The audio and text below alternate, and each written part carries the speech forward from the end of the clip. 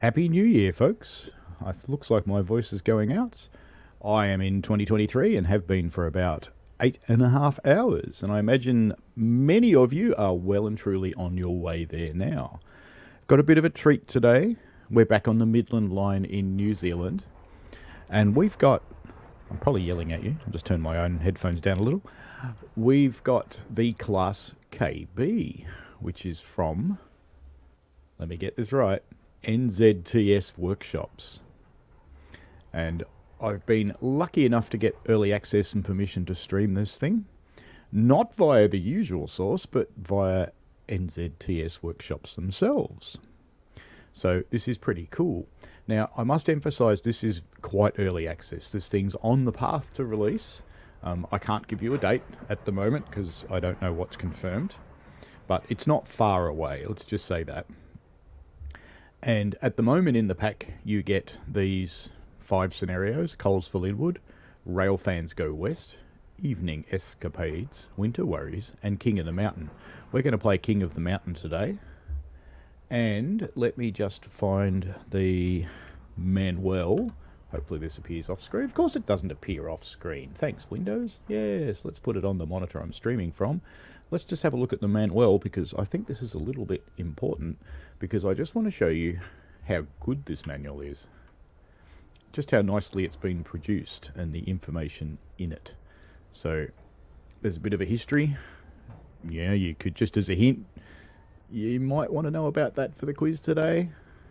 So in the pack, you will be getting the KB class locomotive, and there's 3 variants: a clean one, a weathered one, and a heavy weathered one. I love heavy weathered. Awesome. And you can also get the AI traffic and static versions, which aren't as, they don't use as much memory, I guess is probably the best way to describe it. You also get the R1 and R2 wooden high side wagons, which are new to the route. And there's a few of those. And you get these cute little dinky coal wagons as well, which are kind of cool. I think that this is the smallest wagons I know of on TS that aren't on chorus. So there you go. And you get a steel guards van, or as I often call them, guards. It does have the smokebox braking system, Nits. It's a very detailed locomotive. We should probably get into it, but I just want to scroll you down here. So you get a lot of detail about the locomotive, what it's doing. It's quite nicely explained. It's explained from a player's perspective, not a train driver's perspective. So good for new players. Even though it's a very complex locomotive, I'd encourage you to give it a go, because it explains stuff just so well. And it's so nicely laid out. It's been really cool. Now, there are some things to get used to in this locomotive, like the JA. It's a bit of a challenge to get your head around it. Now, I'm going to start this scenario, and when I do, I will pull the locomotive forwards before I start showing it off, because there's a bit of a hothead driver on the triangle shunting, and if you don't get out of his way, he's just pretty well known for running into you. So I'll get out of his way.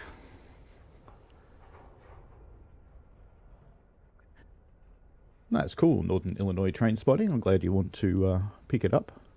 I'm quite enjoying playing it, and I've been through the cycle of testing with NZTS Workshops, and it's been quite a fun experience. Good afternoon, driver. There's our hothead guy over there. Look, he's already moving. So let me just get into the cab and get this thing moving, because if we don't, we're going to be in trouble.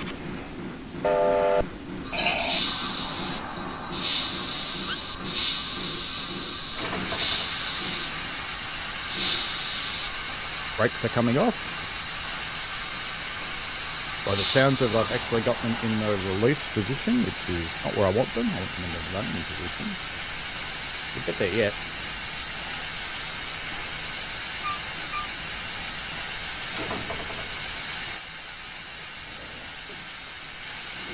Yes, you might want some lubrication. You're right, little engine. Right, we can cut off now, because here he comes. Look, there he is. Here he comes. He's heading straight for us. So you get a bit of an encouragement to get off shed on time on this railway. I'll just pull up to the stop board up here, and we'll have a look at the locomotive.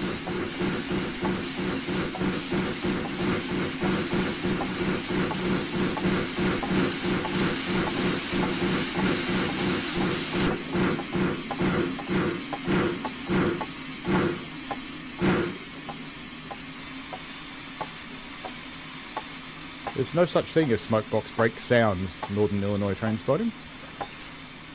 Alright, let's just bring it to a stop there. It does have the smokebox brake controls though. We'll just pop into the cab and turn our lubricator off again.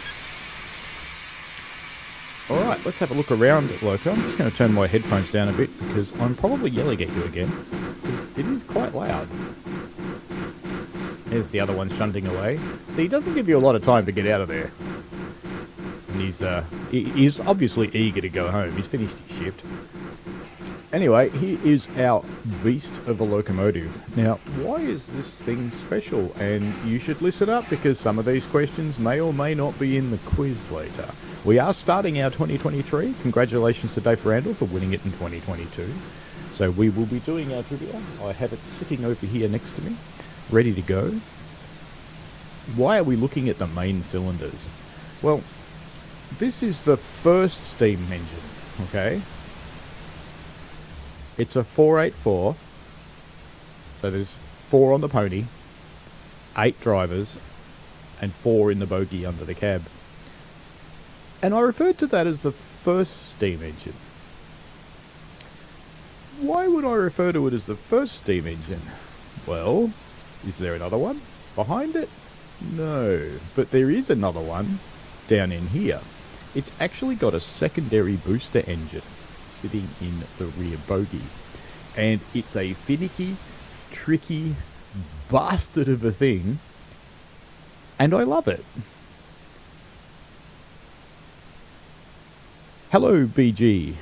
Happy New Year to New Zealand as well. And you offer a walk to clear your head. You know, I understand that. It wasn't that long ago I was on the piss with my neighbours across the road. Seeing in the new year. So, I understand that very well. Looking around the cab, see outside. We've got some new controls, which I'll go into further. New lubricator. I've got the main lubricator. All the fireman's controls. Now, I don't run these engines as a fireman. I run them as a driver. And the reason that I don't run them as a fireman is because I kind of know how to fire. And I say kind of know how to fire. I'm young on my journey. I've had 5 drivers now. I'm getting better at it. Quite happy with how I'm going. But it's actually made me hate the way you fire in simulators because it's so unrealistic. Anyway, that's nothing to do with this particular locomotive. So there's our little cab killer. Let me get back to the right position for driving. It isn't there, or there. It's here. Okay. Looking around the cab, we've got a gauge for steam heat pressure. We won't be using that, but I will be turning on what's right above it, which is our generator. So we've now got steam coming out of the generator up on top here. You can just see the nice little wisp of steam. And the reason you want that is because you want to... There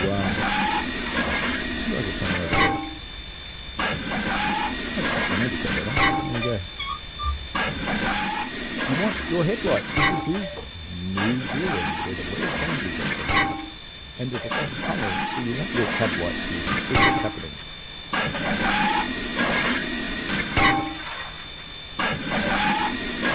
Nick's asking if the 520 is still around. I have no idea. This used to be 390 actually, in a way.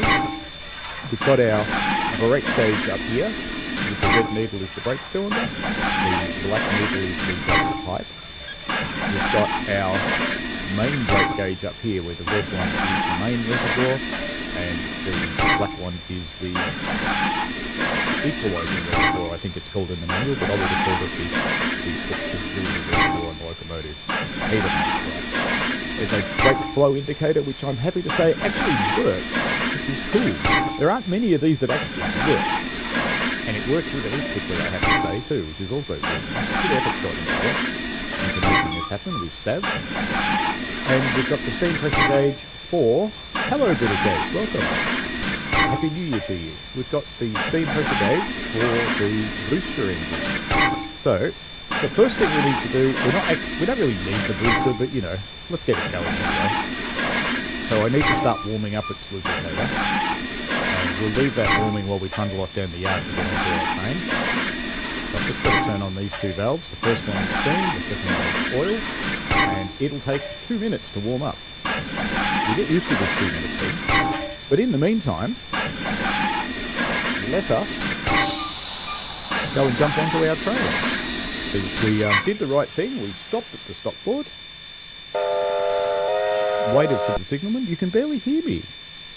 Oh, that's uncool. What's going on? Yes, how's that? Is that any better? Maybe the game's too loud. Let's try that. Let's turn the game down a bit. My Go XLR is having problems, I have to admit. How is that now? Hopefully better. But anyway, let's head on down to the train.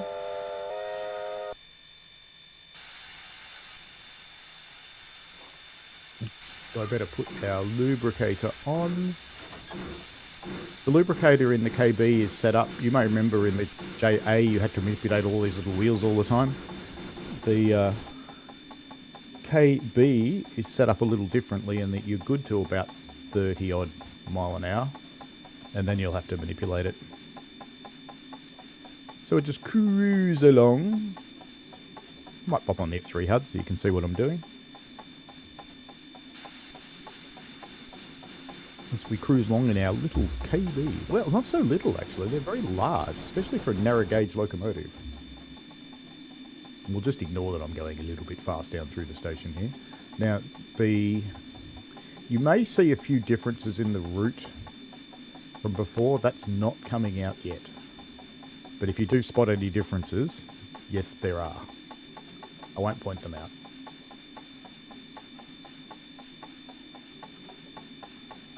They're doing some optimization work on it. The booster lubricator has warmed sufficiently to begin warming the booster engine. Fantastic. Let's jump back into the cab and actually start that process. So it's a little bit involved to use this thing. Oops, I want that one. I want that one. First thing we need to do is open this air cock down here.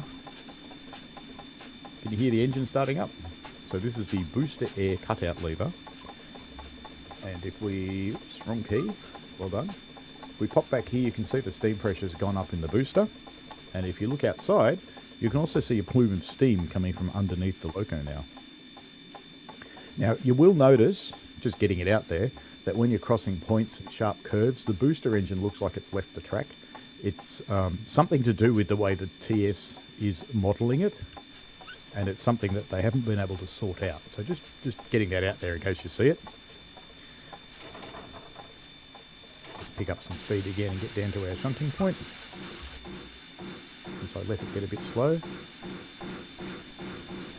So the booster will spend a couple of minutes warming up before we can use it. This is our train that we're passing now. We don't strictly need the booster engine on for this train. But hey, why not? Let's go and watch it run through the level crossing. Why wouldn't we do that?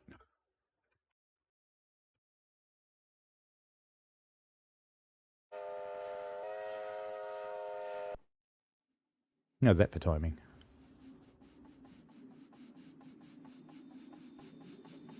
Just making sure my mic's actually got both lights on. It does. I have had some problems lately. There's been some driver updates that have been a bit unfortunate. Thank you, NVIDIA.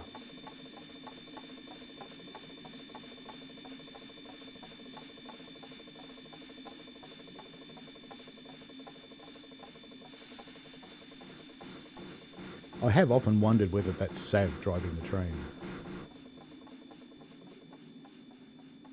Could well be.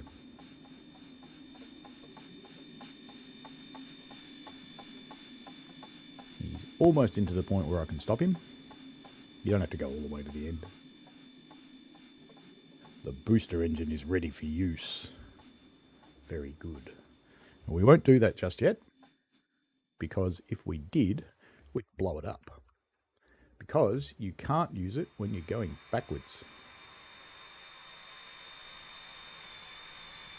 I always love the details in this route, like things like stacks of rail around the place.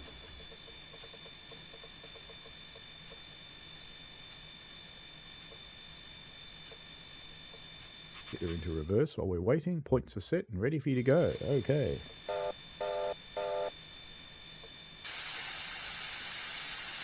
See you later, KB.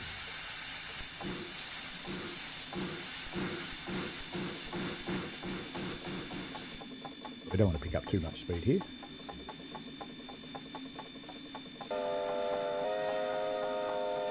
Hello, CCT Mitch. Welcome. Happy New Year to you as well. I hope your head doesn't hurt too much. And for those of you who are in the UK who are on their way to New Year, I hope it's a good one for you.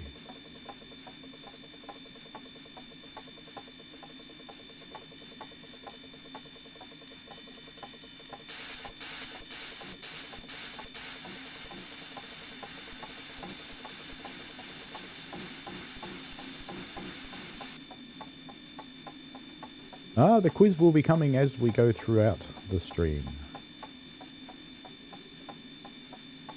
Just let the speed start to drift off a little bit.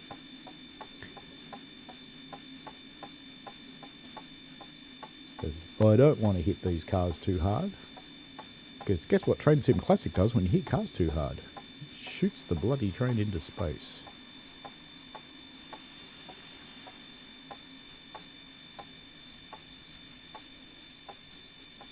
We don't want to do that.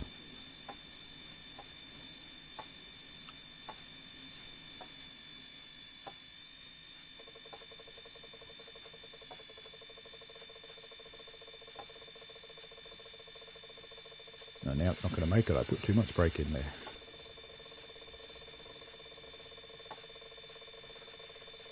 I better stop because it wants me to.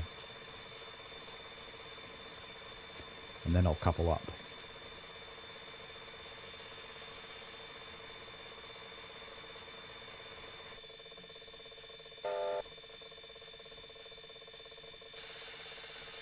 Just ignoring that message up in the top right hand corner because I know I'm going to be moving fairly quickly.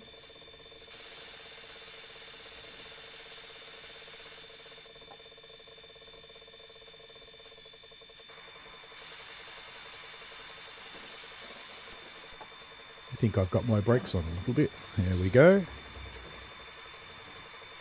Control Shift C to couple up.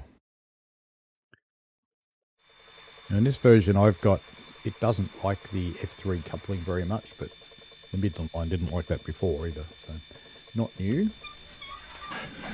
Alright, we are ready to go. So let's put our reverser as far forwards as we can at the moment. And let's get our booster engine up and running. So the first thing is to pull down this thing called the drifting lever catch. And that lets us put the reverser the rest of the way forward. Wrong key. Well done.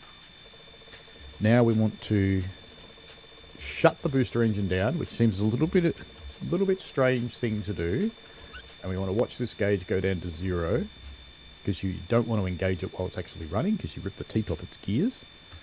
Alright, now we can come back down here and we set this lever, which is the booster engine idling valve, to the run position. And then we set this one back to up again, so the booster engine will now run. Close all these millions of messages you get. You can actually turn these off if you want to, if you find them too annoying, but given I'm still learning this locomotive, I find them quite useful. The one more thing to do is to pop the catch in. Booster engine failure. I broke it. Damn it. Damn it. You know what I did? I put the catch in after I started it up. I've broken the booster engine, folks. Oh well, it's a good thing we don't need it. But anyway, we don't need to start anything again. So we should be right to go. My brake pipe is charged up.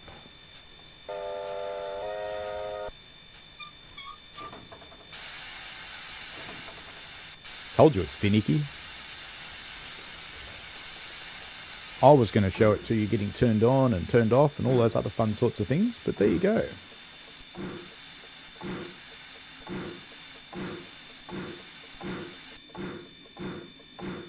And bring our train out of here now.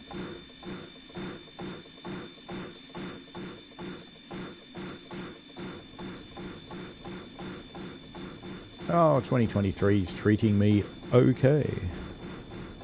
Frame rate's still the Midland frame rate. They're working on that though. And it does use an awful lot of resources, which can be problematic for streaming and recording sometimes.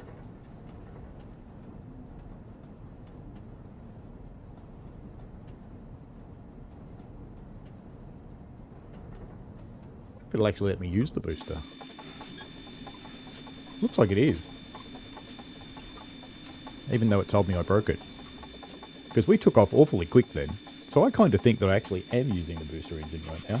So I'll behave as though I am. There you go, it's warmed and ready for use. Very good. It's forgiven me. Now, when you're using the booster engine, you do need to stay under 15 mile an hour. Because that's as fast as that poor little thing can go. It's good. I saw in 2023 with my neighbours next door.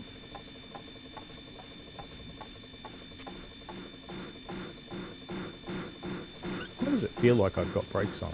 It doesn't look like I've got brakes. Oh, actually, we're not quite charged, are we? We're not quite at 80 pounds. So the train probably does have brakes on. Let me... That sounds like it's in the right place now. Oh, we do have some airflow. There we go. We're back on 80 pounds. Okay, this will go much better. I actually did have the brakes just lightly on. Ah, yes, CCT Mitch. I am running the boiler with water in sight at all times. Now, I have to say, when you're out on the road and your driver decides to stop at Selby to see if he can, that's not always gonna happen. Just saying.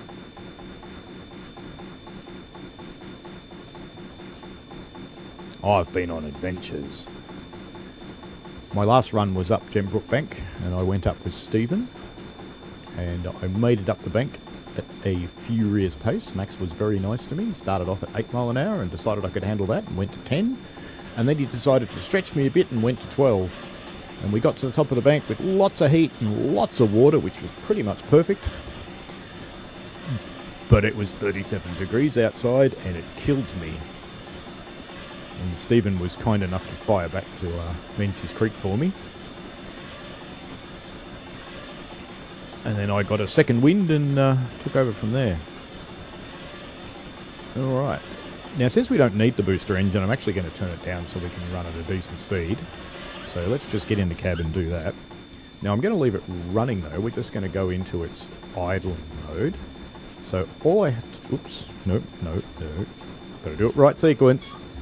We drop the catch off so that we're not using it anymore. Then we go in here and put this one back to the idling position. So the booster engine clutch has been disengaged.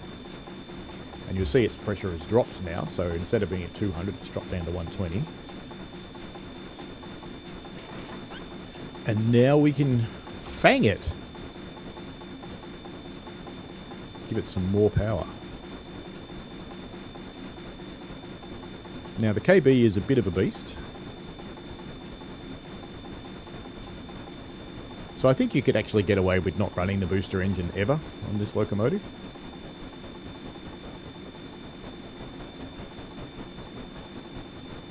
But we'll see. We may need it, so I'll leave it idling away there happily.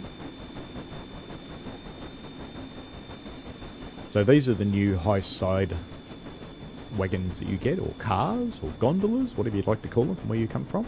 These are the new coal cars, or coal wagons that you get. I think it's showing my cursor, isn't it? Yeah, it is. Good. Why am I pink?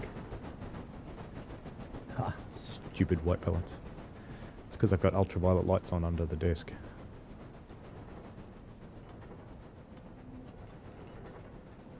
Ah, it's a good question, Mitch. That might be in the quiz. I believe this is the only one that does. That might be in the quiz too. And there's the guards van that you get. And some masterful camera work from me there. Absolutely masterful. Let's head out to the driving out position. Ah, bridge. Let's go over here and get some bridge porn, because, you know, it's me. Gotta do it.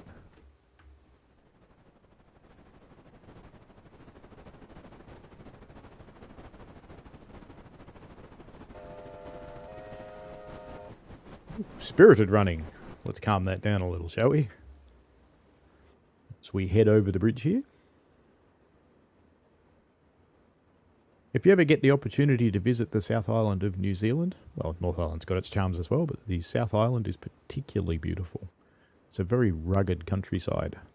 This river, for example, is likely carved by a glacier and very fresh, which is why all the rocks are sharp. Geologically, the South Island of New Zealand is very young.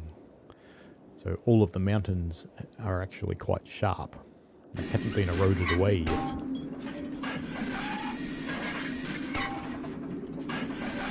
Heading up a brief 1 in 50.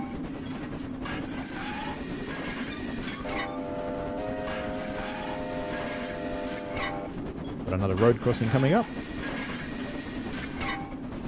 It is a little bit like the an X, thinking about it. You're right, Mitch. So should we do a quiz question? I've already given you the answers to most of these already. So, what sets the Class KB apart from other rod locomotives?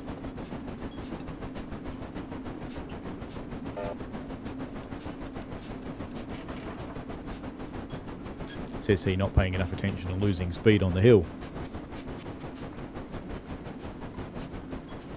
But that's alright, we want to be going slowly soon anyway. Otherwise, we'll launch into space on that curve.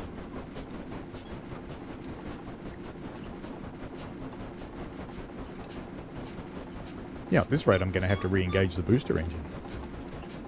There you go, Dave Randall gets the first points of 2023. Congratulations.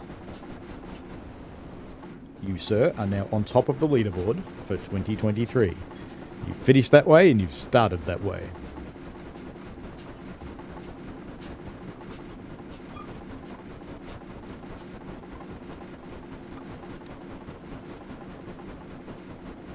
Working nice and hard. Heading to Kauai.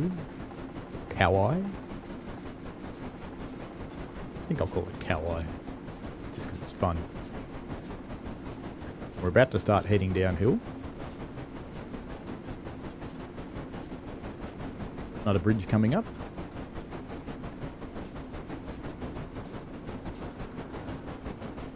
So if you see anything that's a bit weird while I'm playing, and I've already seen one thing that's a bit weird, just remember that this is very early access. So weird things are noted and will be passed back to Sav.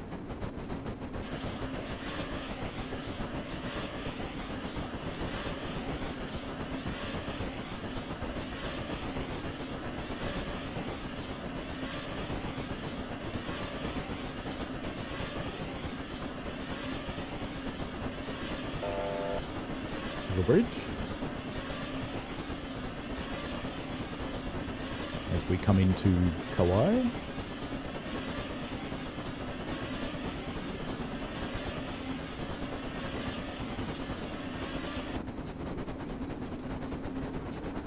I don't know if you remember the Midland Line, but it's an incredibly detailed route.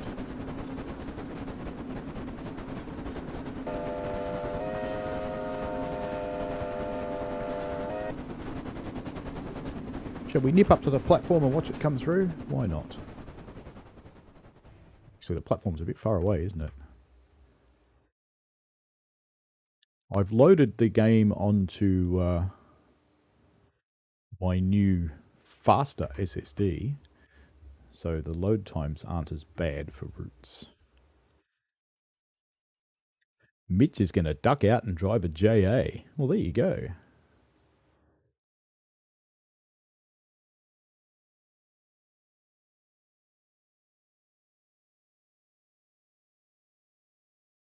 I've changed tiles from my train, so we can't hear it at the moment. We should see it in a moment, though. It's in the same tile now. I can hear the whistle. TS is a little weird how that works. I just noticed a cool little detail. Look, the station's got smoke coming out of it.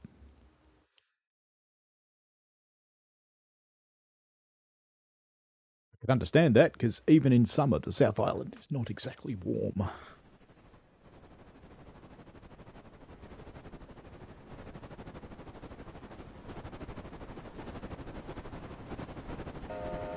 Get out of the way, Gunzel.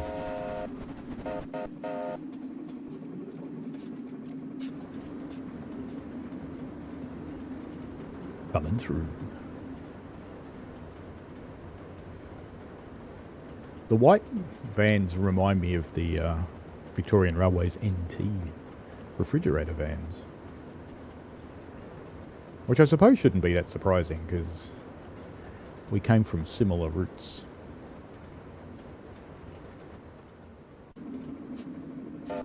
Didn't whistle for a crossing. I'm naughty. Now, it's at this point I want to throttle off and I want to let gravity take care of slowing me down. Actually, it's probably a bit early for that. Let's keep the power on for the moment. We're not quite at that point yet. I think British Ace, aka Joe, has experienced the particular curve I'm talking about himself.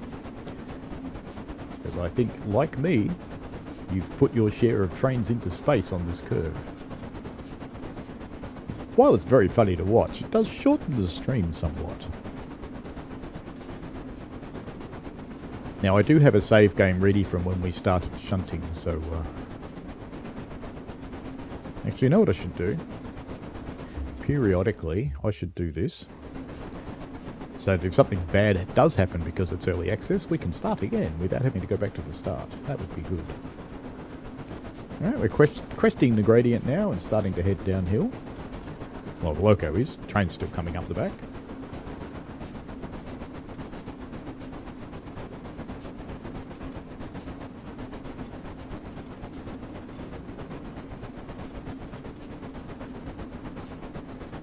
Just start powering off now.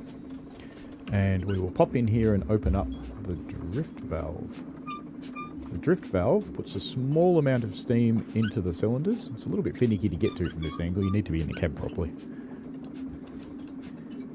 Just so that the cylinders stay oiled. And you'll notice the main lubricator hasn't been complaining at me. One of the changes they did between the JA and the KB was to set these so that they're good for about 35 mile an hour, whereas in the JA you had to set everything by hand on the way. There's lots of things that open and close in this. There's windows and hatches and all sorts of things. Such a beautiful countryside, isn't it? One of the things I'm really hoping with the changes to TS Core... Hey look, there's quarter of a moon. That's funny. One of the things that I hope they fix with TS Core changes that are coming up is that they'll improve the frame rate, because one of the bugbears of TSC is that it draws everything whether you can see it or not. I am letting gravity slow me down deliberately here, by the way. I know I'm slowing down.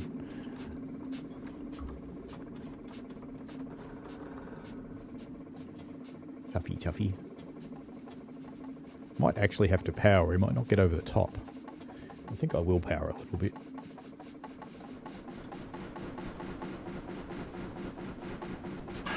Means I should also close this. Oh, whatever. You can actually leave it open. I can't build anything. But, you know, doing the right thing.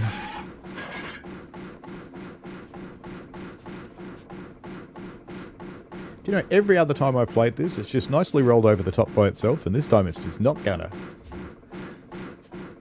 That's life, isn't it? Oh, I knew. More Fang.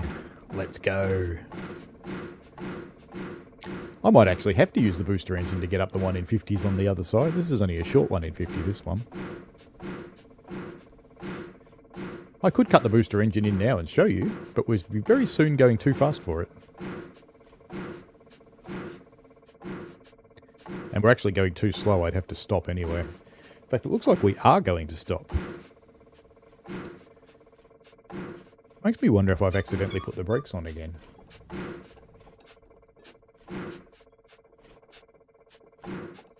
It's an 80 pounds. Should be okay. Let's just try and give it a quick squirt anyway. Get it back into the running position, which it doesn't want to go into. Of course not. Well, guess what? We're going to show you the booster engine because we're stopping. Alright, throttle off, brakes on. We'll just put the loco brake on, hopefully that'll hold us. Oh, and it's starting to rain as well. Fantastic.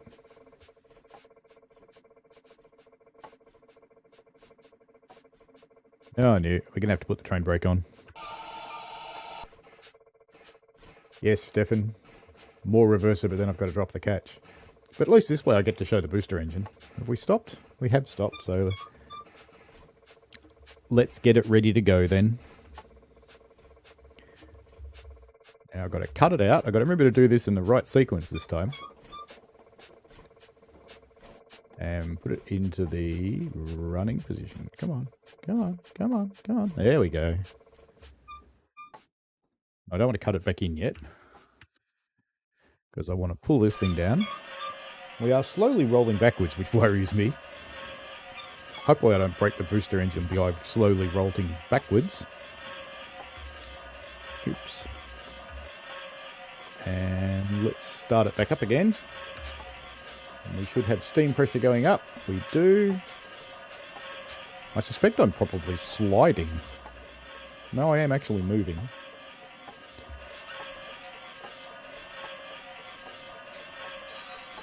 I love TS sometimes because I've got so much brake on right now. It's unbelievable. Let's release the actual loco brake. Just try and get ourselves under control with the train brake. There we go. Got enough train brake on now, I think. Yep, we have stopped. Fantastic. Now we can have more reverser. We can have all the reverser. Lots of it.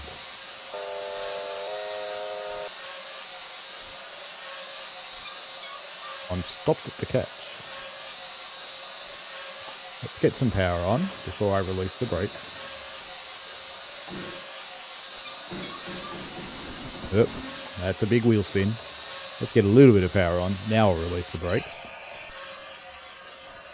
Let's just find the running position. Looks like it's going to do what it needs to do. There we go. Now let's see if I can get myself out of this. Come on. You can do it. I think a bit less reverser, perhaps. Come on. You can do it. You can do it. Maybe you can't do it. Maybe you're going to roll me backwards. Come on. Come on. Don't make me stop again. Just get your feet. You can do it. Come on. This is not going well. Come on. You can do it. Can you do it? I don't know. Actually, I think I really did break the booster engine before, you know, because the rear wheel is actually stuck. That's why I'm not getting up the hill, is because the rear wheel of the booster is stuck. You know what that means? That's right. We do that. I just noticed that. That's why we're not getting up the hill. That's why it felt like the brakes were on. Gwah.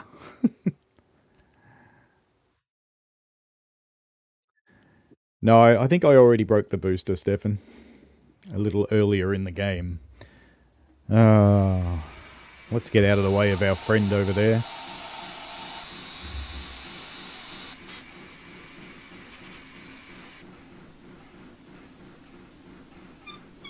Get the brakes released. Come on. Oops, I haven't done this. There we go. And let's just get out of his way before he runs us over.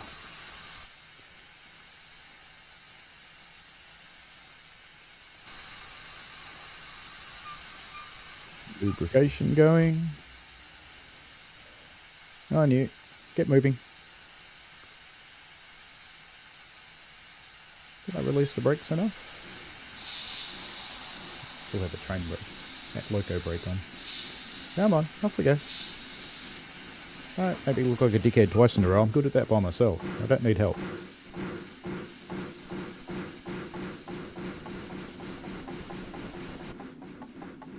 Alright, let's ignore the signal board. Let's just get moving.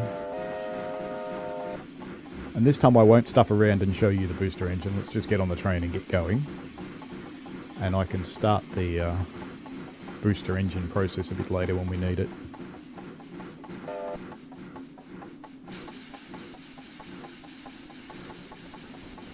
It's much more freely steaming when you... and yes, we're going to do some spirited running through the yard. We have permission from the signalman, apparently. Honest. Oh, it's actually so funny. You know how many runs I've done without breaking it? Then suddenly I go stream and I go, pop! On the reverser latch again, you can stick it more forward without the booster running by lifting the catch. Yes, you're very correct, Stefan. But, you know, when it's light engine, don't really need to. The catch that Stefan's talking about is this one here. So there's this little catch here which lets you pull that down and lets you have more reverser if you so need it. But because I'm running light engine, I don't really need it at the moment.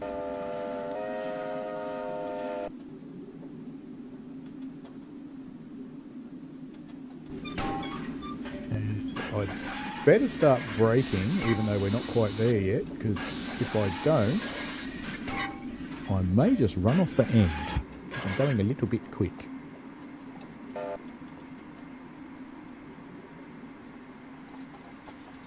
Notice how the rear wheel's turning now. This is the one that's got the booster on it. And not paying attention. Come on, release the Kraken.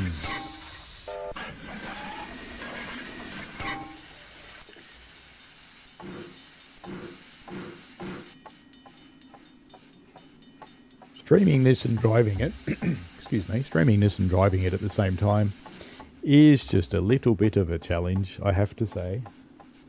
Because it's a little bit of a challenge to drive, which is why I like it.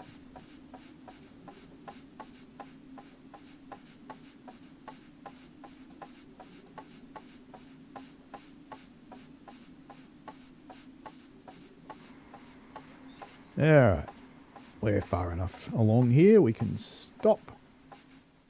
Get ready to go backwards again. So we'll just ignore all the warnings, because we can.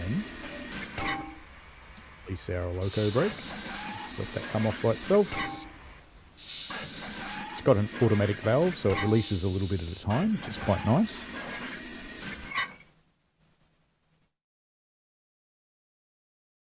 Points are set. Excellent. Let's head back to our train.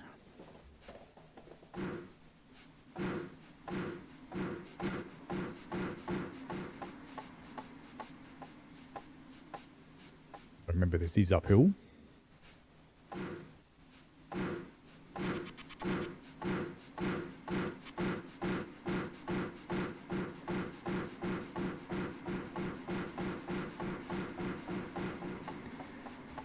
Just be careful in my eagerness to get started again that I don't smash it into the train.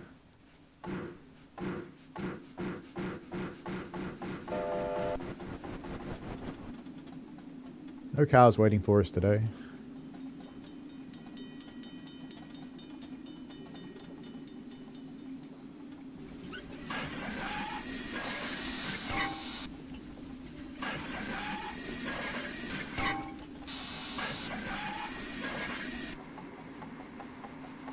more.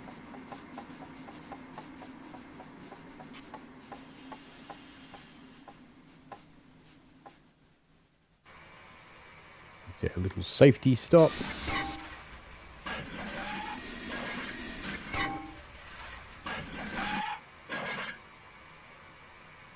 Wait before it tells me I can move.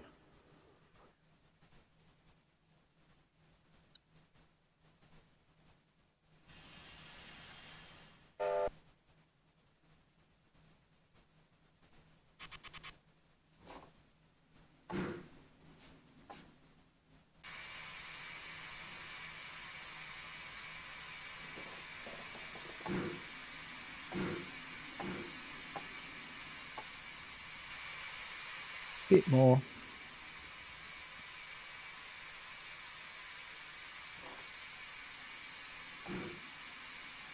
Bit more. Come on. Sneak it home. There we go. Clonk. That's probably about as hard as you want to hit them, to be honest. Hold up. The road is set and you have clear signals to depart Springfield. Are we really ready? Train brake pipe looks okay. Do actually have brakes on. Just waiting for that to come off. Let's drop the little catch so I can have some more reverser. Tiny bit of brake still on, there we go. It's got to be gentle or we'll have a massive wheel spin. With this much reverser. Here we go again.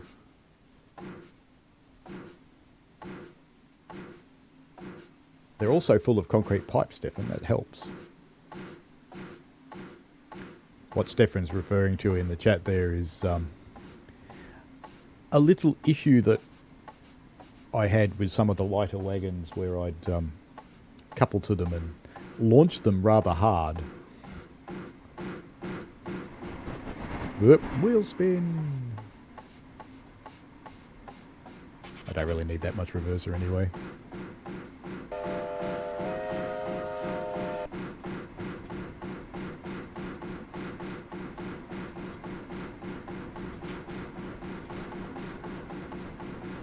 Travelling quite happily now.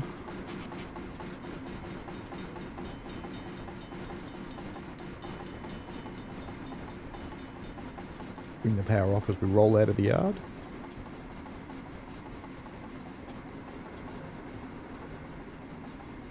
I have to say, Stefan, the booster engine tracking through the points is a lot better than it used to be. It's nicely done now. Going a little bit quick, but, you know, it's me. It's our train sneaking through the points. Why don't we sit here and watch it do that? Since I'm not trying to explain the booster engine at the same time now. I've explained that to the point that I broke it. And I will get it going again for the big run up the hill, because I can. Although I kind of think I don't actually need it.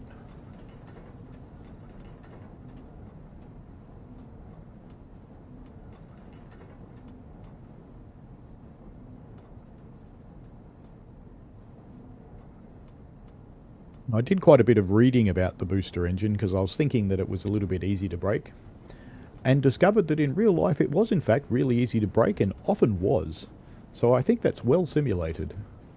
So I don't mind it at all. It's reflecting reality.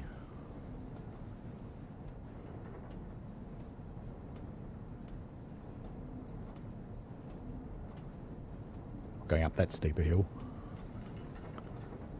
Alright, we are all out of the yard and on the main. Well done, Dave Randall. And we can now fang up a little because we're in a faster speed zone as well. This is quite a heavy train.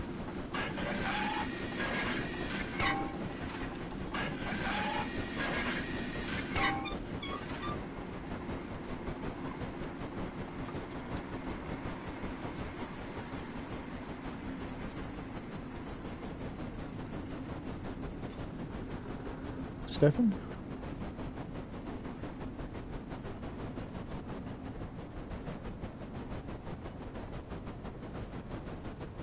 Yeah, because the climbs are fairly short until then. Even though it's a very heavy train. It's quite a long one.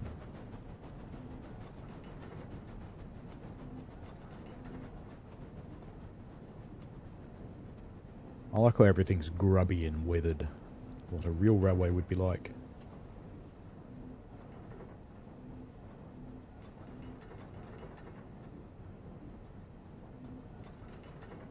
I think it's time for another quiz question. Given the KB ran on the South Island, where did the KA run?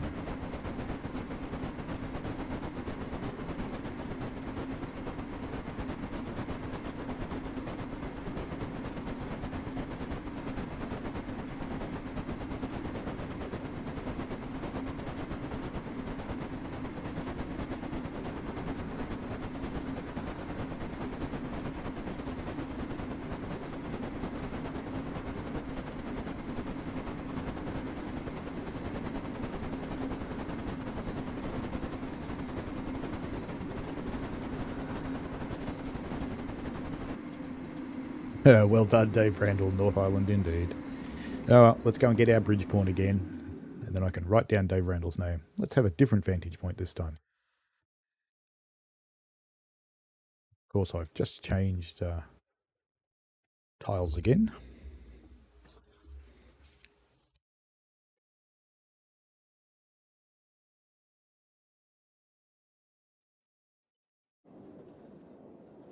Stefan, did any KAs ever actually run on the South Island? Or was it only ever KBs? I only found KBs in my research, but that doesn't mean I was wide-reaching or effective enough in that research.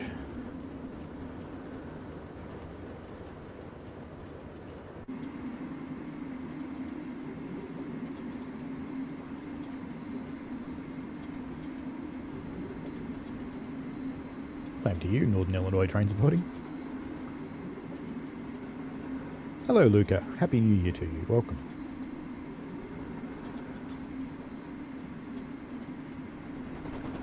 Suppose I should put some power on since we're going up a hill.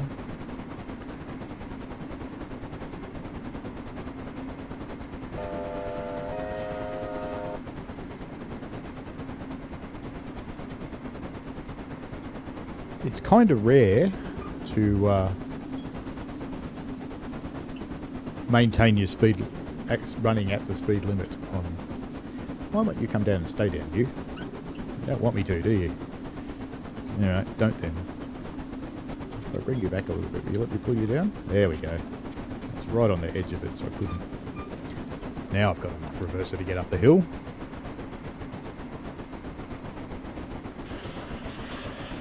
So you can forget about running at the speed limits on this line, because you really only do that going downhill.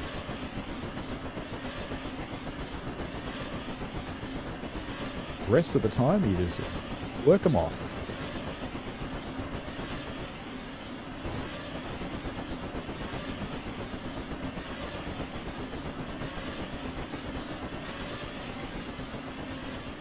Hear the injector working furiously there, pushing water into the boiler. Did I remember to turn on my... no, I didn't do it in the restart, did I? I need to turn on my generator and get my lights going, or I won't be able to see in the tunnels. There we go.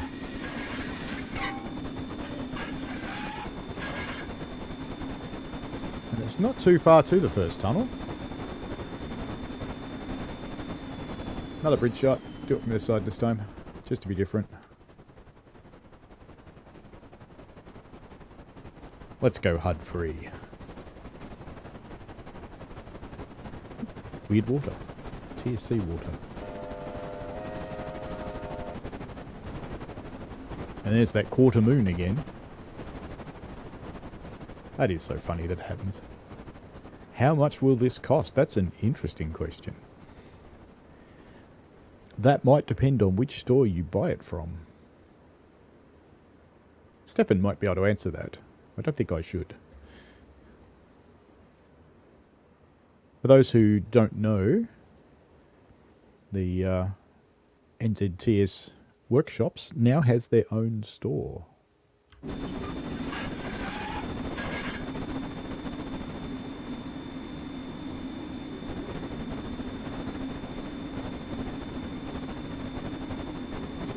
Good fang going now, a little above the speed limit, but you know, we don't mind that really, do we? Coming into Kauai.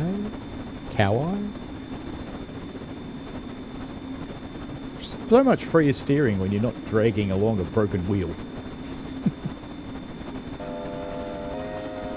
Coming through here way too fast. Give the station master a little surprise as we thunder through 7 miles over the speed limit.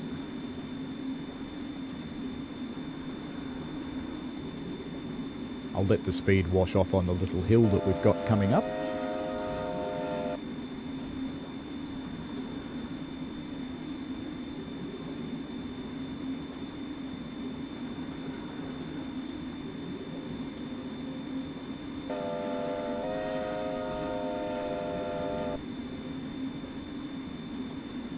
I was kind of hoping you'd run the KB on both stores, but maybe it's too late in the process for that to happen.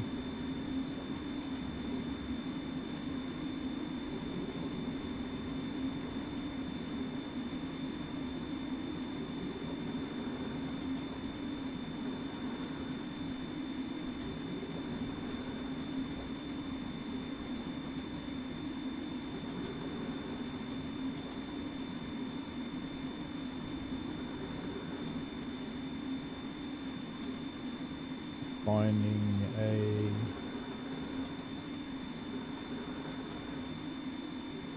Is it? I think this is it.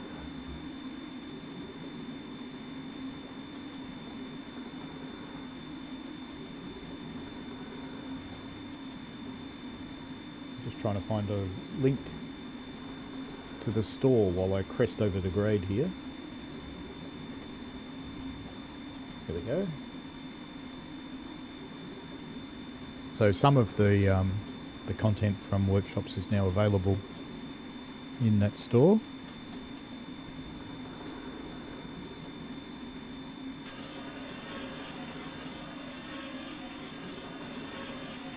As we start running down the 1 in 55, I'll let the speed drift up a little bit, but I will make efforts if necessary. What I should do, because I'm just drifting along, so I should do the right thing and open up the drifting valve. You don't get punished if you don't, but you know, part of the joy of a simulator, isn't it? I have to say my automatic fireman's doing a magnificent job of keeping steam pressure up.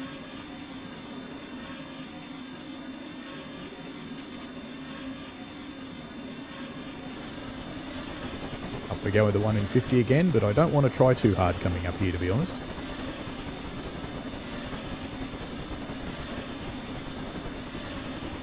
Luca asks, is there any way to improve the coronation class? You actually can improve some of the locomotives. There's things like TS tools that let you mess around with various parameters. It's really finicky. There are... TS Community is probably one of the best sites for learning how to do it. And there's quite an active Discord as well, which lots of people are willing to answer questions on, who are used to doing it. I'm just cresting the hill.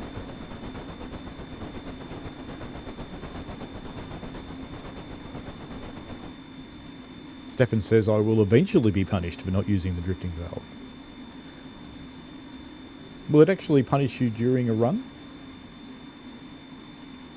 I think I left it on when I was powering then. I did. Does that do anything bad? Oops.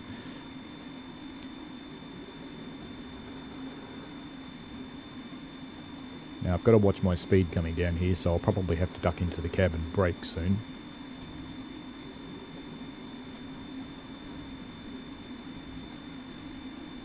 Because we're heading for the curve.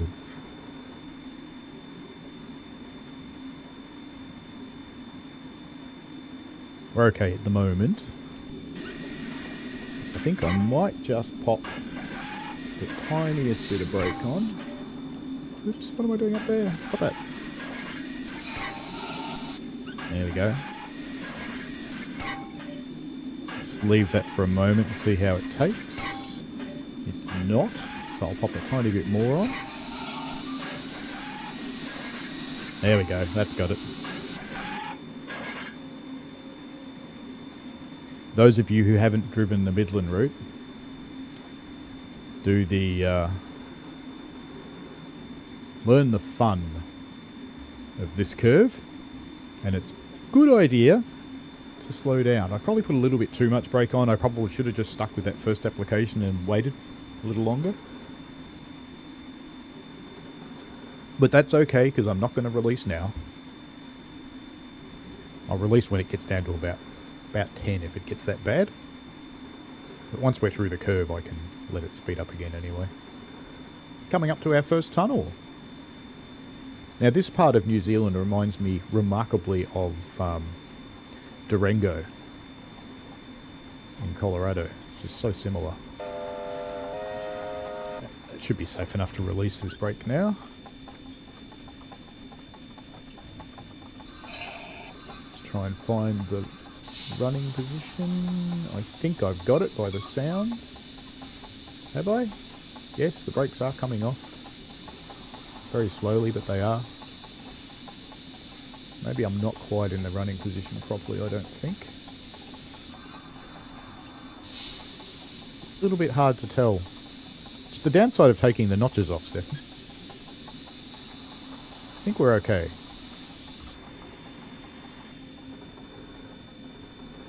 Yeah, it looks like it. We're picking up speed, so we must be running relatively freely, or we wouldn't be picking up speed. Stefan says leaving it on is fine.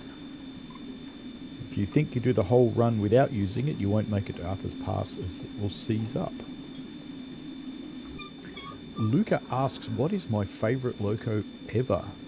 I would have to say my favourite loco ever is the ones that I fire, which is the Baldwin Prairie, although they're a local build, they're not actually made by Baldwin.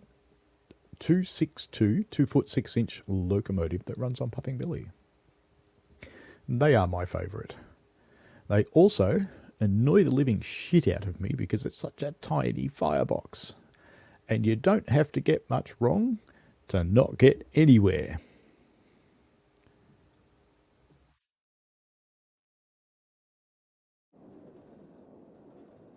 Bit of power on, so we're going to start climbing. As our train crosses the massive viaduct.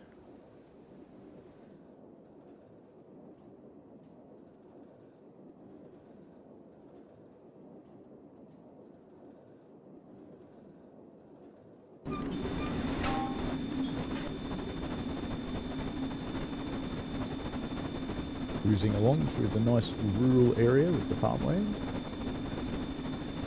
Might look up there. I should come over this side, so I don't smack my head into power poles all the time. Or telegraph poles, I should say. They're not power poles. Being naughty again. I'm not going to need this anymore because we're getting into an uphill area.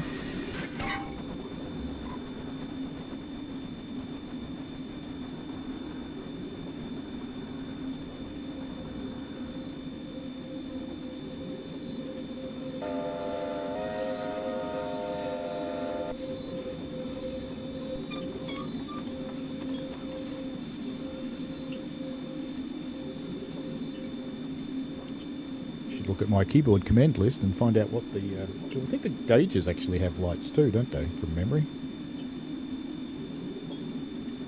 Control Shift L. That gets me a lubricator light, which I can't see now because I'm out of the tunnel. Because I don't know if you guys have noticed. Let's look at this one. You can actually see the lubricators running, which is really cool. You can see little droplets of oil going through. There's another one. So it's something to do when you're in a tunnel. You can watch the lubricator because, you know, you can't see anything else. It's kind of fun.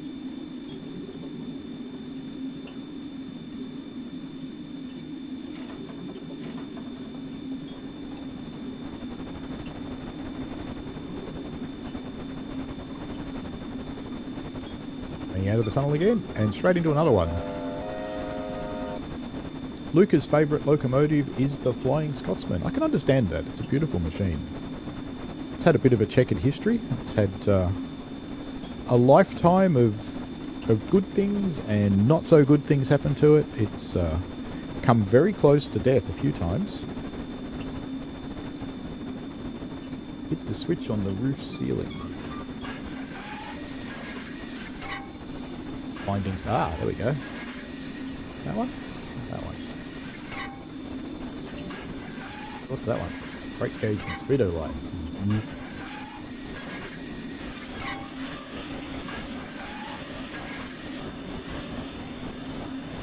I didn't find those before. Uh-oh. I'm being naughty. But that's okay. We've got a pretty steep gradient coming up, and these curves aren't quite as evil as the other ones. So I'm hoping it'll forgive me. You know, just in case it doesn't, let's just save. So I smack my face into telegraph poles again. Ow. Ow. I'll stop doing that. It's probably annoying.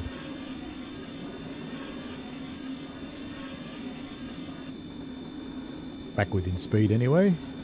Heading towards our first stop at Staircase.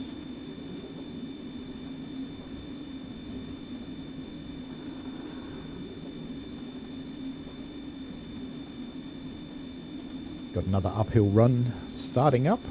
We're on the level at the moment. Amazing, isn't it? Somewhere in New Zealand that's on the level. Wow. Now the modelling of the river down there is really cool. That really is how it looks.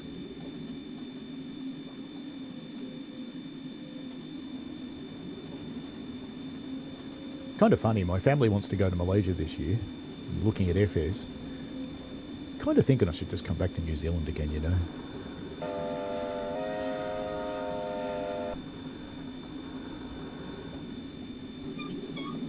Because Malaysia's going to be really hot. There's not much you can do about really hot. You just have to put up with it. Whereas New Zealand, oh, you can just wrap yourself up.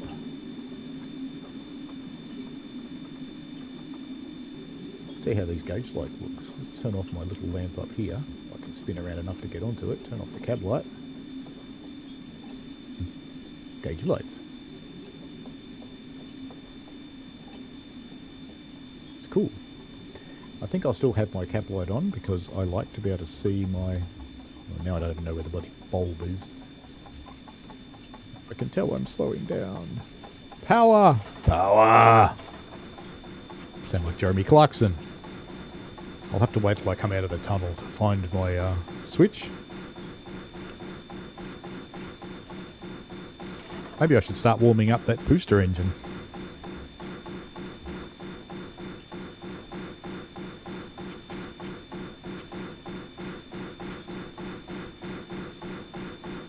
There we go. That's got it.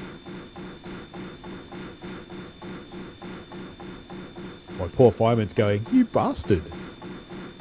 Why didn't you warn me you were going to do that?" One of the things I have to say is delightful about working in steam is the driver and fireman work as a paired team, because if you don't, you won't get very far. You have no choice but to work together, to cooperate and communicate. And I have to say all the drivers at Puff are very, very good to work with.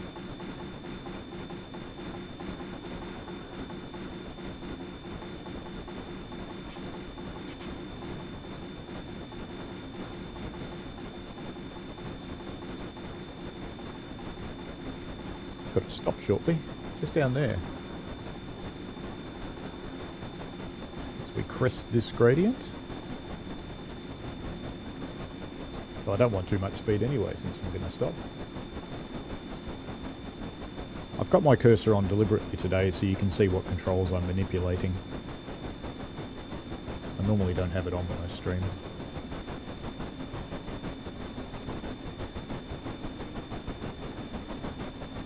We're coming over the crest of the gradient now when we'll start heading downhill.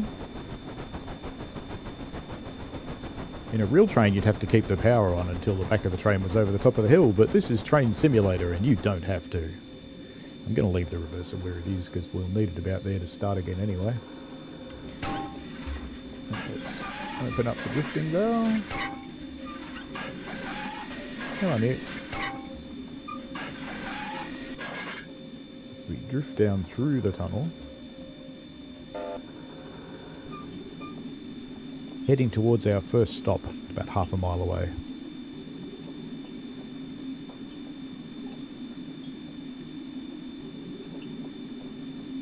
Might even put on a really light brake, just so we don't get too much faster. That'll do.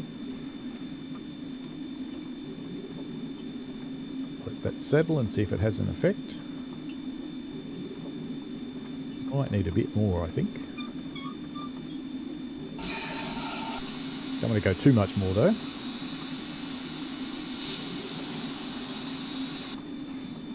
I released.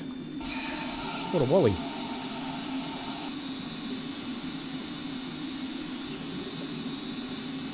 Pulled the handle back a bit too far. And now I'm going to need a lot more.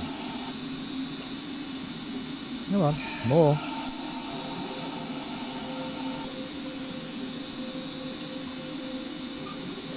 There we go.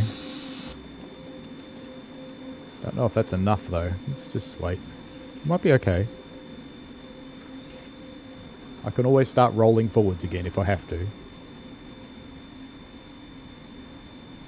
Mr. Coaster Coaster, welcome. He's always excited to find these smaller channels that just play the game. Well, thank you. Happy New Year to you.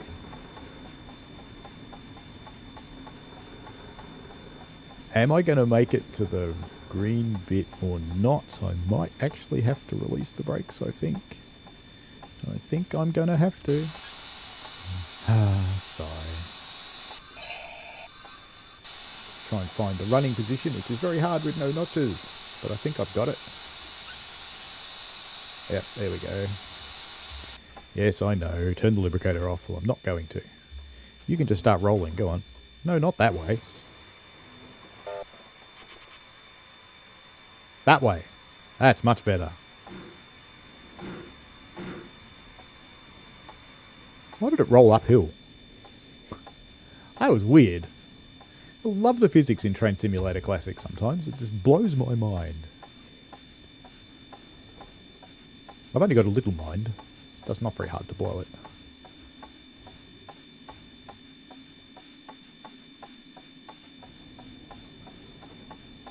Now, are we shunting here or just stopping? We're just stopping. That's fine. So I'll probably make that start to happen then. Do a nice generous brake application.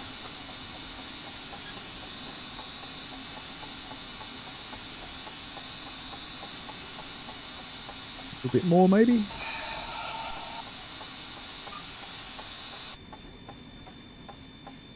That'll make it happen.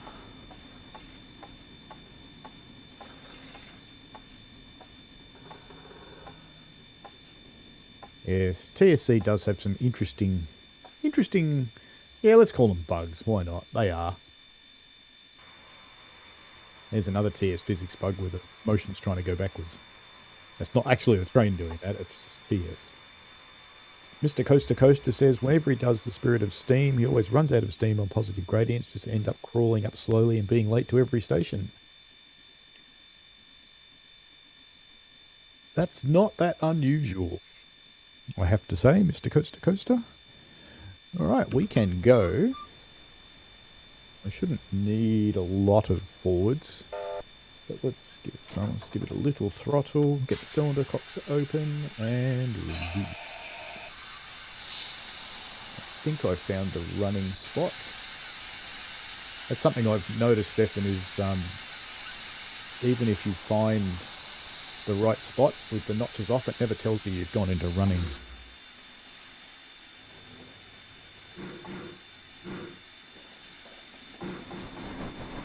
Wheel spin! Spin, spin, spin. Got to wait till it pumps up the train, I suppose. I don't quite need that much reverser either. Maybe about that much. Off we go. It's pumping up the train. It's got two massive air pumps. See them on either side here.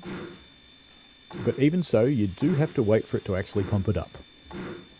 Well, you're not going to go very far. Luca asks, what is my favourite Class A4? It's an interesting question.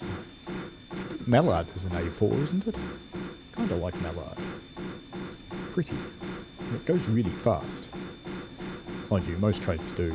Mallard only has the official speed record. I don't think it has the actual speed record. On our way to Avoca platform. We've got lots of water, lots of steam, lots of fire in the box. And a 25 mile an hour curve coming up, so not trying real hard.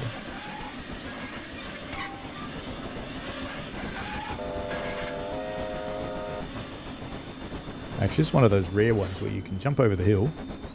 Oops, did I stuff this up? I was just going to say it's one of those rare ones that you can easily jump over the hill and see yourself coming.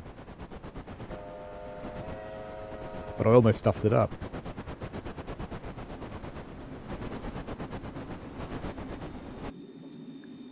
Speed off. Luca likes Dominion of Canada. And also asked me, can I explode a castle class in Train Simulator? I can't say I've ever tried.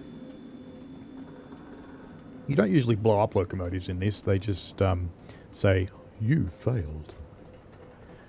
They don't actually gloriously go boom or anything. Cool if they did.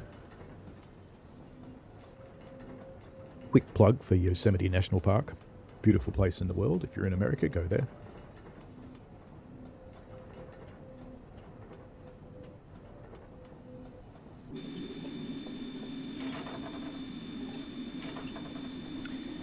A little bit of power as we climb up this hill. And I probably need to start warming the beast. So I will. So I'm just turning on the steam to the lubricator for the booster engine, and hopefully I don't break the damn thing this time. Alright, the booster engine will take 2 minutes to warm up. And this is only warming up its lubricator, remember? It's not warming up the booster engine yet. That's a separate process. Mr. Coaster Coaster says that these games have too many confusing DLCs. All of the DLCs for DLCs. Yes, there are DLCs for the DLCs. You're quite right. And with Train Sim World 3, so TSC's got, I think, 1,500, 1,700 DLCs, I think, something like that. And that's just counting what you can buy on Steam. There's an awful lot of stuff that you can get off Steam. There's so many people that make content for this game. It's unbelievable. And it's one of the things that DTG will have to be very careful about in changing the core. It's bound to break people's content, so they need to be careful in their communication. I personally don't mind if it does break people's content, but what I would like them to do, and I've raised this through the Ambassador Forum, because if you don't know, I'm one of those as well. Not today. Excuse me. Oh. But I have raised with them that, going a bit quick, have raised with them that if we're changing the core, I'd love to see it released as a new game. Let all the DLC work with it, but I'd actually like to see it so that you can continue to run TSC as we know it today. So if you've got really old DLC that's not being maintained anymore, and there's an awful lot of that because, you know, developers come and go, says he flying along, going a little quick. If you've got the older stuff, then you could run today's TSC, and then we'd have improved TSC, which would be a different game. The booster lubricator has warmed sufficiently. That's nice for you. So we can start warming the booster engine. So we've got to come down here and open this little air cutout. And we see that the booster engine steam pressure is starting to go up. And if we pop outside between these tunnels, we should see some steam coming out of the booster engine. And we do. Fantastic.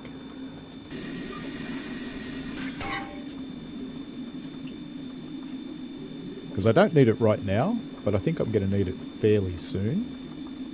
Hello, Thomas Kissel. Happy New Year to you. I was vaguely thinking it was the wrong island, but I didn't want to say because I'm not going to pretend to know New Zealand geography that well. I've visited both. I've actually done work on North Island for an organisation that is now Watercare, but was someone else when I did it. I've probably got a little too much reverser on at the moment, but I'll just give that alone. Because, you know, it's not as though it gobbles up my steam pressure like it would in real life.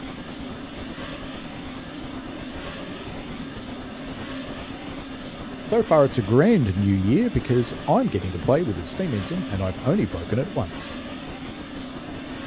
Mr. Coaster Coaster says he wishes Dovetail... I shouldn't say he. Well, I suppose I can with a mister. I wish Dovetail would add GM Aerotrain. It's such a beautiful locomotive with historical significance in the USA, and it really screams 1950s USA. Which game did you want to add it to? TSC? Because if you want to add it to TSC, you can do that yourself.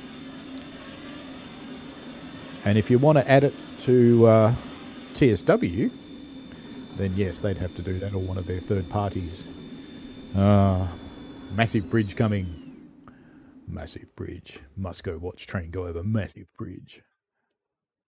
I think we'll go HUD free for a little while. Speeds. Yeah, speed's okay. It's dropping a little, but that's alright. The booster engine has now warmed and is ready for use. Well, that's good, because we're just going to leave you idling. Mr. Coaster says he'd like the aero train for TSW4. A little early. And then corrects that for TSW3. I imagine there will be a TSW4 at some point. At some point. Where are you, train? What are you doing? It's a nice rainy day in New Zealand. It's still moving because I can see on the rail driver it's doing 27 mile an hour. So it's nearly here. I just went a bit too far ahead, I think. And that's okay. There it is.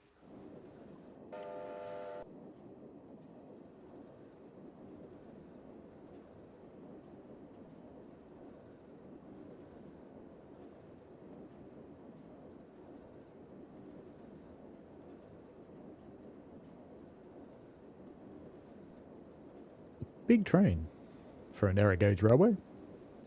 It's a serious train.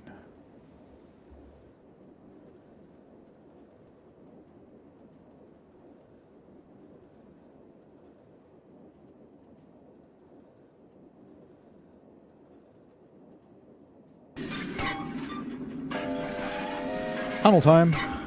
We've got a whole series of tunnels coming up.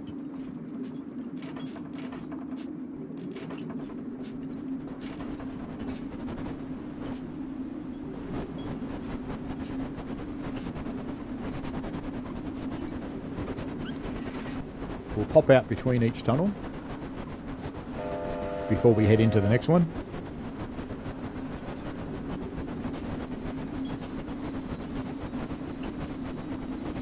Now it's about this point that I always used to mess up the JA. Or I shouldn't say always used to, because I still do.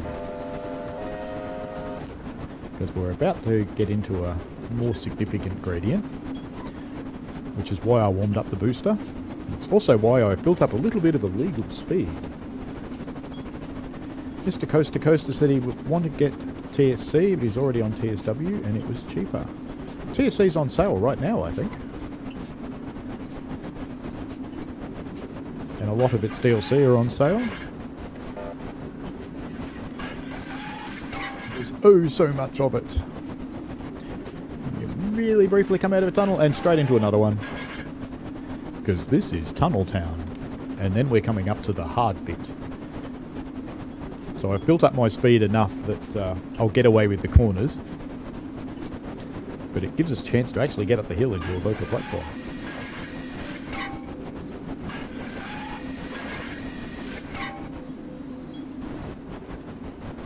I should point out for those of you who don't know, Stefan, who's in the chat, is the developer of this beast.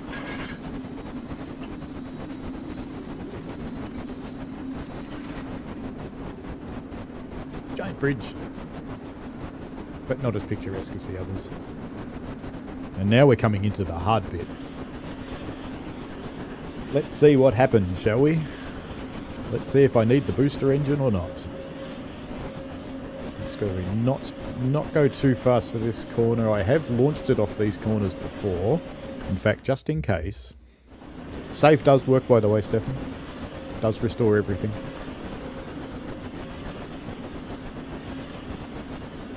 I've normally found if you're under 30 on these corners, you get away with it. But not always. I have launched them here. So cross your fingers that we don't go flying down into the river, because that would be slightly embarrassing. We're slowing down anyway, so it's fine. Alright, let's start applying the power. And reverse is probably okay at this point. Chat's gone out of my scroll window.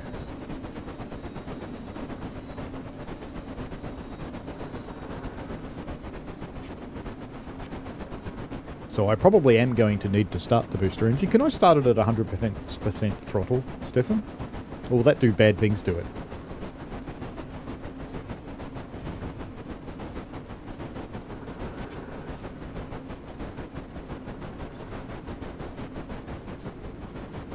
Hello, Gary. Welcome. Happy New Year. Yes, serious hills, you're right. And I've come down slow enough that I can actually run the booster engine. Now, I'll try and remember what order to do this in. To put the catch on first, don't I? Oops. Right. So I need to put that up, all the way up, and then I've got to cut him out. Start it, and cut him back in. And hopefully I don't blow it up. Please don't blow up. I need you, little booster engine.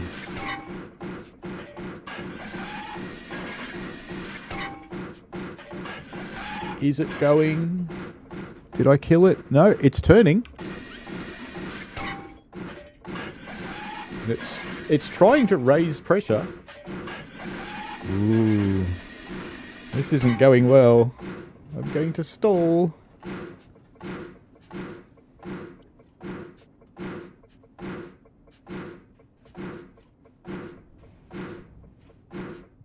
I don't know if I'm going to make it, even with the booster engine, you know? I think I'm going to stall. Because I've got everything. It's giving it everything. There's no brakes on or anything. I've got 100% throttle. It's struggling. It's going to die. I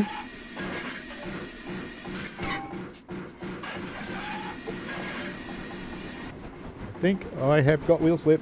Damn it. Come on, you. Come on. You can do it. You can do it. No, you can't. Throw some sand. Come on. Sand's having an effect. Is it going to let me start again, though? Come on, little engine. Come on. You can do it. Or big engine. I like your vote of confidence there.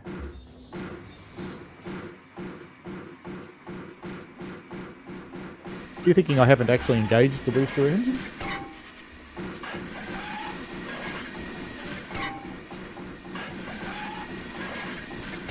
I thought I had. Come on. Alright, just wheel spin your way out of it. Go on. Rip yourself apart. You were right, the booster engine wasn't actually doing it. Now it is. Alright, I should stop being so annoying with the wheel spin, or I'm going to have rods flying everywhere. Come on, you can do it. Come on, sand. Come on. Come on. Come on. Come on. Come on. Oh, this is not going too well. Can everybody just jump out the back and hop out of the van and just give it a bit of a shove? And I think we'll be good then. Oh, come on. Let me try and open the cocks and get a bit less pressure in the chest. That will help me not spin. Actually, that helps me not move at all. Come on. Come on. Come on. Come on. You think you're accelerating. You're not really.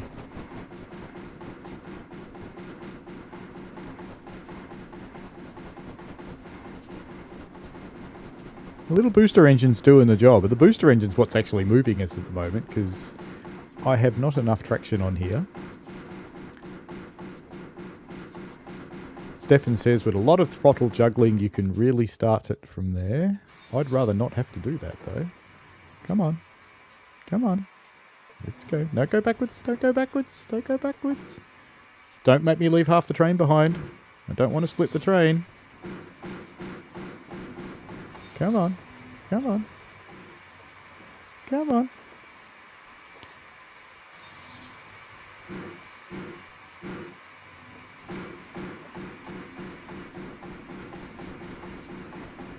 Do you know, if I just leave it wheel spinning like this, it is actually accelerating. But this is such a bad thing to do to your locomotive, it really is. This is the kind of thing that's going to get you a meeting without tea and biscuits. Because you threw your rods off.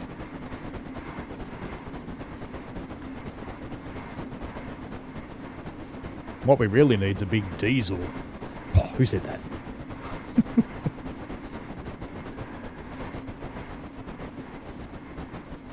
Booster engine has a far higher adhesion than the main drivers, says Stefan. It doesn't usually lose its feet, but it is scripted to do so, if the conditions are just right.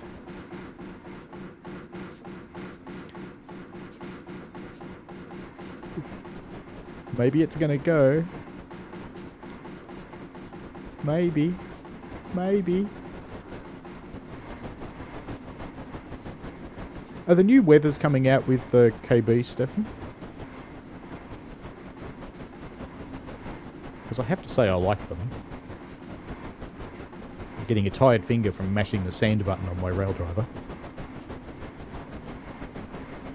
Mr. Coaster Coaster is suggesting super glue. Make the track sticky, you reckon? I'm actually kind of wondering if I just give it a little bit less reverser. Look at that.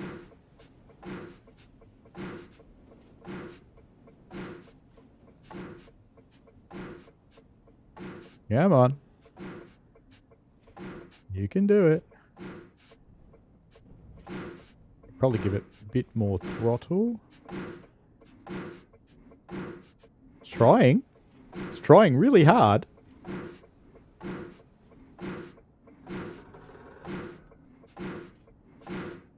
Getting some progress. I don't want to let go of the sand button even though my finger hurts.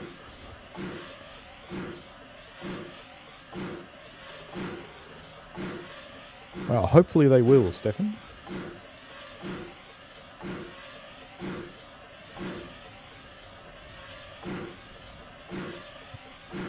I'm getting there. I'm getting there. Do I dare give it more throttle? That's the question. Let's give it just a touch.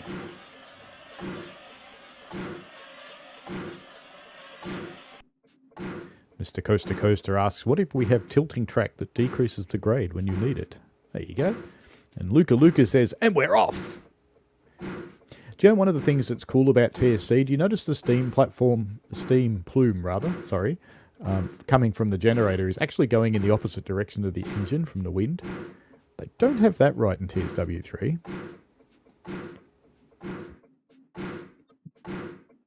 Excuse me coughing in your ear, but I need the finger for the sand button, so I can't press the cough button.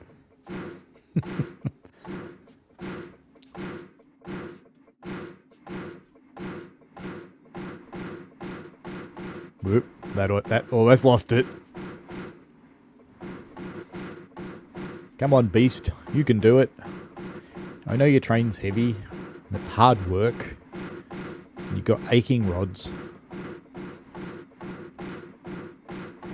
Must be time for a question shortly. Way! No, I'll just pay attention. Forget the questions.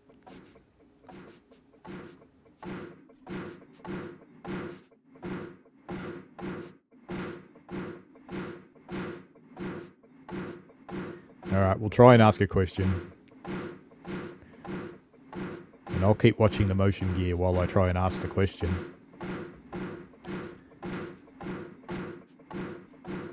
So my digging around in the manual... Oh yeah, the fireman's arms are going to fall off. And with that massive wheel slips every now and again, it's going to suck his entire fire out of the locomotive and send it out the stack all over the countryside. So right now, he's filling up a dead firebox. Because I just sucked his fire out. Hello, Connie Sunder. How are you? Happy New Year to you. I am in Australian Eastern Daylight Time, and it's been New Year now for 10 hours and 9 minutes. And Thomas Kissel says, good luck getting over the Alps going downhill both ways. Though the grandparents... Whoops. Here we go again. Though the grandparents walked uphill to school both ways. They surely left the downhills for us. I do think, Stefan, you're quite right, is that he might actually just belt me over the head with a shovel.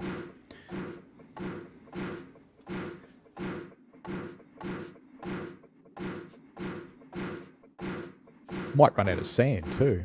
How big's the sand dome in this thing? Are we actually going to make 4 mile an hour? That's the question. Whoa. Briefly.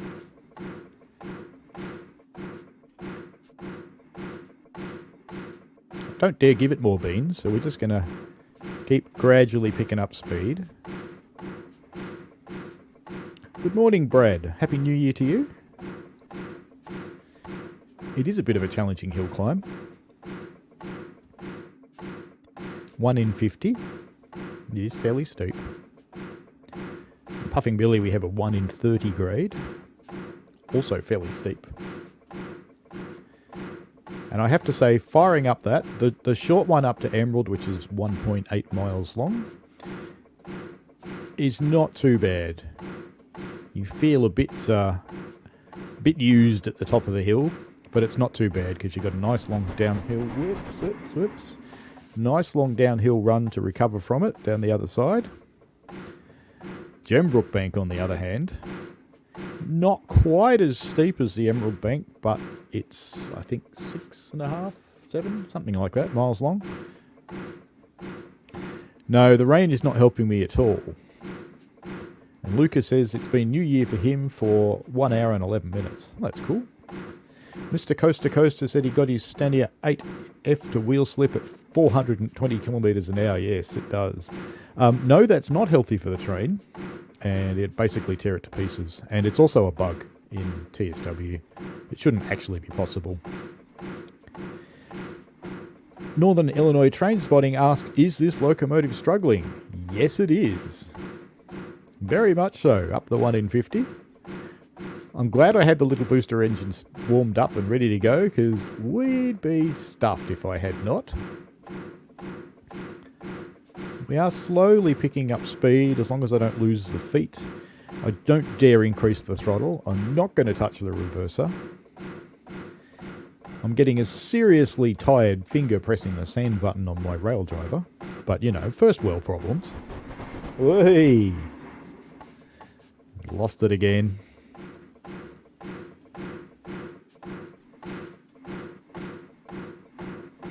Keep working hard.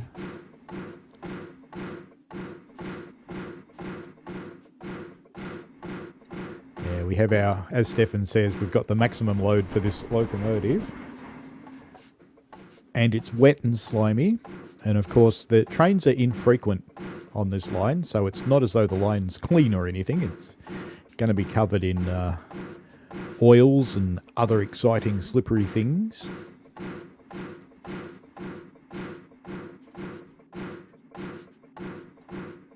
I'll let Stefan answer the tonnage question. I'm not game to look.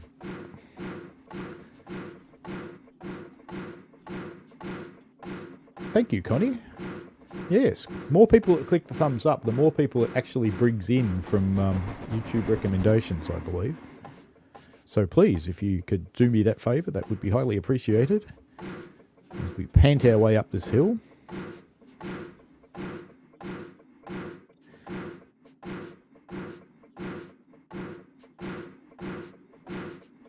Just as I think we're starting to pick up speed, we wheel spin. Stefan says the max is 530 tonnes. MB Train Spotting says just use the F5 HUD for sand. Oh yes, I hate the F5 HUD though. But Happy New Year to you, welcome.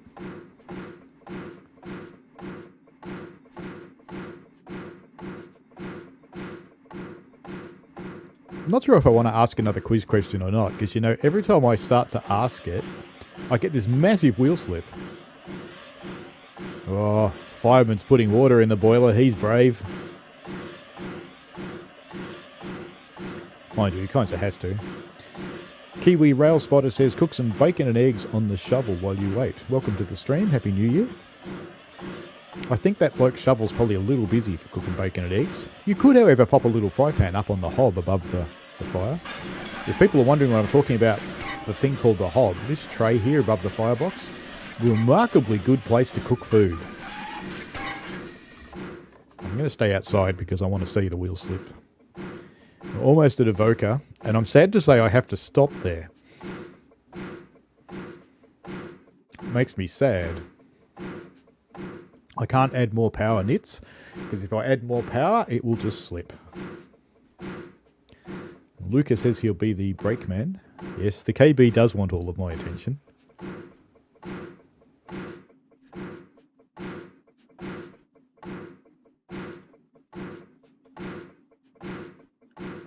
As we go and chugga, chugga, chugga. MB Train Spotting asks, what is my PSI? Let's just pop back into the cab. I do believe we're probably sitting on the red line, because we usually are. In fact, we are. And the booster engine is also at maximum pressure. You can see it's on the verge of slipping. You're watching the rods. It slips and grips and slips and grips and slips and grips.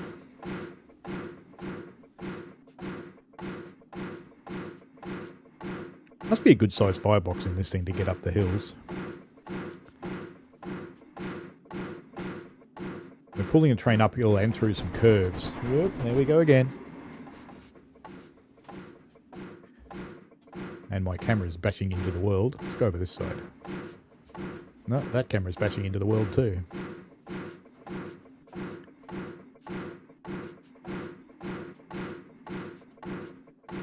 You know, I think I'm just going to drive straight through Avoca. I don't think I'm going to stop there, because I might not get it going again.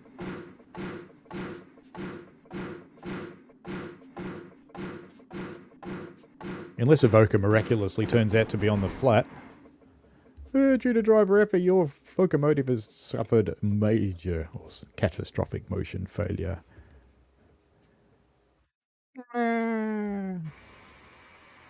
Wow. Bang goes the train. Now we'll just watch it slowly roll down the hill. Because, you know.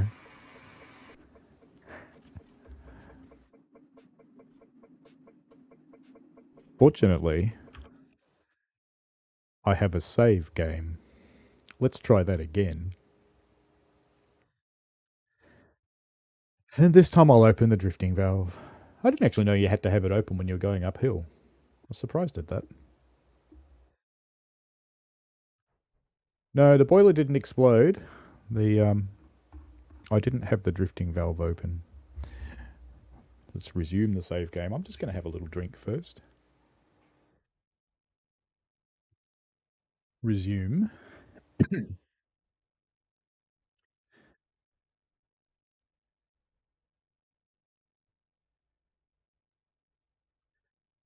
Hello, a moon rabbit. Welcome.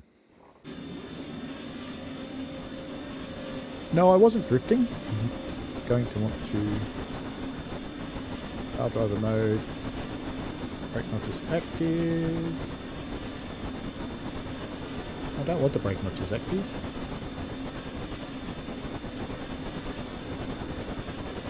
Now it looks like I have got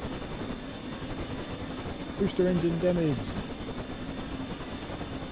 Oh, and you know how I said save game works, Stefan? It looks like it doesn't restore the booster. Doesn't look like it doesn't restore the booster lubricator, because I restored and it was idling. But what's the lubricator doing? No, it's open. No, the lubricator's definitely on, so it has restored that. But it says it's damaged. Is it stuck? No, so maybe it's just a furphy message. But anyway.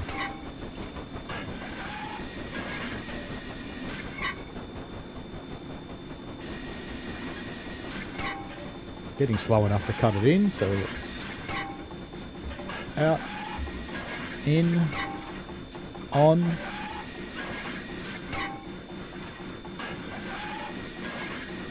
Yeah, I think the messages get a bit confused when you come back from a save game by the looks of it. Is the booster engine actually running? It is. Don't want 75. Let's give it maximum throttle while we can.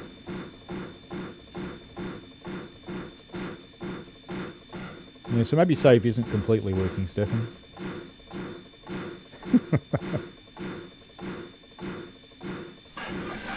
Now I do. Interestingly, coming back from save, I do actually have this open.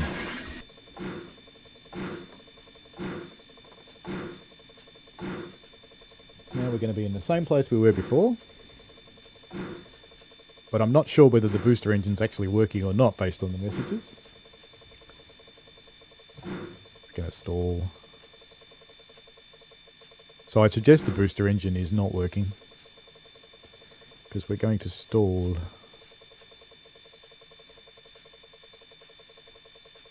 Well, there's only one thing for it. And I do have notches.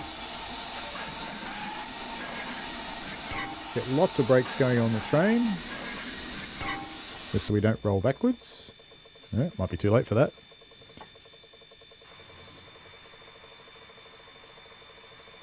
Because what you do in these circumstances, we'll just ignore the engines trying to go backwards. In these circumstances, you come down here and you do what's called a stall and divide.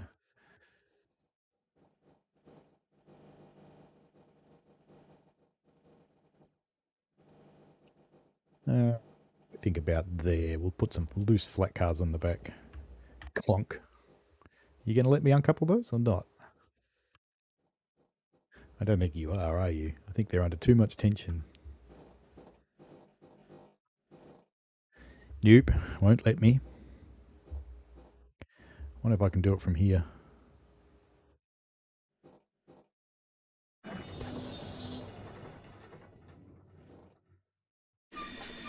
This is where you leave half your train behind, because you're a complete bastard.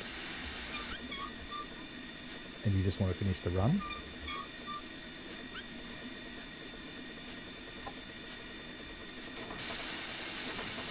Get some throttle going. Steam test should have built up pressure now, and I'll release the brakes. Just get them back into running.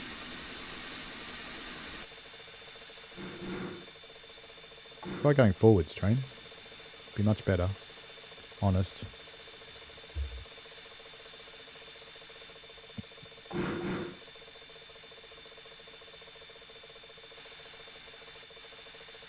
Come on. You can do it. Hello, Ant-Man65. Happy New Year. Welcome to you.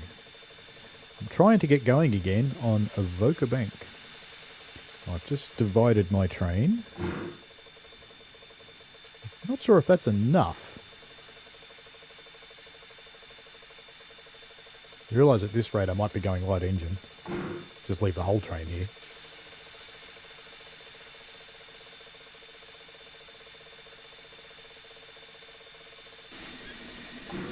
Oh.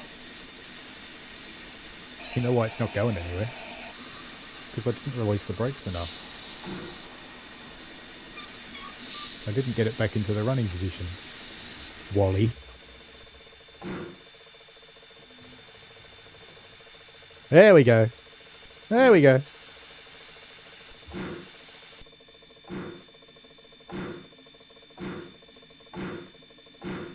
Quite sure where I broke the train. Some of it's moving. See you later, guard. I'll come back for you. Honest.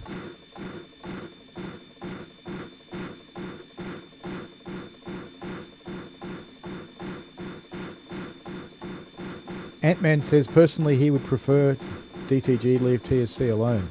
I think they need to do something, and they need to do something because of the developers that are absolutely pushing TSC to its limits. One of those developers makes the machine we're running right now, in fact.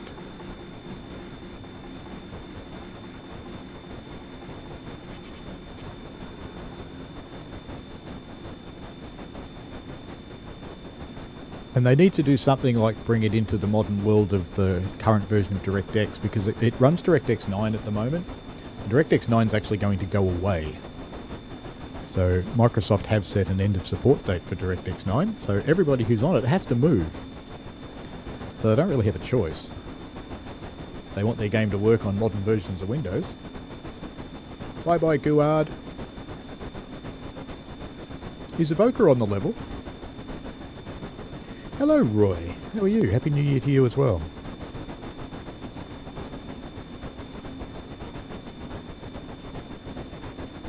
Welcome to 2023. Moonrabbit says the wheels don't know which way to turn. That does happen in TS. It's just a weird thing. Yes. I'm sorry, Luca. I did leave you behind.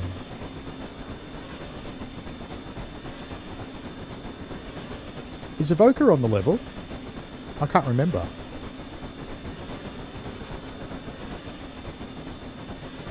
Oops. Too much. Because if Evoker's on the level, what I might be able to do is leave this half of the train at Evoker and go back and get the other half. It's not quite what the stereo wants you to do, but you know.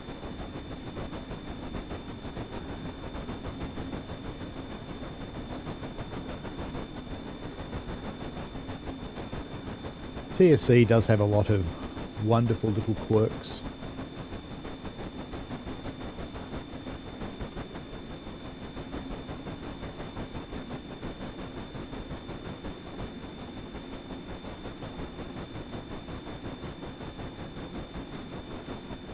Yeah, so what I might do is actually ignore what the scenario wants me to do and drop this set at Evoker. Is that going to be problematic with signals?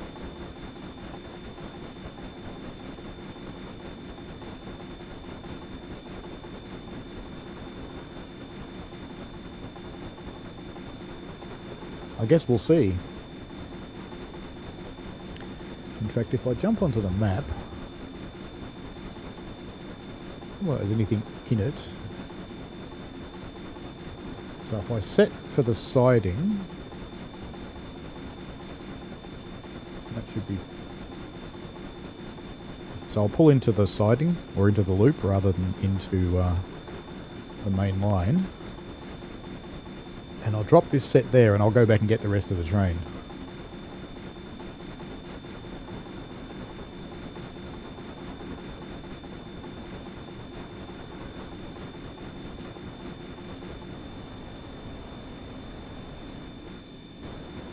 I've just got to remember to shut the booster engine down before I go backwards, or I'll wreck it again.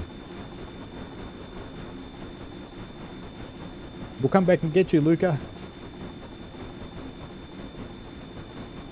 Luca says a problem that he has with TSC is dovetail tests the speed of the locos with no rolling stock.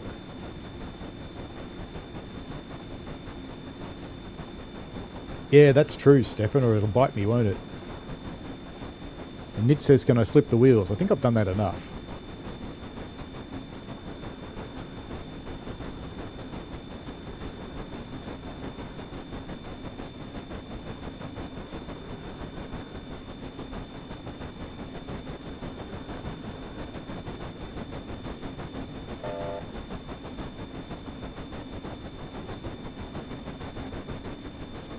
CCT Mitch asks, has the quiz been done yet? No, I got a little bit busy trying to get my train back up the hill.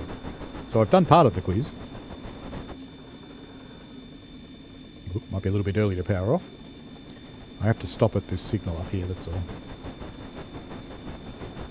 And CCT Mitch is running the JA. Fantastic.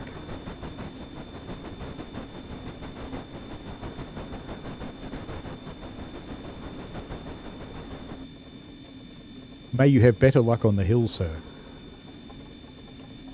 No, that might stop a little early. It's this signal I have to stop at, isn't it?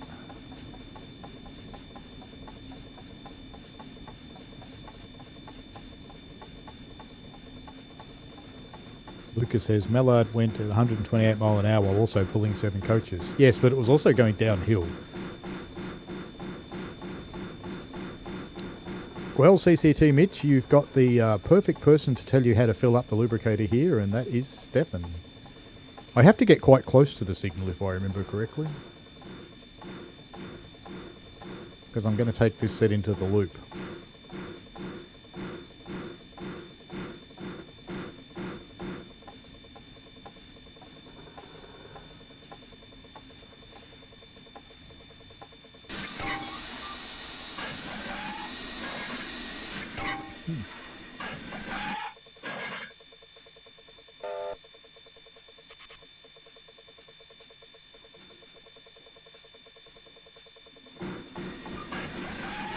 Actually release the brakes, wouldn't it? Are we in the running position? There we go.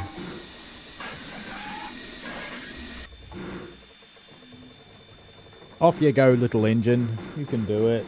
It's not that steep here. Come on. Come on. Come on. The brakes will be coming off now.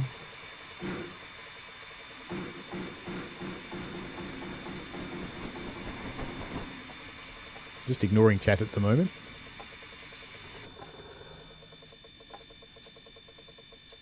Hopefully I stopped close enough to the signal and I'll get away with it. Just bring the reverser back a tad. Just don't need that much. Then I'll go back and get Luca.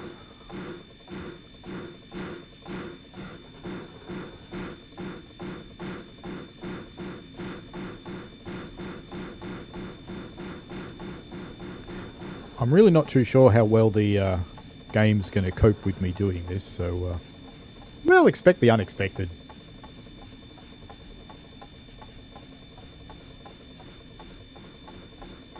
Whatever happens, it'll be fun.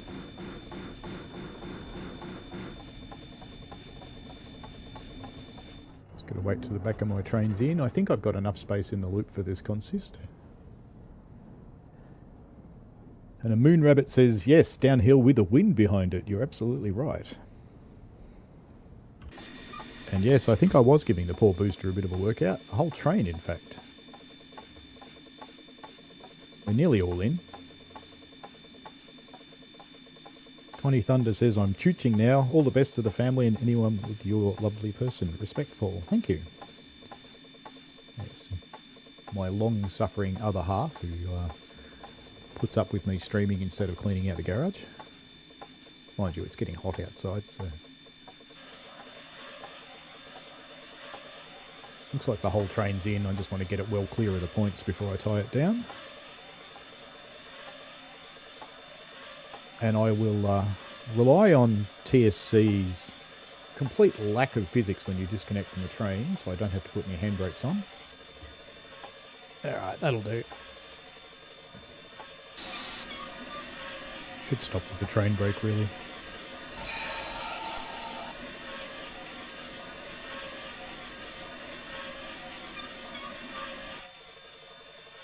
We have stopped.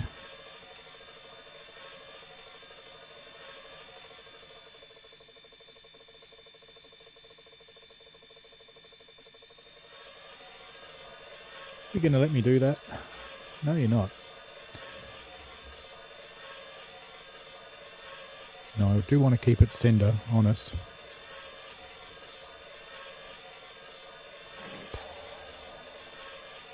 Operational error. Goo, goo, goo, goo.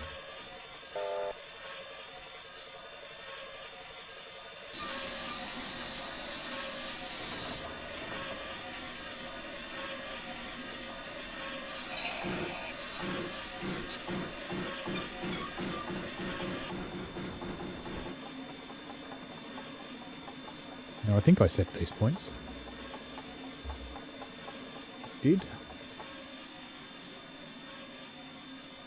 Oh, don't die now. There we go. We're coming back for you, Luca. Yeah, just while we're puttering along here, the booster engine has cut itself out anyway when I messed around with the reverser. But let's just change that back to idle. We'll leave it running because we may yet need it to pull up the rest of that train.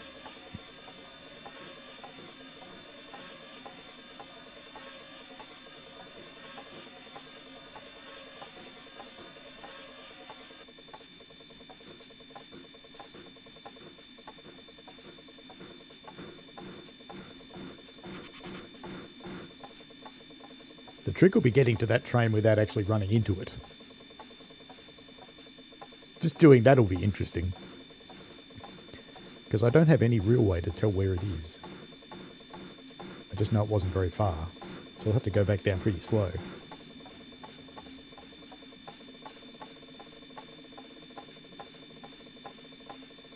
Can stop there. Let's jump into the map. Should be able to change those points by now safely.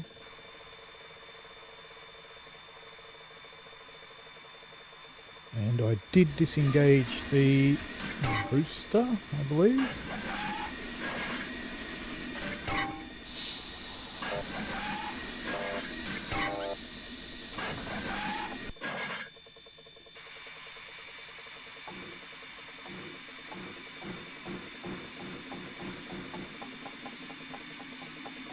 And back we go.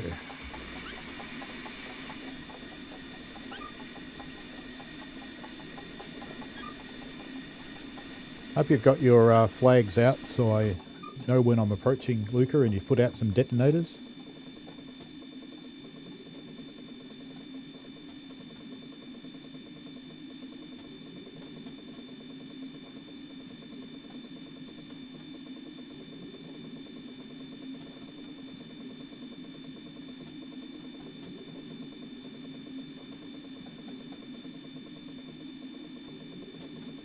It's interesting, the view that YouTube is showing me on the live playback monitor is actually from when I broke the train. Isn't that weird?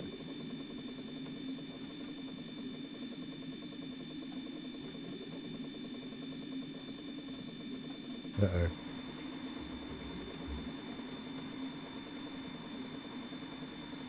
Denied. Oh. Oh. You know what? We're just going to do it anyway. Will the game end? That's the question. Yep. Kerplunk. Some would say bugger. So I can't come and get you, Luca. Oh, I'm sorry. I'm sorry. I have to leave you there. Oh well. Oh well. That's life. Anyway, the KB will be out pretty soon. We haven't done the quiz, so let's just pop back in. That was hard. I think you might need some more reds on here. Maybe one less carriage. Ant-Man65 says that he believes Intel are the driving force regarding DX9 because they're dropping native support. They will emulate DX9 using DX12. Yeah, that's what they're planning on doing with the game too. Oh, Mr. Coaster Coaster. Poor Luca. He's sitting down there in the rain going, where are they? Where are they? Oh well. We now know it can't do stall and divide. Oh, let's just jump into another one that I haven't tried. Why not? Actually, coals for Linwood. Let's jump in there. We'll start that one off and we'll get through the quiz and it'll be all good. Because this shows you one of the other cars. That'll be good. Don't know. There we go. Good afternoon, driver. The busy holiday period is coming up and extra coal is needed at Linwood Locomotive Depot in Christchurch. Your task today, the earthquake capital of the world, your task today is to take train 192 from Arthur's Pass to Springfield. Downhill, yay, where you're to uncouple and turn the loco ready for the next trip. The weather is a bit blustery today, but should be clear for your arrival into Springfield. Very good. All right, let's get rid of our notches. And cylinder cocks, don't need to bother with the booster. It's going to forwards.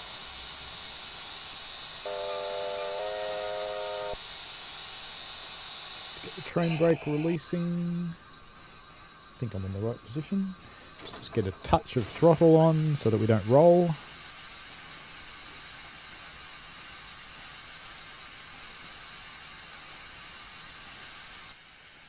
Yeah, it's a good thing it's not winter, isn't it? Otherwise Luca might be stuck in the snow. And dying could actually be a realistic thing. Anyway, next quiz question. Can show off the queue hoppers that are included in this loco with this scenario and the new guards van. Indeed. We saw some queue hoppers before, but they were empty, I think. Actually, no, those were steel ones we saw before. Here's our little hoppers, our coal hoppers. This train starts to move. And up the back, Arthur's Pass. 2417 feet above sea level. I love the building here, it's cool. It's very alpine. It's designed to keep snow off, all except that flat roof, which is designed to capture as much as possible. And the van. Let's go inside. Hello, Guard. This is Luca. I've got one of those cap badges. It's very patiently just sitting in there going, what's going on? Why aren't we leaving yet? I was actually kind of wondering that myself, to be honest. I clearly don't have the train brake in the correct position yet. There we go.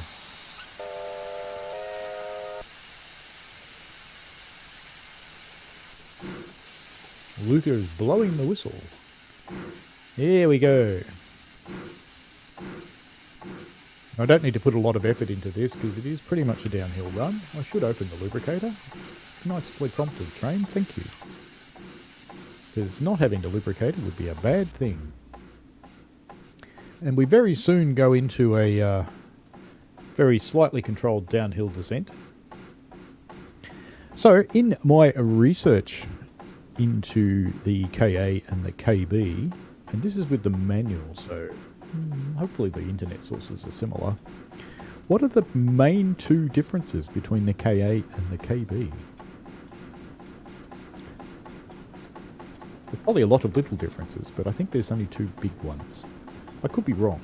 I might accept additional answers with Stefan's advice. Now we just open the drifting valve and roll our way down the mountain. Hopefully without losing control, because, you know, I've already lost half my train and had a spad.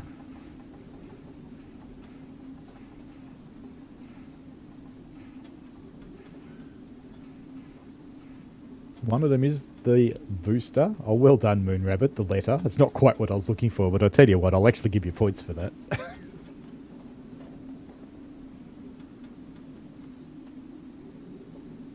I do like that answer. The booster is one part of the answer. There's one more significant difference. So MB train spotting gets 10 points there.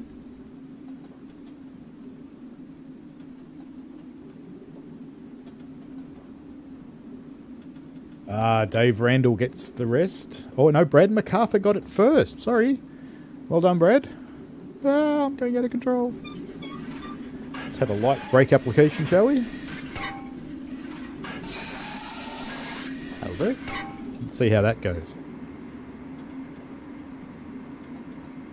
Not well. I think I might need a little bit more brake. A little bit more. Try that.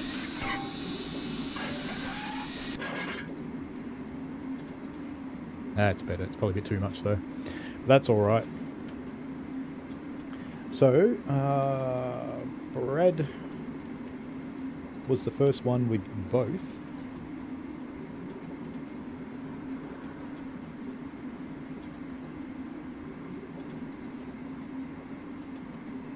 Alrighty. What year did the KB come into service?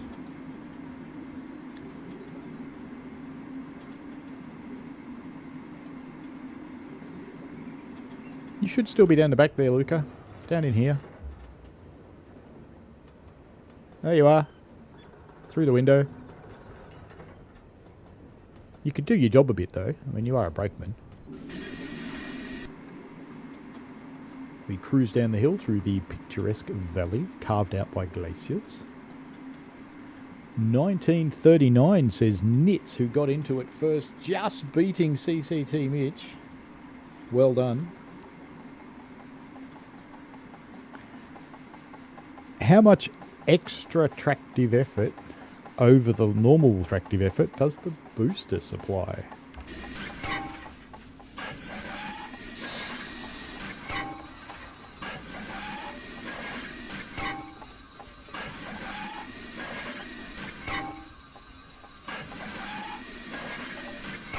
Just got to find the sweet spot with this thing so it releases the brakes. There we go.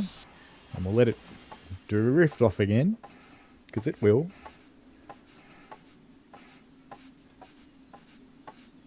Quizzes scare you, Mr. Coaster Coaster. Ah. And Luca is all he cares about is not to be left behind. Excellent.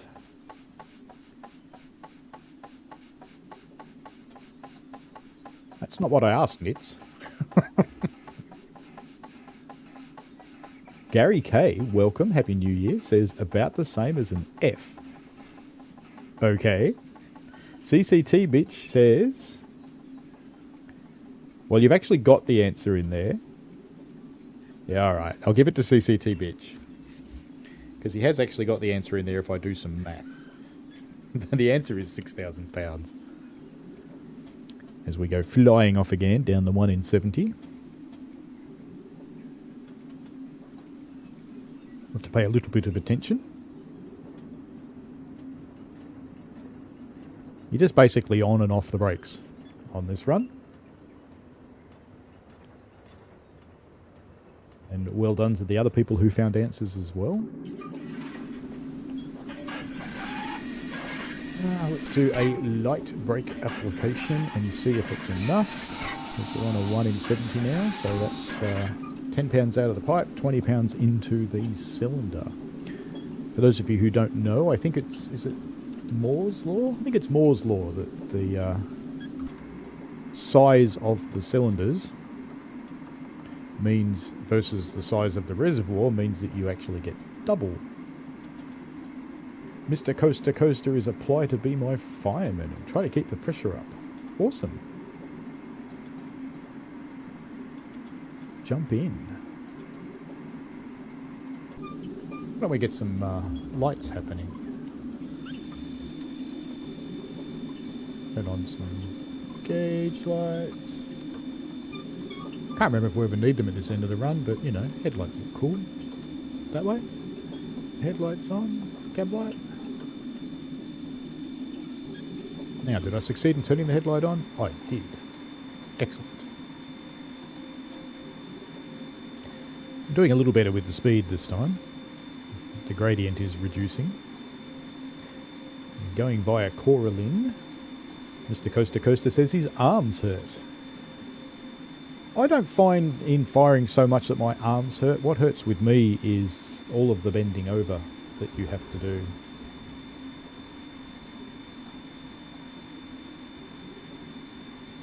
So I end up with sore legs, particularly on the thighs and calves. Cruise along down the hill. Can probably do a little bit of a release.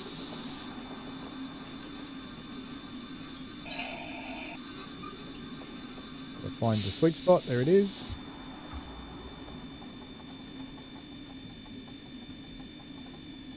Fortuitous spread shut.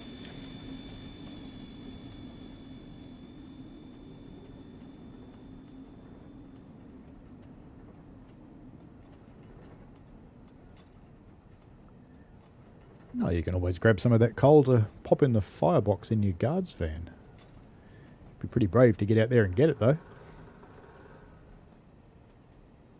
MB Train Spotting says, firing is easy when you're young. Yeah, I think I could agree with that. I have started it at a relatively weird time in life. Alright, here's an easy one. I think the New Zealanders will be able to jump on this one really quickly. What is the predominant gauge of track in New Zealand? New Zealand's standard gauge, if you would.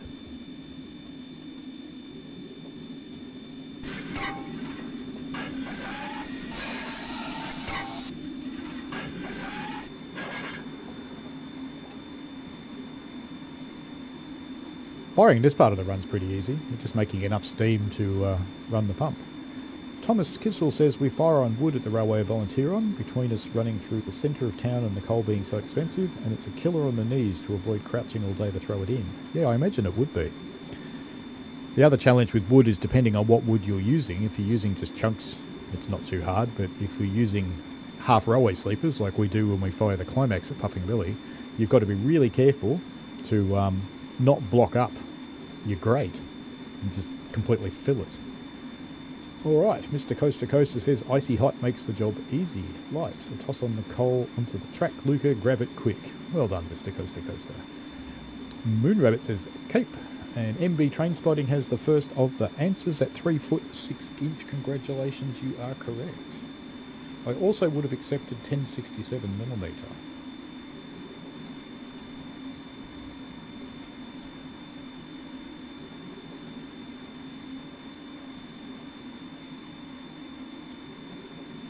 Heading out into the magic and windy valley. Let's watch from up here for a little while. I'll have to release the brakes again shortly.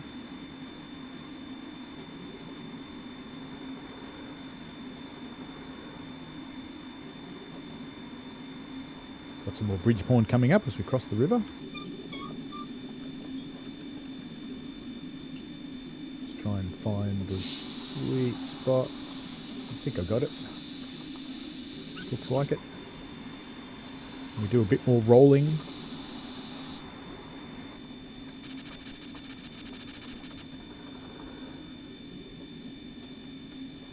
Heading out towards the bridge. For me, the stream image keeps freezing. I hope that's not happening for other people. This is very true, Stefan. Technically, anything less than standard is narrow. Definitely. Thomas says he primarily uses chunks, everything from pine to macrocarpet or willow, but it's still fun with the grate. Firing on wood would be quite difficult too, for a long-term thing, because it's quite a different firing quality. It's much less heat. So I hope you don't have too many big climbs to do.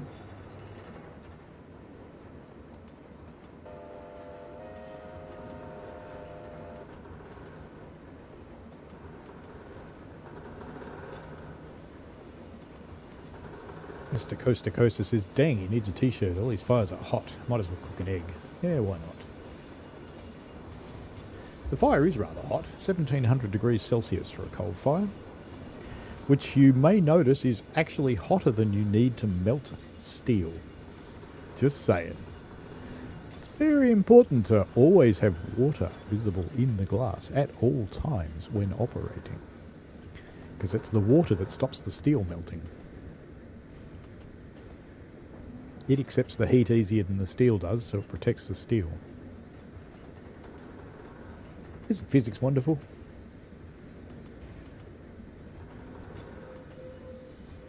Northern Illinois Train Spotting asks, did I just say the word? No.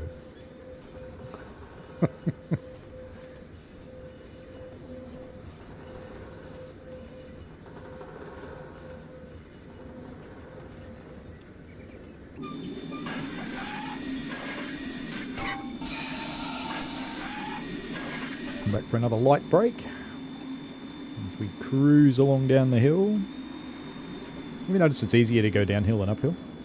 Just a little. Still picking up speed though. Seems to have settled now. Hello, Luca.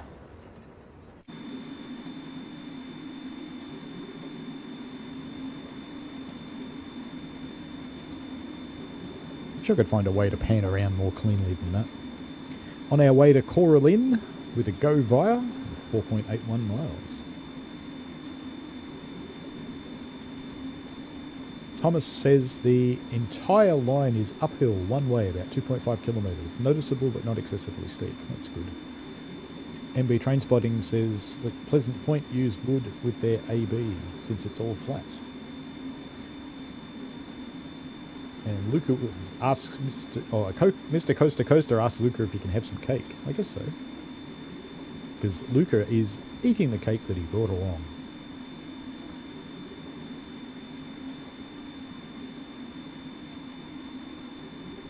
Yes, Thomas, you are Thomas. That's not the Thomas that Nitz means, though. He means a small blue 060. Oh, Luca. Can't have any cake, but he gave you coal. And Gary says it looks flat until you actually have to work there. MB says mostly flat. Excellent. This is mostly flat too. It's just a 1 in 65 gradient. It's alright. We cruise down through the valley. It's certainly easier than going the other way.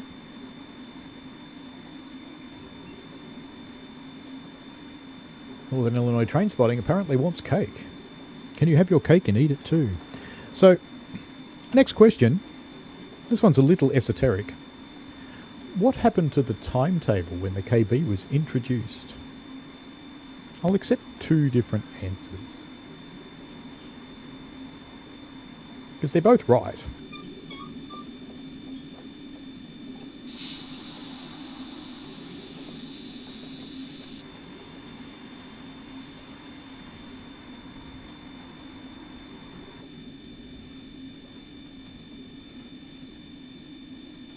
Conditioning thing, because my video card's making it bloody hot in here. I'll give my solar panel something to do and run the air conditioning.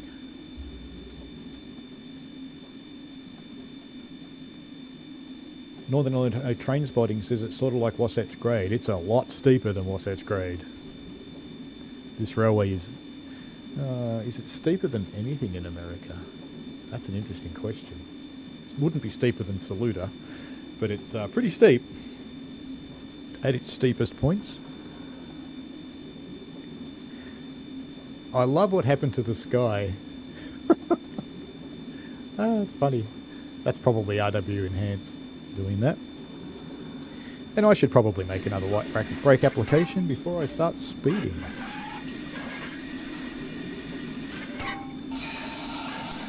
I do like the way the brakes work in this because you can actually do it by sight on the gauges and sound, which is the way you should be able to do it. That might not have been enough of an application, but we'll wait and see. Wasn't a particularly heavy one, I have to say. Yeah, it's settled down now. That's good. And like real brakes, make an application and wait. Don't panic, make another one.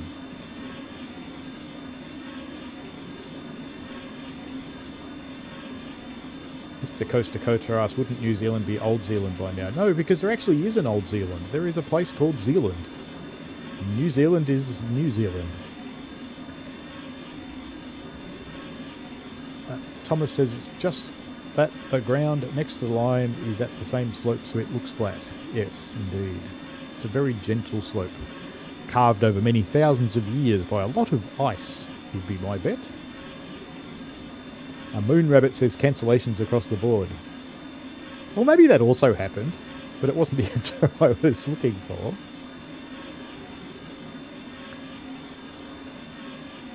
But you know what? I'm going to give you some points for that, Moon Rabbit, because it's funny. Because, you know, there's 2 ways to get points on my quizzes. One is to answer the questions, and the other one is to be funny.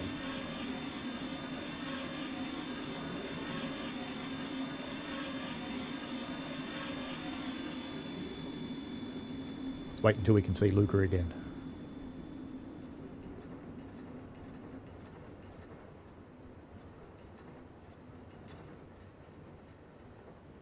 I won't run this one all the way to the end because my family would kill me. Where are you, Luca? There he is. You're not doing much. What's this cake?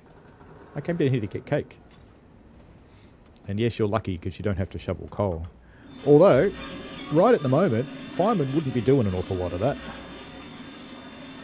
He'd be doing enough to keep the pumps running.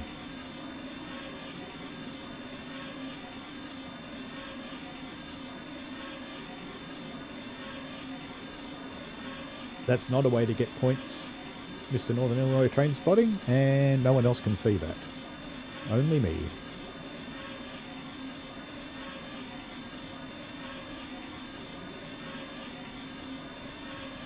Finish the cake, Luca. Oh.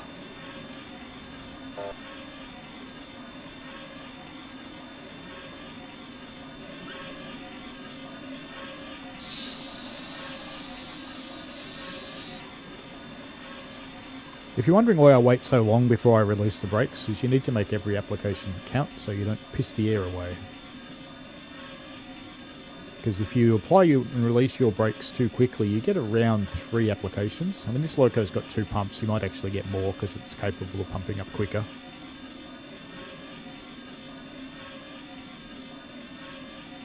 Should we let gravity do its work again?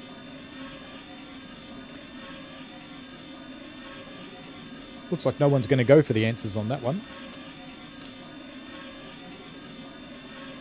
Go on to the next one. What replaced the KB? It also comes with the Midland Line route, just saying. And it's pink.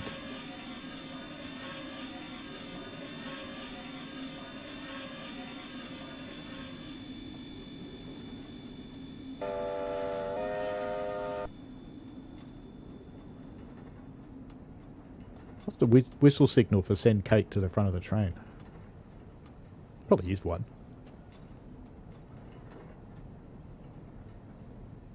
In ours, I think it's 8 whistles to call the guard forward, something like that. From memory. I've never needed the code.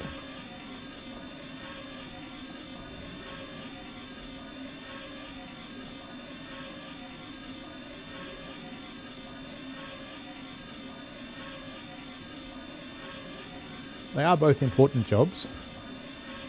The guard sits on their bum and does paperwork, and the fireman works hard.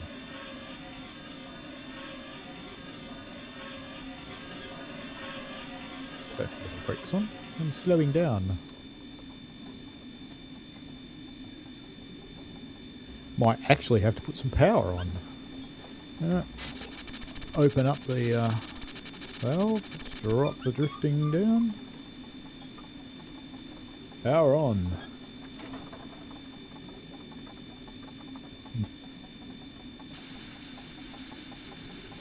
Let it warm the cylinders up for a little while.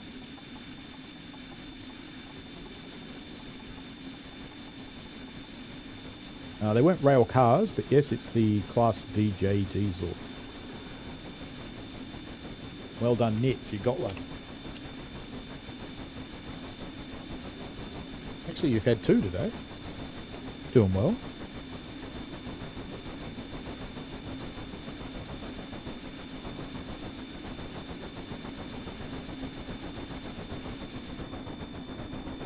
Cylinder should be warm again by now. Maybe I'm going uphill now. Actually, not very much.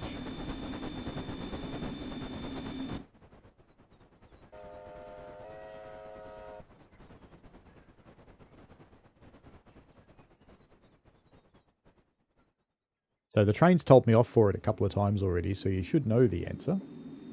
Between the DJs, the Fiat and Vulcan railcars. Cool. Oh, I think, Thomas, you get some points too. Why not?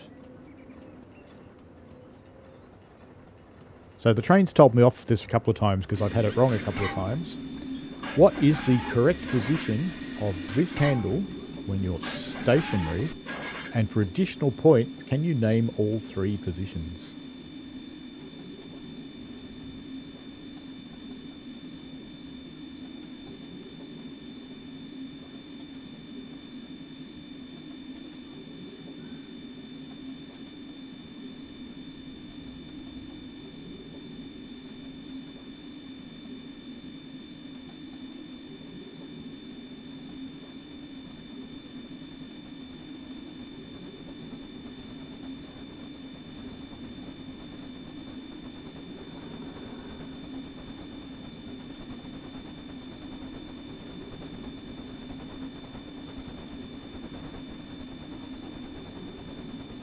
Oh, you are a smart human, Mr. Coaster Coaster. There's a difference between smart and just not knowing the answers.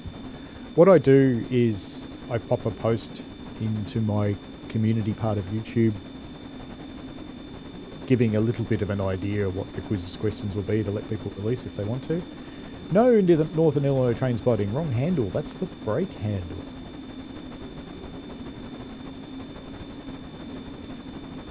I'm sure you know, Stefan. I'd hope so. You're welcome to earn some points.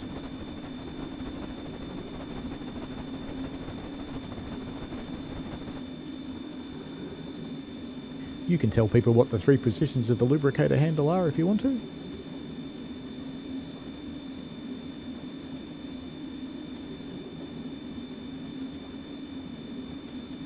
I would hope you're doing paperwork, Luca, because, you know, you've got about an hour to get it done. Not that we're going to run that long.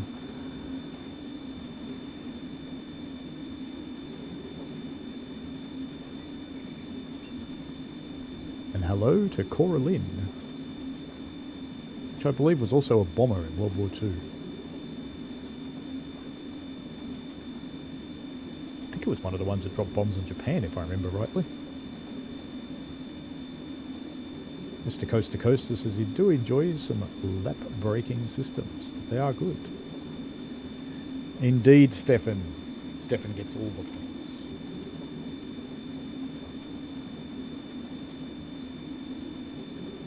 Done, dear.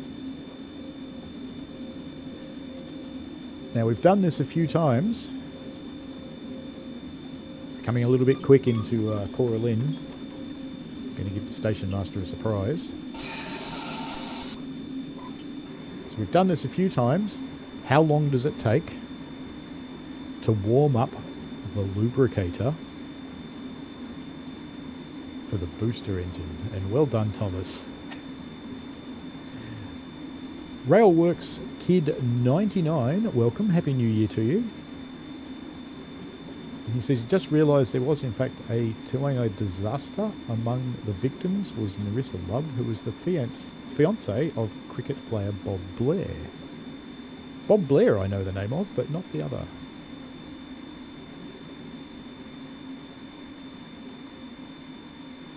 Ah, thanks Thomas. I'll give you points for that too. It just passed through Cora Lynn. I should probably take the brakes off because, you know, there's enough.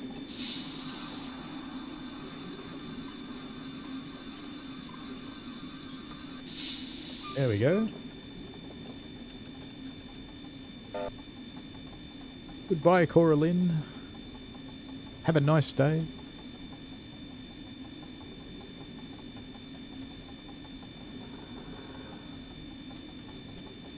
Luca says, please tell me the destination. We are going... Well, we actually won't go all the way to Springfield because it will take too long and my family will kill me for streaming that long. I normally only stream till about 11:30 and there's rather a long way and we eventually get to Springfield. So we left Arthur's Pass a while ago. Maybe I should power a little. What do you think?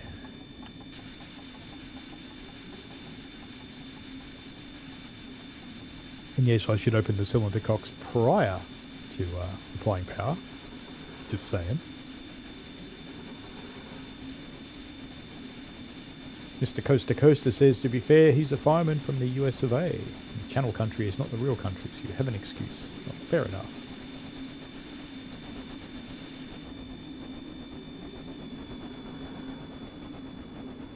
Anybody going to go have a go at how long does it take to warm the booster lubricator, or the booster engine lubricator? It's the same time it takes to in fact warm the booster engine.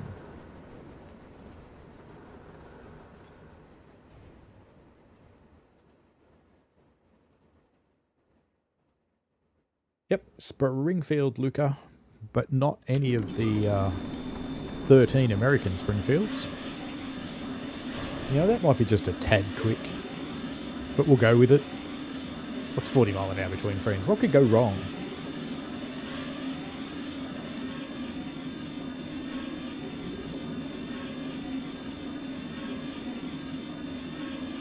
Indeed, Thomas.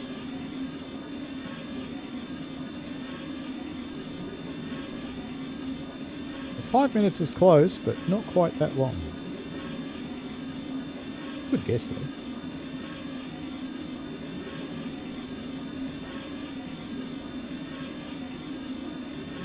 Which train weren't you told how to operate, Mr. Coaster Coaster?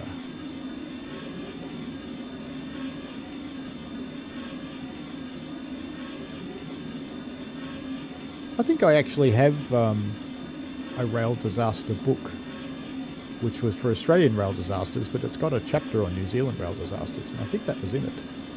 Oh, it's even closer, Northern Illinois train spotting, but not quite. We've talked about it a couple of times on the stream. Gratuitous bridge shot coming up, and I should probably just put a little bit of brake on. Hope that's enough. Otherwise, it's not going to make the corner for this bridge.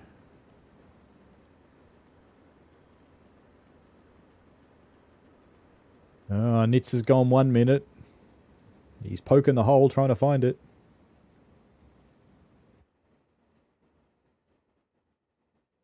Maori for Weeping Waters. Yes, that is a very fitting name for a place with an event like that.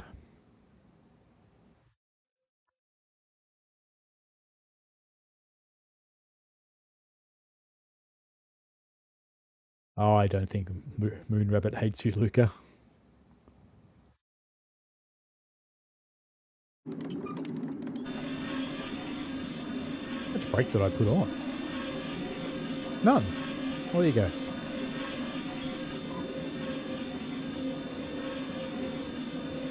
We cruise through the corners.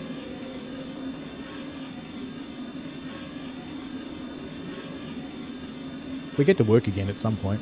We're on the flat now. But that's only because we've got a nice little bank there. 2 minutes. Nitz finally hits it by poking the hole enough. Well done. Now here's one I'm sure will cause amusement for the juvenile little boys in the community. What is the purpose of the cylinder cock?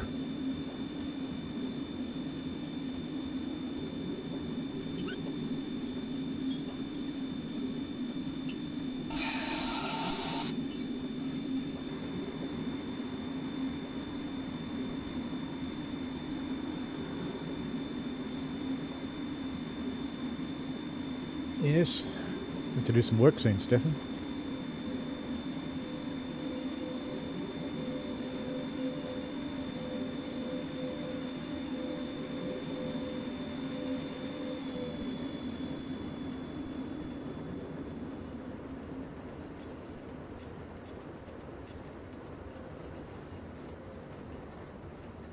It says to blow steam and not have the water build up. Moonrabbit says stop priming in the cylinders. And Mr. Coaster Coaster says cocks to drain the water. And yes, your answer did disappear briefly because of the word. You're quite right. That's okay.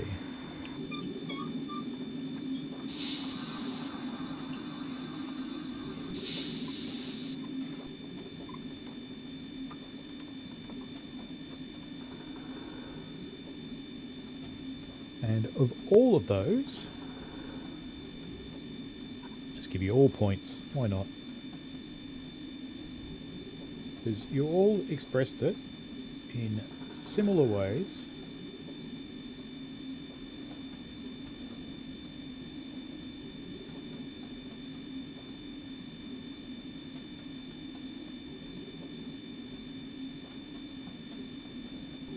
How's our boiler pressure going? Plenty. What is the ideal boiler pressure for a KB locomotive? And to answer the question of Luca, what happens when a safety valve bursts? Put your injectors on, stop the train, jump off and run like fuck. You might survive. The challenge with the safety valve bursting is that it's at... That's not a bridge shot. It doesn't go over that bridge. is it's at the top of the boiler in the steam space. And if you start extracting steam at that rate through a burst device like that, you are going to use up water really, really, really fast, and you are going to get to the water level where the critical part of the boiler is exposed to the fire in no time at all, and your injectors might not be able to keep up with it. They might not. Yeah, dropping the fire is a good idea, Moon Rabbit, but I'm tipping Runaway's a better one. Because I don't know if you've ever tried to actually get the fire out of a firebox. It is not a trivial thing to do, and it's certainly not quick. And everybody says, oh, just push it down through the bars. Well, that's kind of crap, because most of the time you've got clinker and crap in there and rocks, and you can't actually push it down through the bars. And you have to dig it out with a shovel.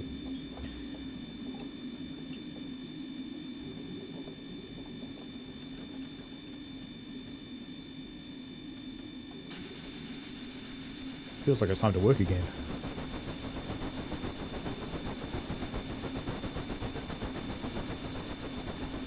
Northern Illinois train spotting's gone for £300. You know, just before I asked the question, I actually looked at it on the gauge. Yeah, if you expose the critical part of the boiler, it is in danger of exploding, yes. There are some safety features that, if you're really, really, really, really, really, really, really lucky, might help prevent that. But they probably wouldn't either, because the fusible plugs that you'll often find people gabbling on about on the internet, they go, oh, the fusible plugs go and it puts the fire out. Well, maybe. Maybe. They might, but they're more of an indicator that something's wrong, that steam's pissing out of the firebox. They don't really put enough water into the fire to actually put it out. They might, if you don't have a really big fire. Thomas Kissel does make a good point. Of course, it depends if you're in the middle of nowhere like now, or in the middle of a city where a boiler explosion is going to take out more people than just you. That is true. I just missed a gratuitous bridge shot, but that's okay. We'll take it now.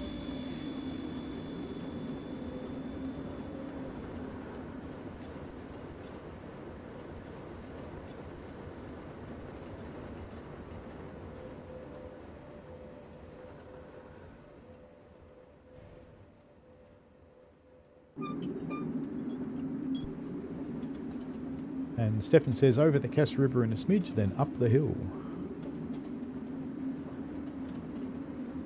My profile picture is weird, is it, Luke?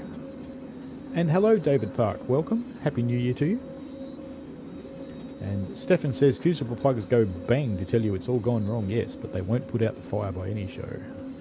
I agree with you a lot. And I need to actually put some power on, or I'm not going anywhere. I did close the valve before, which is good. Up we go.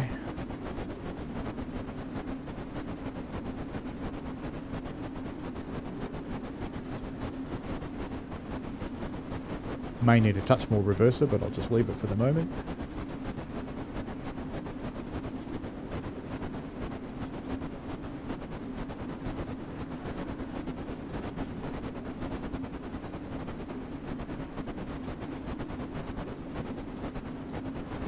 I've been around a locomotive that blew one of its washout plugs out. That was exciting. That didn't put the fire out, but it certainly filled the cab up with water. Fortunately, they'd just come out of the workshops.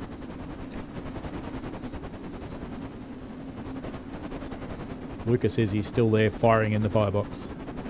Nitz asks how many points does he have. Don't know, I'll add him up later.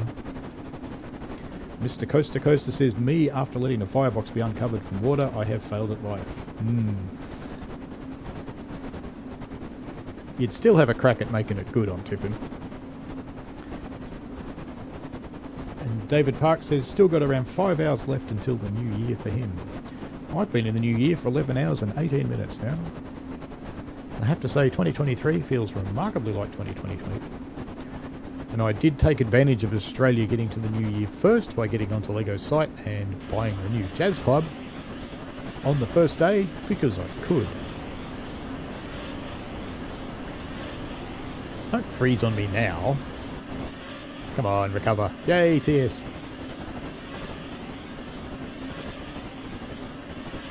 Stefan says maybe on a little wee engine it'd put out the fire, but for the like of a KB, I'm not at all going to put it out, no. And nor is really getting the fire out through the bars or shoveling it out much of an option either. It's one of those things I think they write into the textbooks to make firemen feel better. To go, you know, you've got a way out of this. Daniel Robert Jowett, welcome. Happy New Year to you as well. Mr. Coaster Coaster, you seem to be sharing the job. Thank you, David. And Lucas says, don't crash. Well, I don't want to. We're coming up into Cass platform now. We're not going so fast that we'll surprise them. Let's let them know we're coming so they can get out of the way. Why don't we go and watch the train from the platform? That's always fun. You go from a platform or from the little gang shed there. Come on, TS. Uh-oh. Something bad happened. Whee! I love it when TS loads a tile on you. Sometimes it works really quick and sometimes not. Do you know, if we do this the right way... Step left, step left, step left. There we go. We can be a little kid standing in the door of the platform and watch it come past.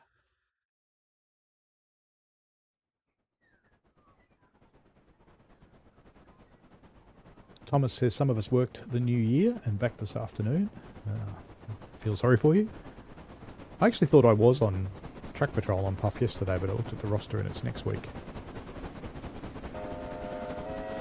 So this is a little kid's view watching out at the train coming past. There goes Stefan driving the locomotive.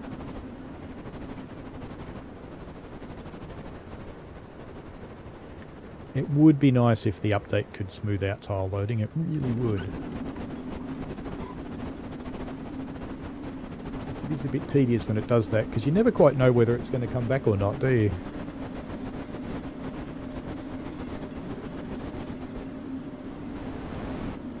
Go on, you.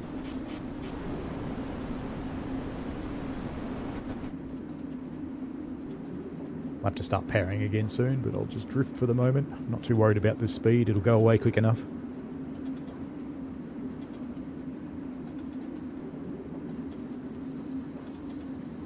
Nitz has said the words. There's the words that end the world, Nitz.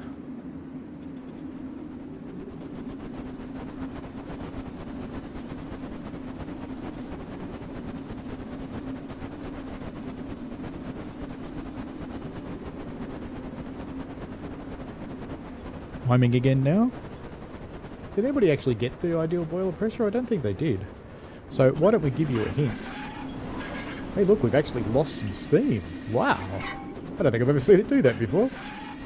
What's the ideal boiler pressure for this locomotive? Stefan says also because the script depends on the frame rate, those starters can stuff the whole engine script up if it happens at the wrong time. Yeah, that wouldn't surprise me.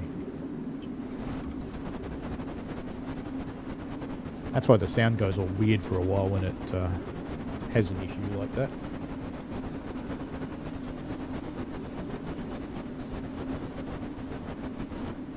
I believe so, Moon Rabbit.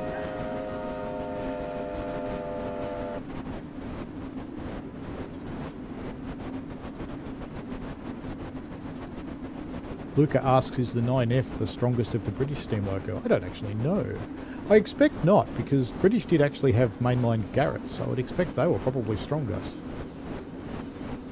Because a Garrett is 2 locomotives.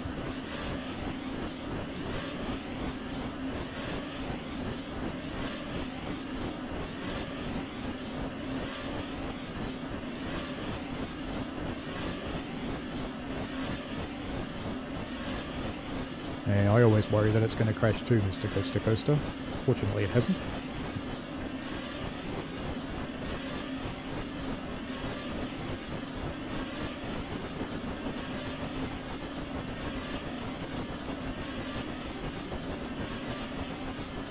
Climbing up to Craigieburns. Amazing how the landscape has dried out now that we're away from the river. Moon Rabbit thinks the biggest loco for Luca, it's hard to say, might be Big Bertha. And and Thomas says about 195 with £5 for spare. Yeah, that's probably about right. I'll give you that, Thomas.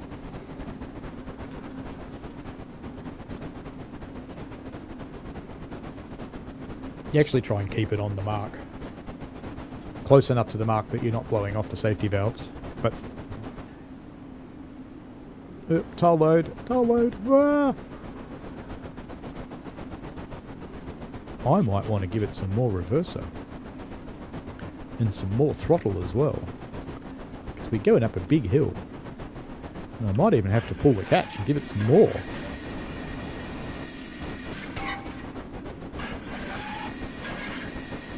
It's going to slow down, but it shouldn't actually stall out on the 1 in 70. It should be fine.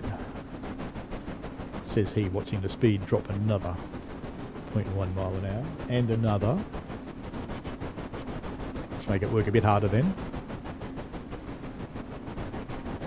Railworks Kid 99 says the 9Fs were the most powerful on the British locomotives.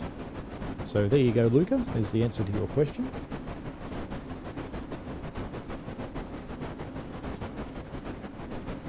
Mr. Coaster Coaster said he likes his pressure to be in bars. I kind of like pounds because I find pounds easy to deal with. Bars is too small a number. I mean, the amount of pressure in a steam boiler should actually be scary, so saying it in pounds makes it sound scarier. Hello, Switch Cave. Happy New Year to you as well. Welcome.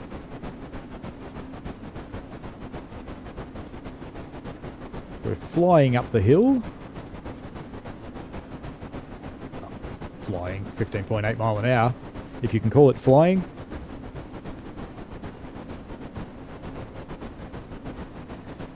Hauling our little train of coal, a little train of solid global warming. How the world has changed. I just don't like this stuff anymore, do they?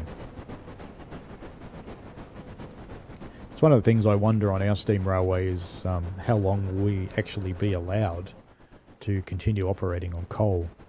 And the railway wonders that too. We have actually converted one of our locomotives to burn diesel instead of coal. That is rather expensive, but they have done it because they can see the writing on the wall that sooner or later someone in government's going to say you can't burn coal anymore. Or what's probably more likely is we just won't be able to buy it, because steaming coal is quite different from the coal that they make for industry and power stations. It has to be much cleaner, much less rock, and normally with the power station coal they pulverise it, whereas we use it in chunks. So being able to get that, there's less and less mines that we're able to use. And they're all about 2,500 kilometres from us, which means we have to truck it down to Melbourne, which is expensive.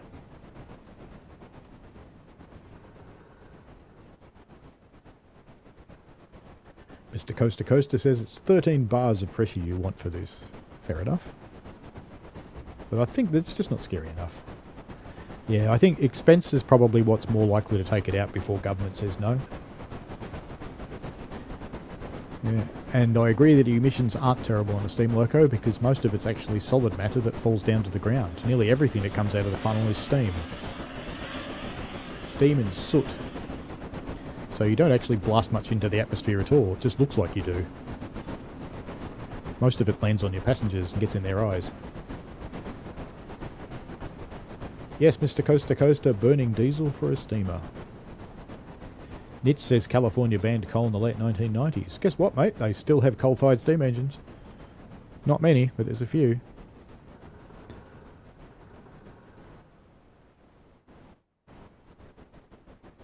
Nitz asked what will happen to diesel locomotives at museums. Will they be able to afford fuel prices? Well, that's just the question, isn't it? Who knows? And Stefan says 1,378.95 kilopascals with a big smiley face. That is scarier than 300 pounds or 200 pounds, I have to agree. Thomas says in Japan they've converted a few steamers to have air compressors in the tenders. The boiler is a pressure vessel and moves with the compressed air. Yeah, that's one way to do it. I hope the compressors aren't too noisy.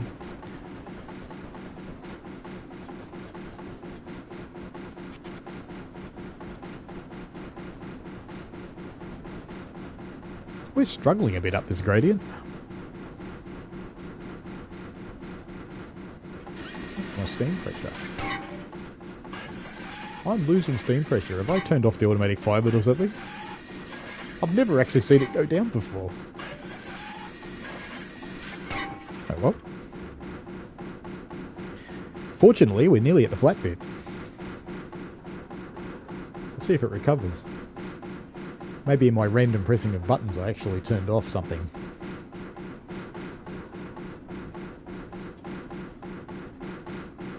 Come on, KB, you can do it. You're a big meaty beast.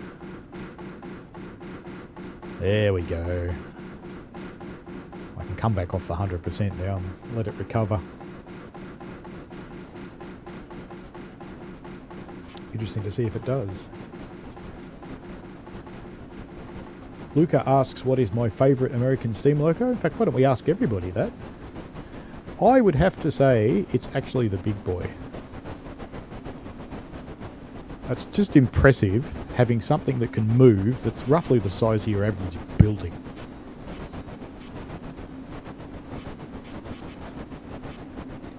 I wonder if our steam pressure's recovering now. No. I think I probably have turned something off, you know. Railworks Kid likes the Southern Pacific cab forwards. They are an impressive machine, I have to give you that. I climbed into the one in the Sacramento Museum. It's a nice viewpoint driving from there, and having the heat sitting behind you is a nice way to do it, rather than having the heat coming through the cab. I imagine it's still a bit hot in there though, but I think I saw air conditioning on them too. Bit interesting. Luca's favourite is the UP844, another nice loco. Nitz likes that one as well.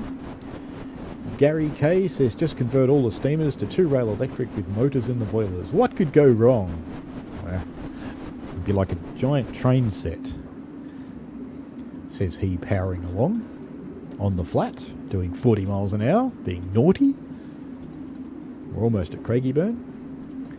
Thomas says, in most railways they'll probably go to running diesels because they can't find reliable crew for steam before they make drastic moves on fuel, or they won't carry out the 10-year inspections because they can't find the boiler inspectors. I don't think it would be too much trouble finding boiler inspectors. Maybe finding the kind that are used to a locomotive boiler could get hard, because there's still tons of boilers used in industry, because steam's used in a lot of industrial processes in clothing and food production. And I better do something about the speed, or we're going to be upside down soon. That would be a little bit embarrassing. Let's see how that goes. Don't want to be upside down. How's my steam pressure? Is it recovering? Yeah, it is slowly. Maybe I just used too much of it. And I'm going too fast for my lubricator, so I'd better... Actually, no, let's not just fiddle the lube. Let's just slow down. That's interesting. The brake pipe gauge went down then, but the brakes... Oh no, there they go. They're slowly going up. That's getting it back under control. Hopefully this isn't too fast for this curve. Let's be away from the train in case it explodes. Stefan says it's a problem in New Zealand to find boiler inspectors that will do riveted boilers. Yeah, we found that issue too. To get the Climax boiler rejuvenated, we actually had to send it to America.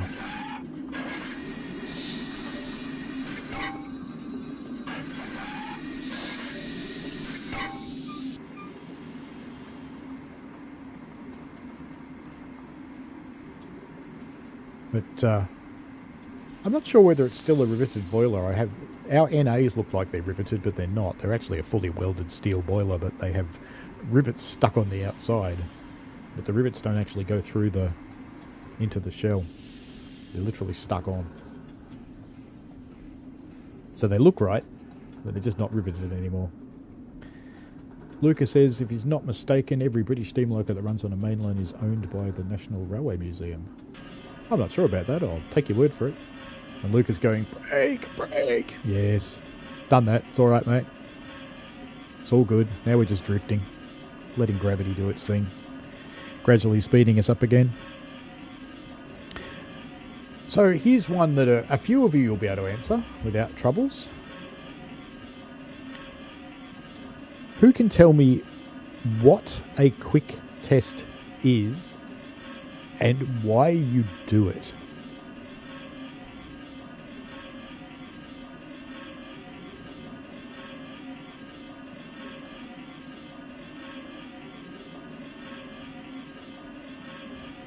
I'll go 20 points per answer on that. There's 2 answers there. Why would you do a quick test, and what is it?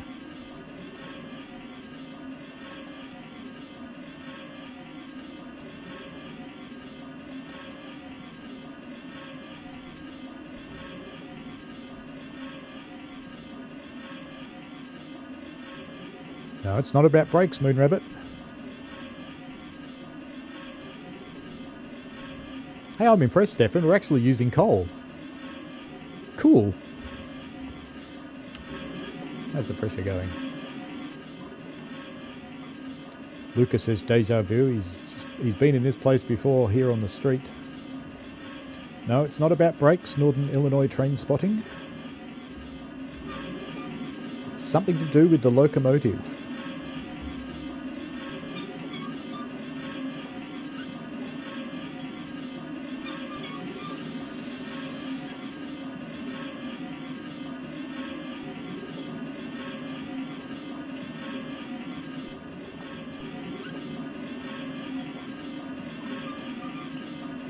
Better open this up again.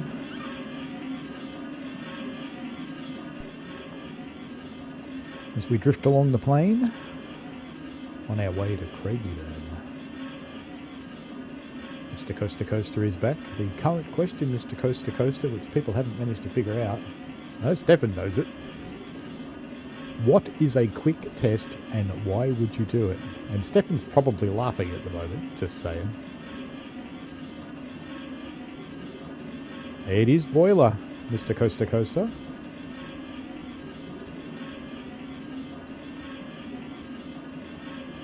Stefan says it's taken a long time to get the coal consumption right for the KB. It should do 2 trips Springfield's Arthur's Pass return on a bunker.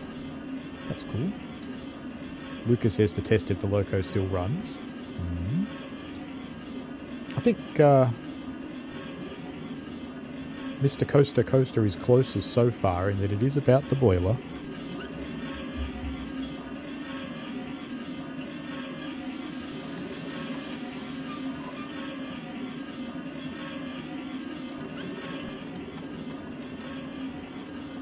Ah, we're getting there, Miss Moon Rabbit.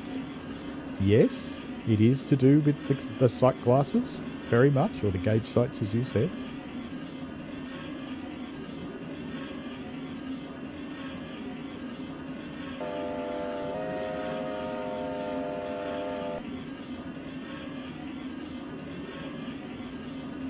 So you can have the first of the 20 points there, Moon Rabbit. But why do you do it?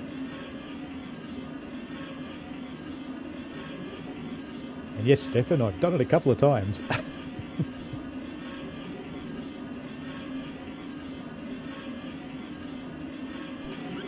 Mr. Coaster Coaster, I'll give you some points as well for that.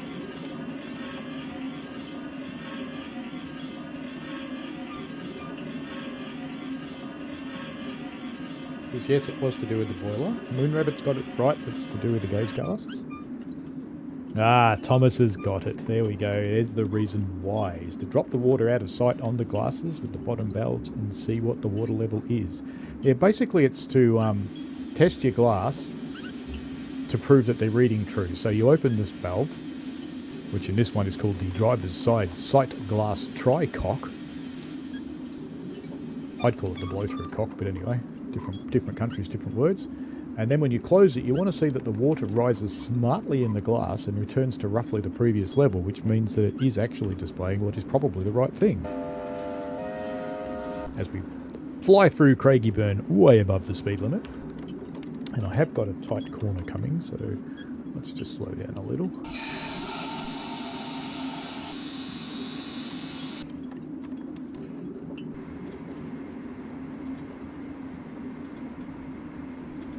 No swearing, thank you, Nits. That message is gone. Nits says sometimes you need to tap on the glass.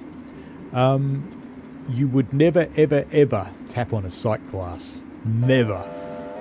Because that might be the last thing it needs to go bang. And then you'll have water and steam all over you, so that would be really unattractive.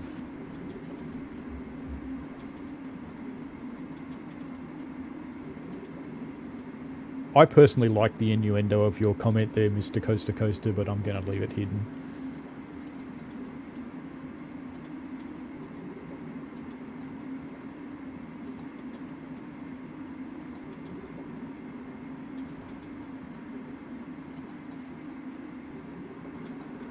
That's enough slowing down. See what happens when you pay attention to the chat instead of the game. You start slowing down a lot. Even when you didn't really mean to. But that's okay. Alright. So that was for... Thomas Kissel got the rest of the points on that one, didn't he? A lot of new names in the leaderboard this year. This is good. Now here's a question. If CCT Mitch is still on, he'll give you the answer to this one because it gets drummed into us during fireman training. When should water be visible in the gauge glass of a steam engine? It's a very simple answer.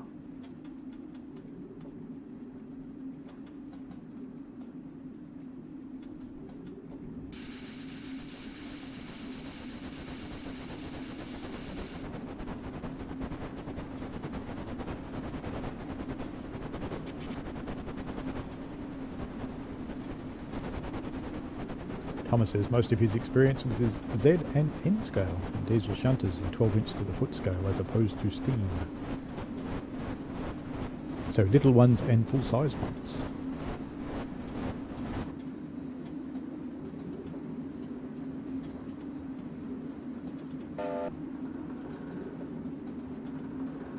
Like the groaning as you go over the bridge, Stefan. That's cool. All the time. Yes, Moon Rabbit. That's a good enough answer. It's actually at, and Thomas Kissel's given the complete answer, so it's basically at all times when operating the boiler. So the way they drum it into you is that when operating the steam boiler, there must be water visible in the glass at all times. And there are times when it gets a little bit creepy because under heavy braking and things like that, it can actually disappear for a moment and you go, uh-oh. And the reason that you, yeah, but it's my channel, Nits.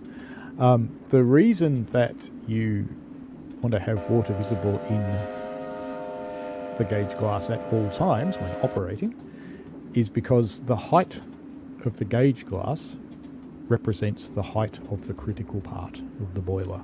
So if we look in here, this level of the gauge glass is higher. At some locos, it can actually be lower, but through trickery of physics, this still works. But this level of the gauge glass is higher than the critical part, which is the top of the firebox, the crown sheet.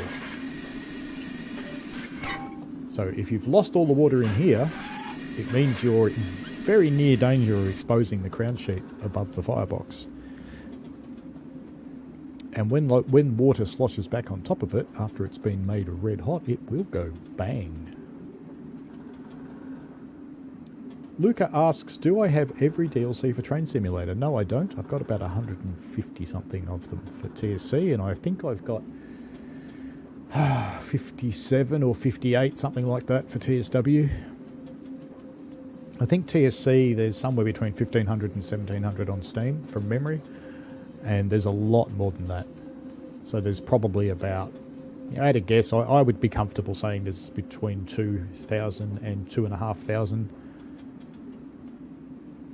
DLCs for Train Sim Classic. Hello NJTE. Happy New Year, mate.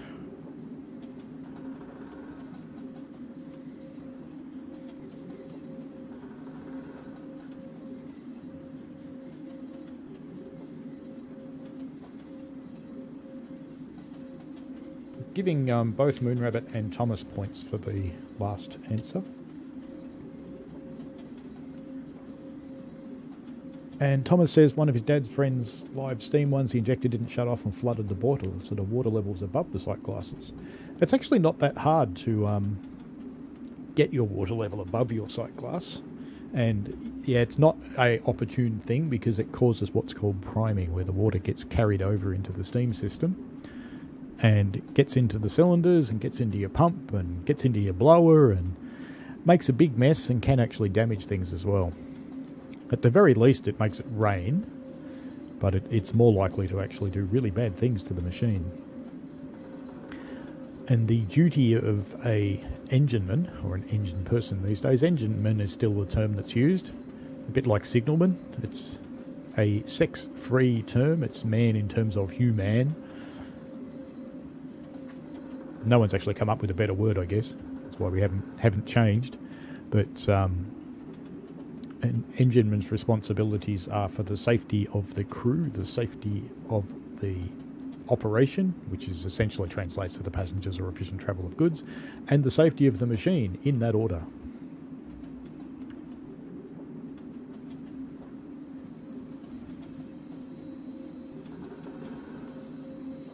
Another gratuitous bridge shot. And I do love the way they groan when you go over them. I like it.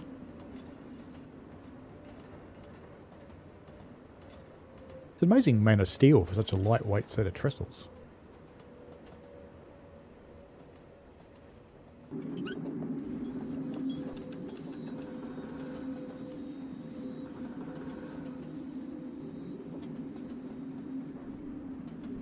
Northern Illinois Train Spotting is very happy that NZTE has turned up.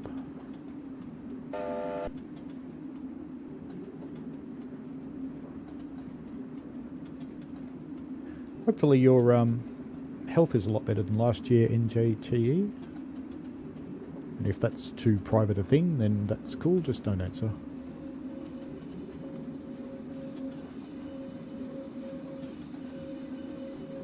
Thomas says in that engine they dumped everything and cleaned it out the next day. Interestingly, the last thing you do before you put a locomotive to bed is actually fill the boiler until you can't fit anything more in the gauge glass.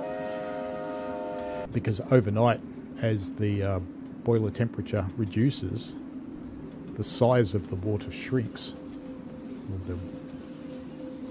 Is it the size? The weight? I don't know. Mass? Don't know. Not sure. Volume! Volume! There we go, that's the word I want. The volume of the water shrinks overnight as it gets cold. And the minimum, on our railway anyway, the minimum amount of water for lighting up is 2 studs. And it's not that unusual to actually come in the morning and discover that's all you've got. You've literally got 2 studs. And the reason that you need to have 2 studs in the boiler at least, even though that's rather a lot of water, is during the firing process you need to use the blower, and you need to use the blower before you're making a lot of steam. And the blower itself takes quite a lot of steam, so it's one of those self-defeating things. And because you don't have a lot of pressure, you can't run the injectors, which means you can't put more water in the boiler. So as you're gradually taking water out, excuse me braking far too much, having to do some work now.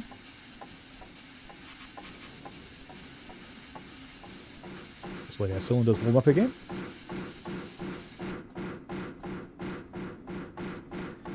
Because you can't get any more water in because your injectors don't work until about 80 pounds, you need to have enough water in the boiler to carry you through running the blower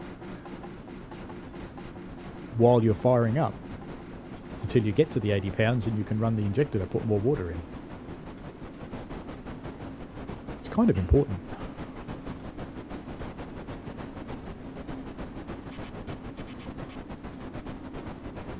You know what, I said we weren't going to run to the end, but I appear to have lied, because we're at Avoca. We've come this far, we might as well just keep going.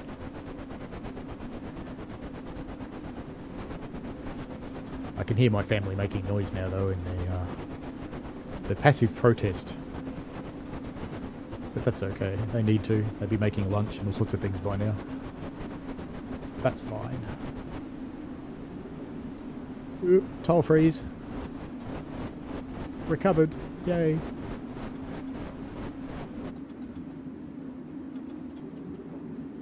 We were here before.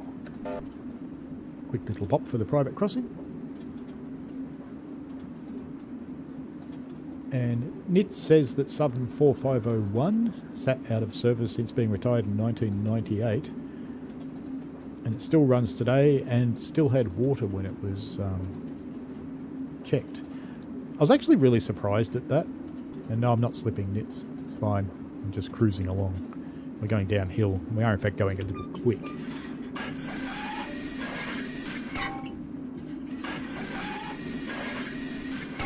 Take a little nip out. And you can tell we've got the lifting valve open already. We're rocketing through Avoca rather fast. Might take another little nip out actually because we get very steep after Avoca.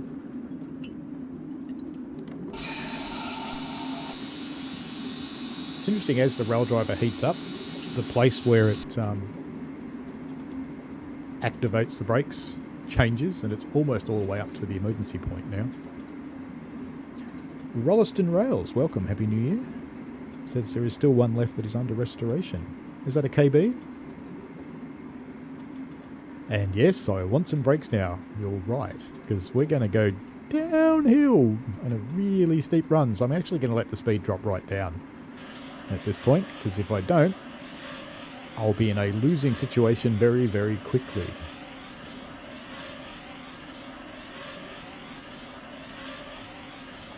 So I'm going to let it go down to 5 mile an hour before I release. Which will be almost stopped, because I want to give it time to recharge before I have to apply them again.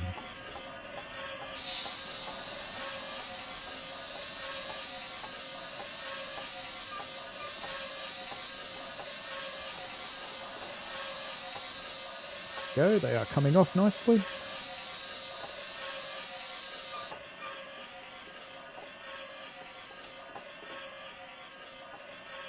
Mr. Coaster Coaster says he needs a break, and Luca says his legs are starting to hurt. And Rolleston Rail says yes, it's KB 968 that's under restoration. That's good news. Where's it being restored?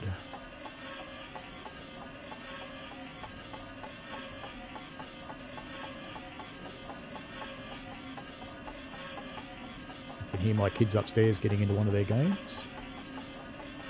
Railworks Kid 99 said he heard it's under restoration. So we're starting to pick up speed rather quickly. I think I'll stay in the cab because I'm going to need to apply some brakes soon. And Rolleston Rail says there were 2 other subclasses, the K and the KA, that ran in the North Island of New Zealand. We covered that at the top end of the stream, and indeed, yes, very correct. Just want a small brake application. I can get one. That'll do. Let's see how that goes.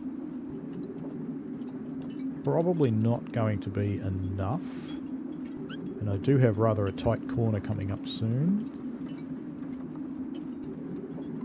It slowed the acceleration down, but didn't stop it. So let's take another little nip. Just as we freeze train sim. Perfect. Come on. We're going to have to take another little nip, I think. I'm getting uncomfortably close to this corner. I don't like taking another little nip, to be honest. Kind of have to. That's just taking more and more. There we go. That's got it. But I'm going to have to release this soon. Rolleston Rail says he's seen a KA a few times. Luke is tired of putting coal in the firebox in the van. I'm going to let the speed drop right down again because I need recharge time, because that's a pretty heavy brake application. And Ralston Rails has a book about the Ks, which is cool. And Stefan says, could have a working booster if the booster throttle assembly can be acquired or a new one cast. Maybe they should make a better one. Make one that won't blow up. Again, I'm going to let the speed go all the way down until we're almost stopped before I release this. Otherwise, I'm going to be in a world of hurt. In fact, with that level of brake application, I think real world, I'd probably stop and apply the loco brake. And then release, let the train charge up, and release the loco brake. But I'm not going to do that in the game. The game isn't quite that accurate.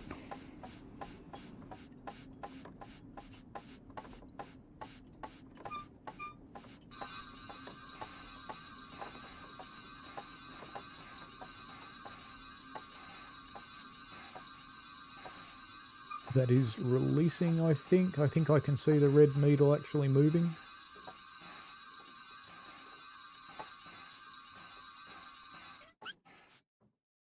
Black one went up, but the red one's not gone down, so I'm not quite in the sweet spot, I think. There we go.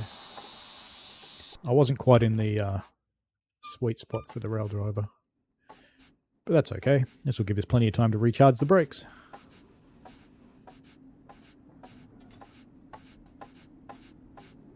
Lucas says, have you watched the Polar Express a long time ago?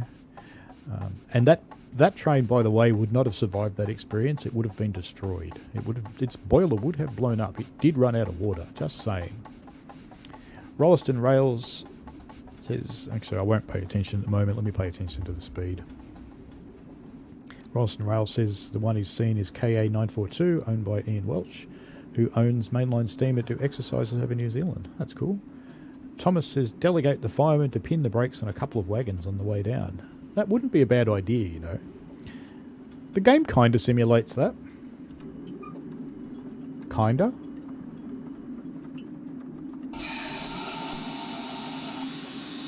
Try £20 and see what happens. Is that going to hold? It's going to be enough for this corner for the moment.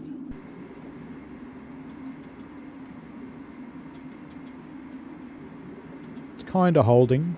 It's going up very slowly. I think we might be okay with £20.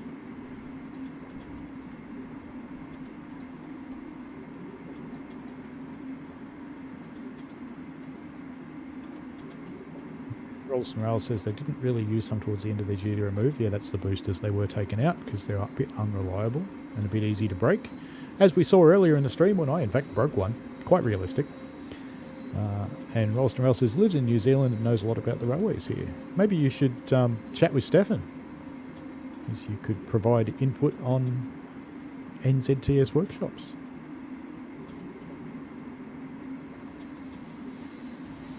It's quite a vibrant community that Stefan's got going on Discord. Very, very lively.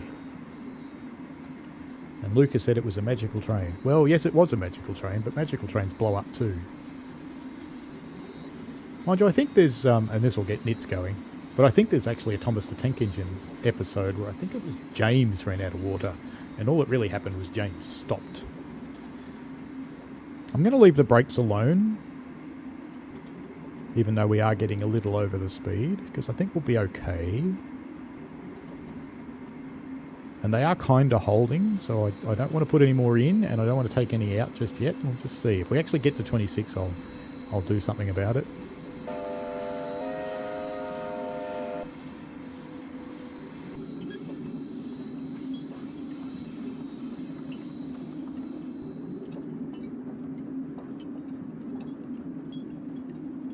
Rolston Rail says, a rail fan special if he knows what I mean. Yes, definitely do. Alright, I think holding the brakes was the right thing to do. I'll just let this speed drop a little bit more and then we'll release. We can do that now.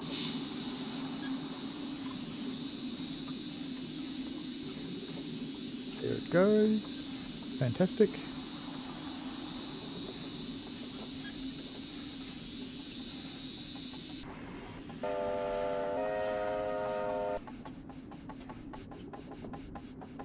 Listen to those rods clank. We head towards staircase. We've got the worst of the gradient over and done with now, so I'll just let it drift along because it'll probably start picking up speed by itself again. What the hell, let's just drive.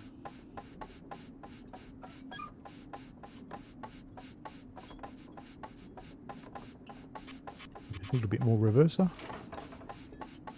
Give it just a little bit of steam, it doesn't need much.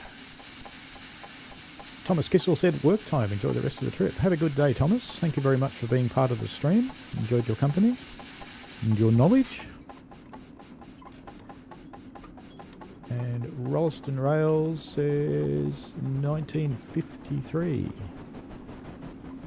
And Nitz has got a Discord too.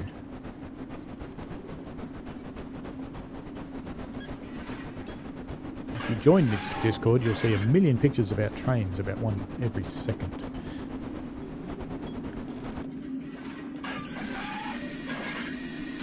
Cut off now and let it roll again.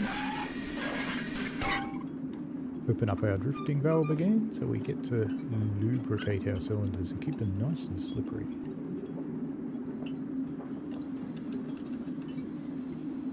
And Stefan says mostly level though through till staircase.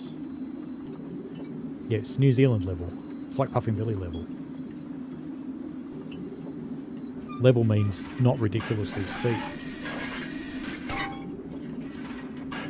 Picked up a little too much speed here. Let's just bring it down a bit.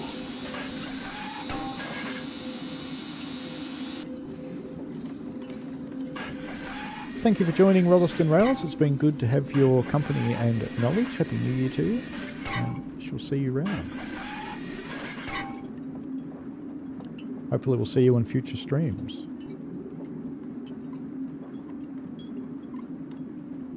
Tile freeze. I think Train Simulator's getting tired too. We have been running it for rather a long time, and it's not good at running for rather a long time. It does have memory leaks. Out of the tunnel. It should be safe enough to release the brakes.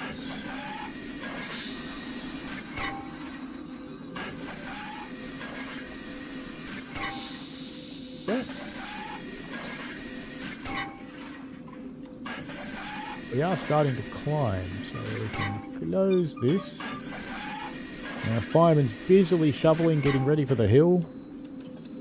Let's get the cocks open again because we haven't had the system running for a little while.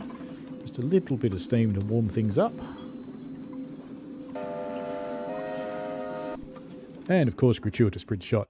Taken from in a hill, messes it up, ends up in the trees, recovers. I got there eventually. It's a bit silly, but I got there.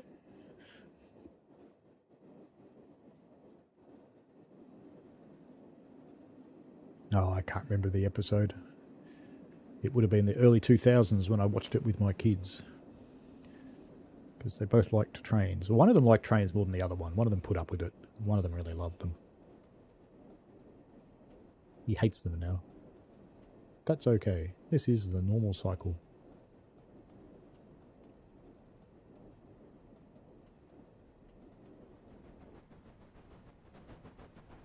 Starting the uphill run now.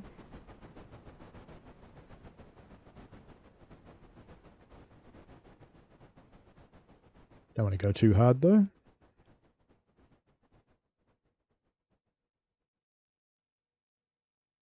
Distant gratuitous bridge shot.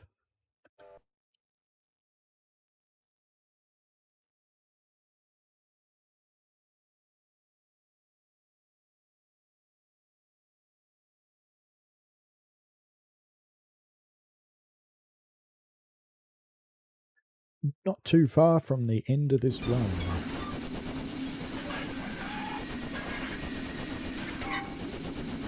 We'll have a look on the map. Centre us. We are there. Going via staircase. And down there to the end. At Springfield. And if we compare it to the whole map, we came from all the way up there somewhere, and we're going all the way down there.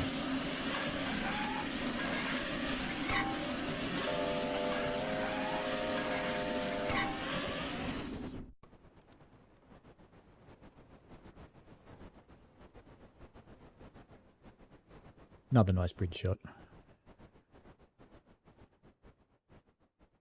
Imagine that must turn into quite the raging torrent occasionally. A heavy rainstorm.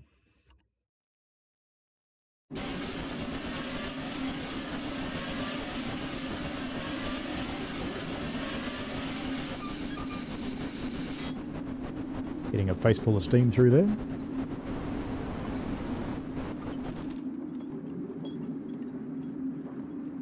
We head through our seemingly endless tunnels as we make our way down the hill.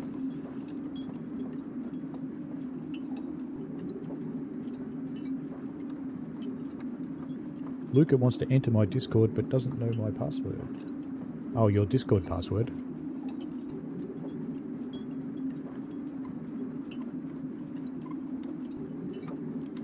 There's a post on my community that has the Discord link. I won't tempt fate by trying to find it now.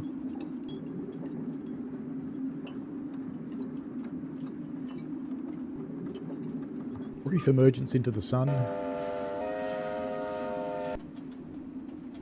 Try and find the right angle. There we go.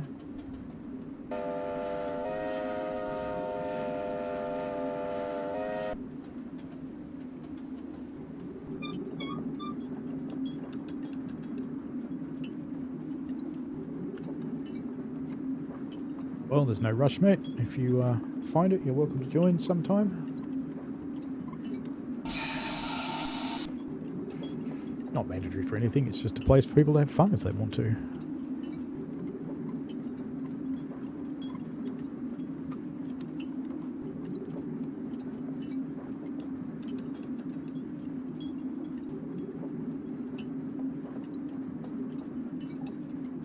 The only sound is the wind and the clanking rods.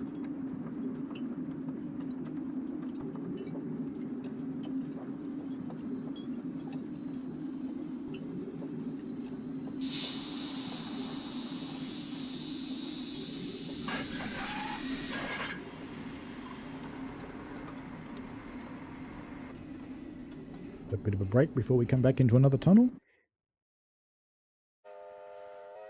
With a little bridge.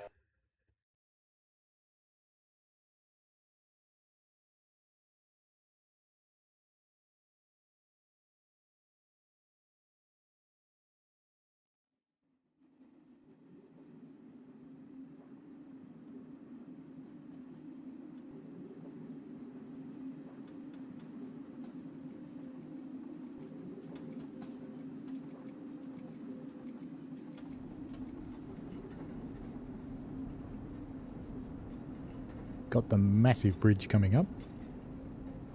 I'm going to go over there and wait for the train. Watch him go through here for the moment. There's a good spot to shoot that one.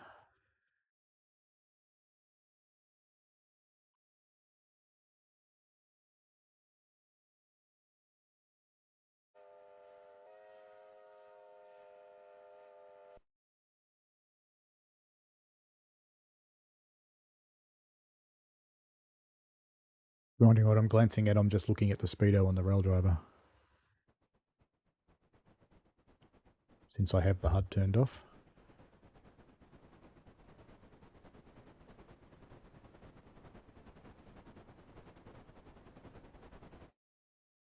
As I was accelerating towards the bridge.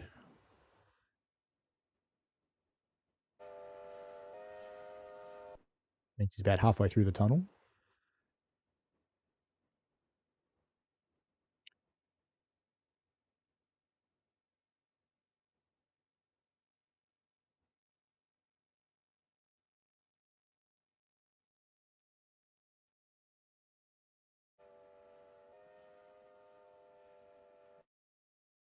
Nearly there. You ending your shift, Mr. Coaster Coaster. Fair enough.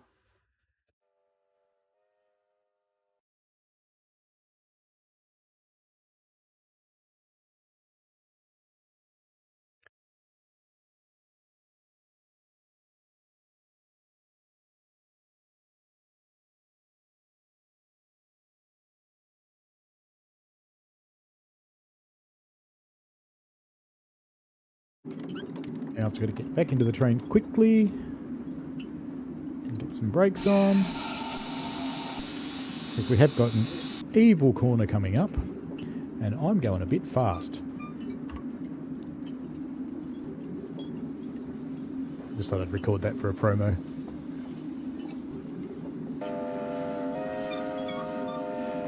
Hello, staircase.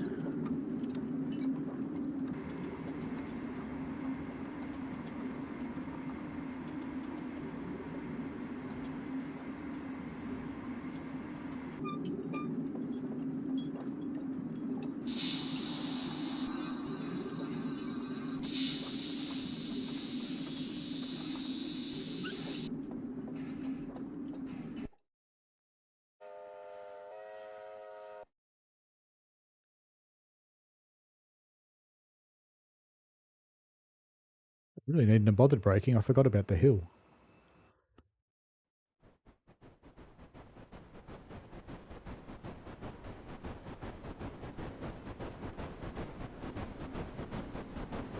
It is an impressive structure, staircase viaduct.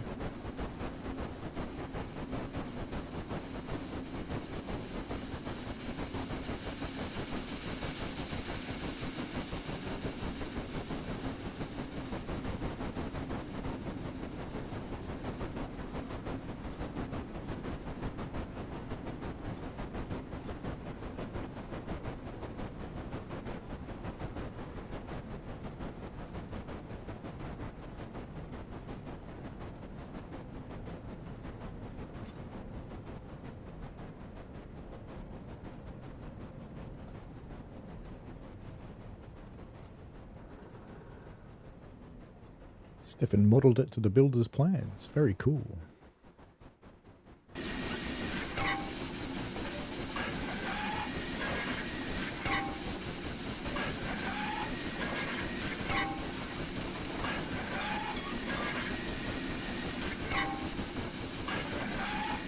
You see the one in 70 and you go, that's not very steep.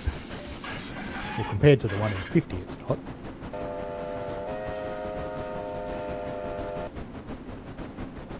And you go, oh, yeah, I actually need a lot more power. Or I'm not getting up this hill. We've had enough of not getting up the hills today. Once is enough.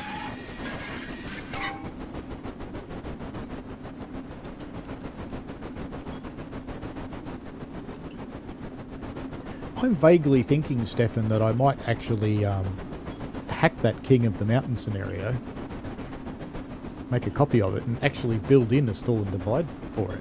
So you actually have to stop somewhere and tie down some of your train and then take the rest on and go back and get the first bit. I actually kind of like that idea, you know, the more I think about it. Kind of think it's kind of cool.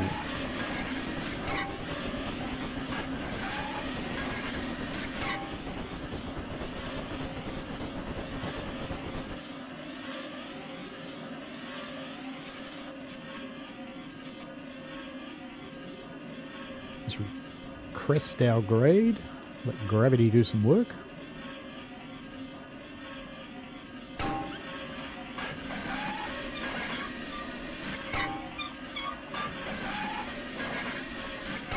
The squeakiest lever ever.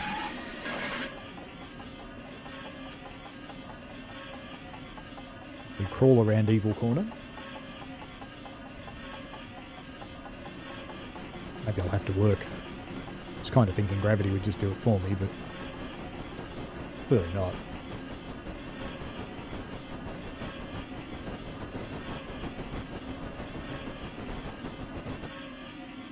Stefan says they used to have to do. There's a few photos kicking about. I just don't think the signals will let you pass with a train in the block. You could take the signals out.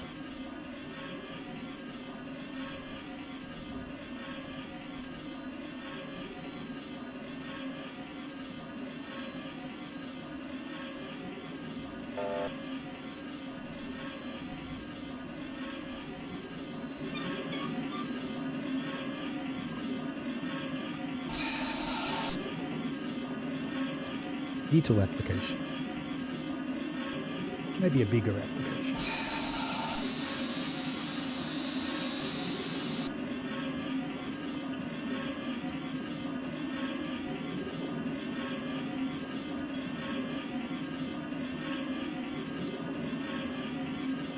Yeah, you could turn it into a free roam, I suppose.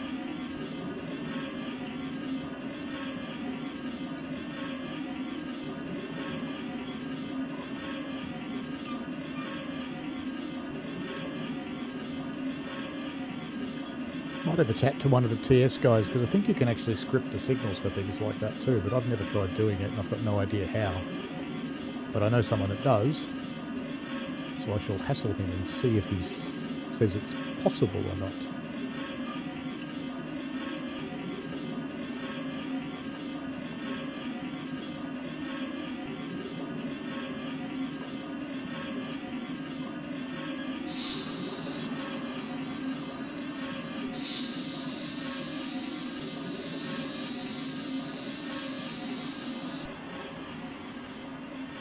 Cruising along. 7 miles to go until Springfield, which is our final destination. I think there's a bit of mucking around to do at Springfield though, if I remember rightly. Yep, got to go through the triangle and turn around and stop in the Loco Road.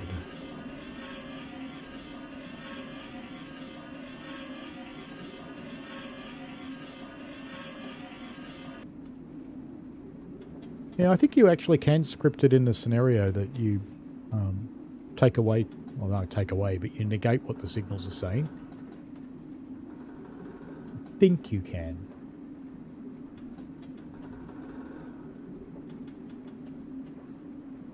I think there's a couple of places on the Harlem line where they do it in TSC.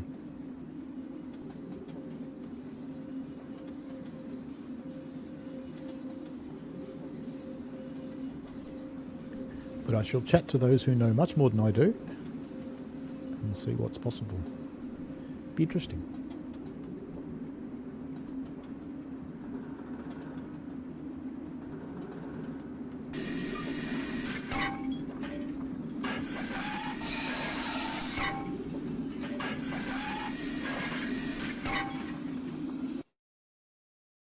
Well, there's a good camera angle. I'm pretty sure we're inside a hill and the train's in a tunnel. So there you go.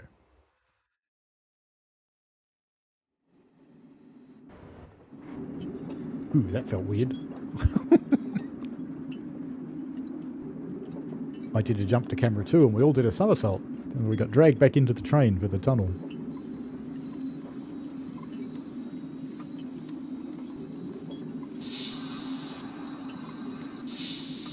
Yeah, I think so, Moon Rabbit. What I'm not sure about is, are those rescue scenarios at a point on the route that there aren't any signals? But I think I could actually delete the signals too. And you could leave the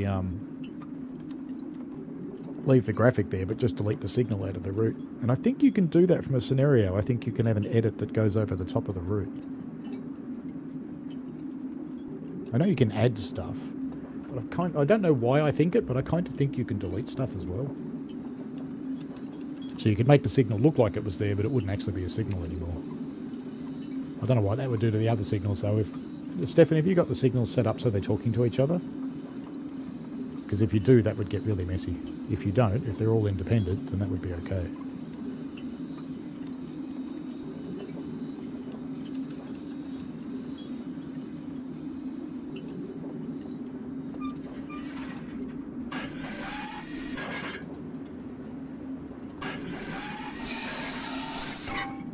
Of course it popped me out of the cab just as I was going to apply the brakes.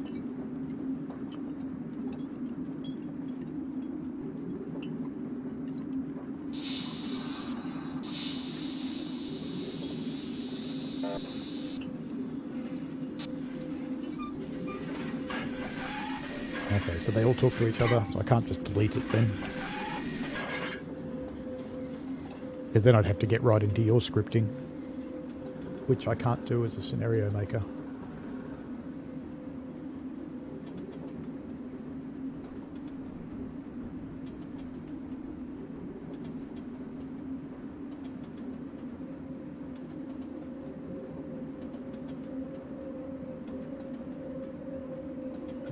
Almost at that corner again.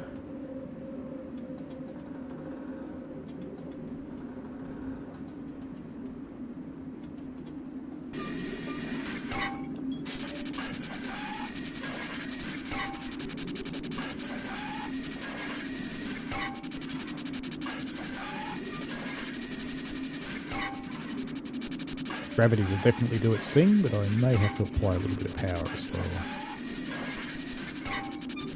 So gravity doesn't do too much of its thing.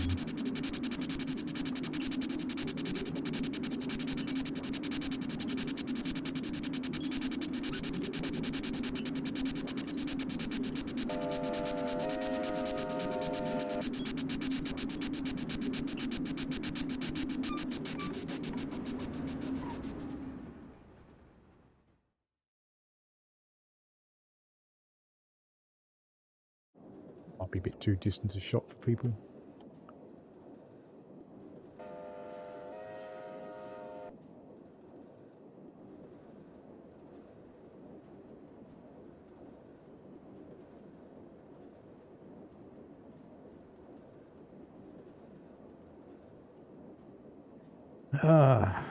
Otarama Bank, notorious for stalling trains. Yes.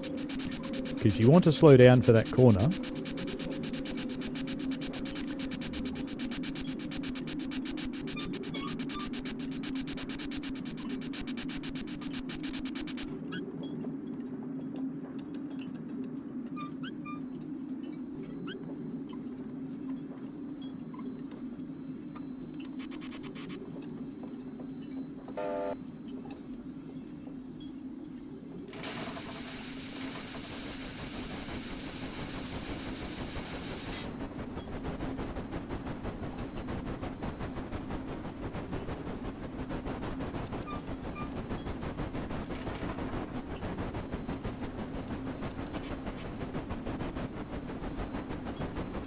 Maybe I should have started up the booster. What do you reckon?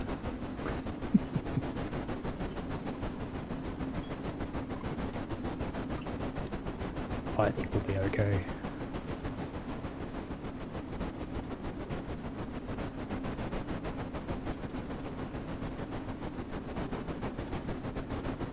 Wait for the corner, that's for sure.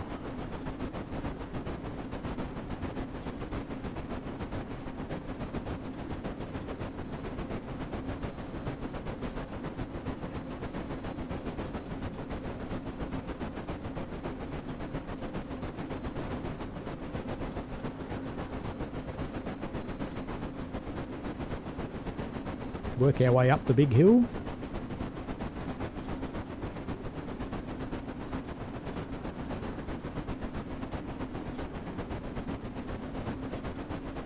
So Otarama would be one of the places we're using the booster.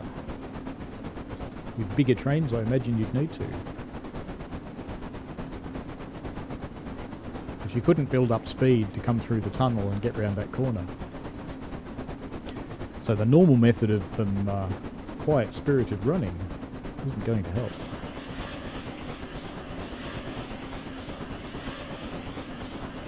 Oh, a 10-mile limit coming out of the tunnel.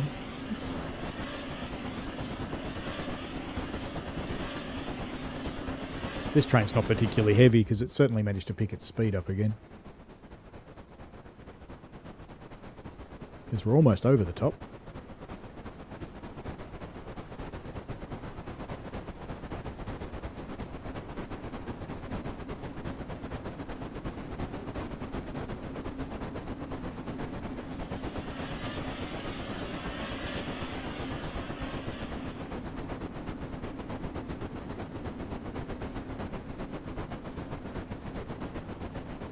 You wouldn't want the grade to be much longer though, because it's cresting now and it's starting to slow down.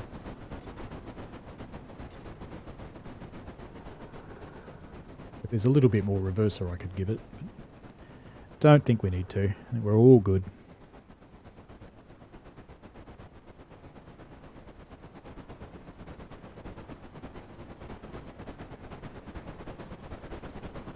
Crank this right back now that we're running downhill. Still speed up. Ready for the next little hill.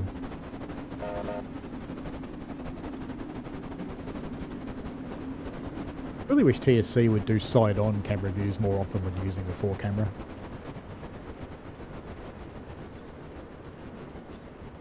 Welcome back, Coaster Coaster.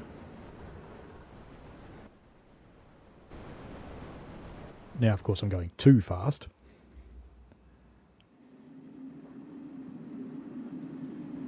Just in case I stack it.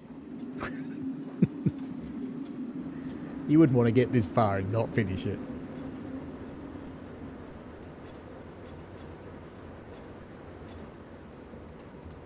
Red Rabbit says, I think there was a time when number 4 cam didn't favour direct over the line position and chose the side instead, but Dovetail broke it. That's quite possible.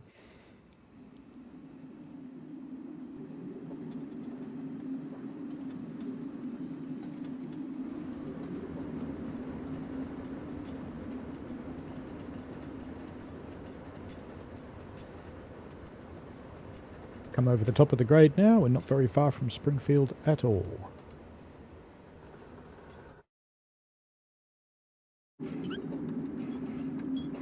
A fair chance I'll be drifting the rest of the way there, so may as well get this open, which is very difficult from this angle. I could have just gone into the cab and done it properly, but you know. Looks nice in the sunlight.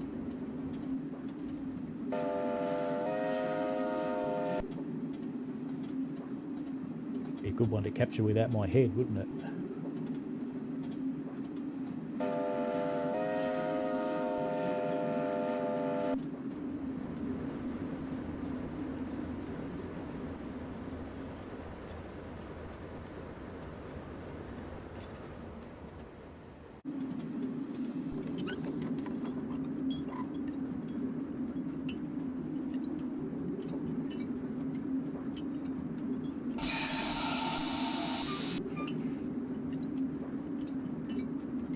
That was interesting. I had the cursor focused on YouTube and Rail Driver was doing things to YouTube. That's a bit weird. That's okay.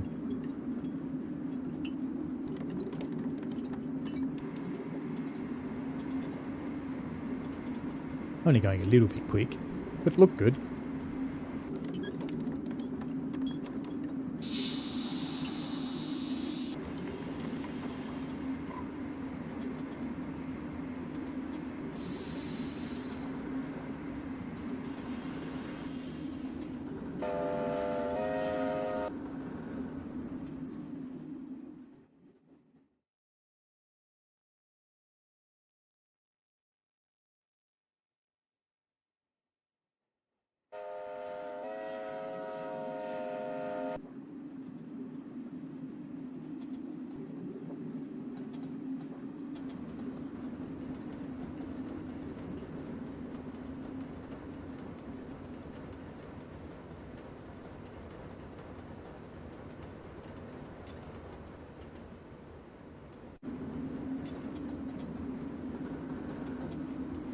That one had a cursor in it.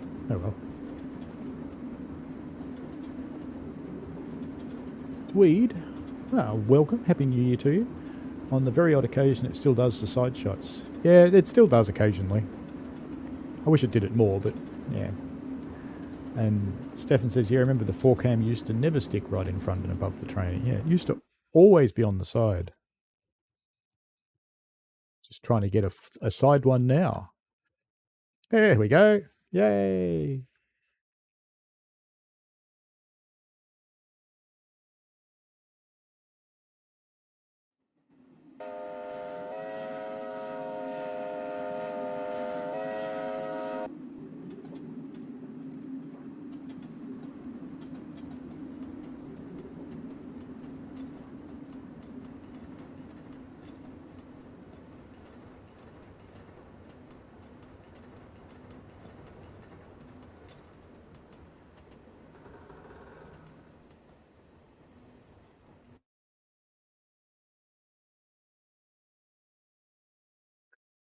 Get one without a cursor in it.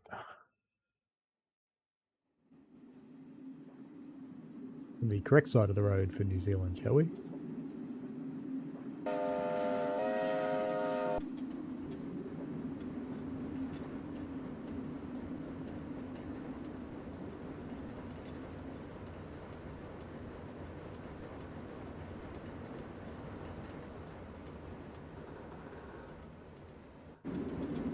Just grabbing a few sunny shots for promo videos if you're wondering while I'm here. And yeah, it was interesting watching it go through the grass, and the locomotive went grass coloured for a while there. And yes, it is a little bit quiet, Mr. Coast to Coaster. We've had a few people drop off. We were sitting on about 27 at one point, and we're down to about 10. So we've got the dedicated people who have stuck it out for all this time.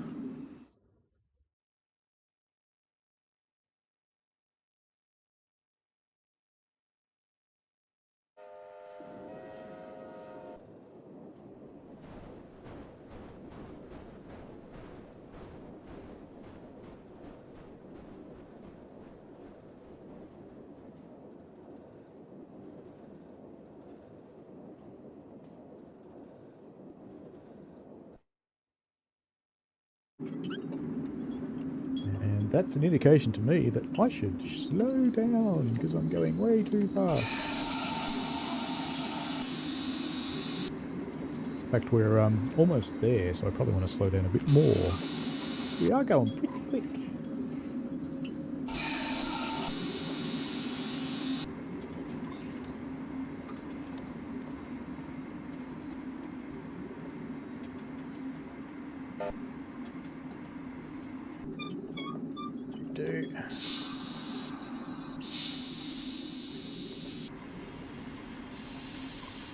Hello, Mark B. Happy New Year to you as well. Welcome to 2023.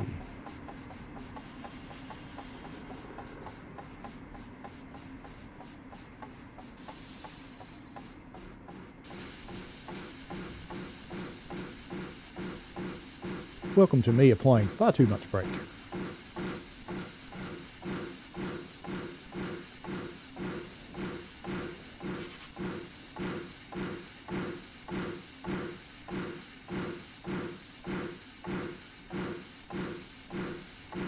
My head back on now.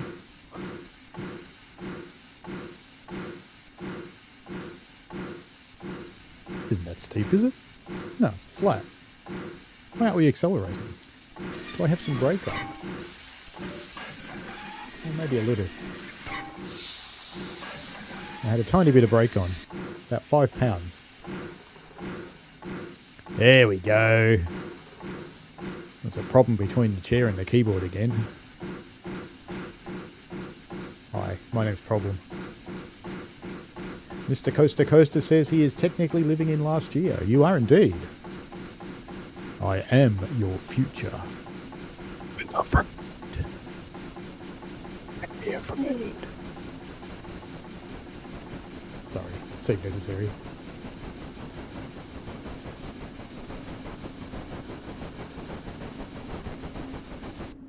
Nearly there.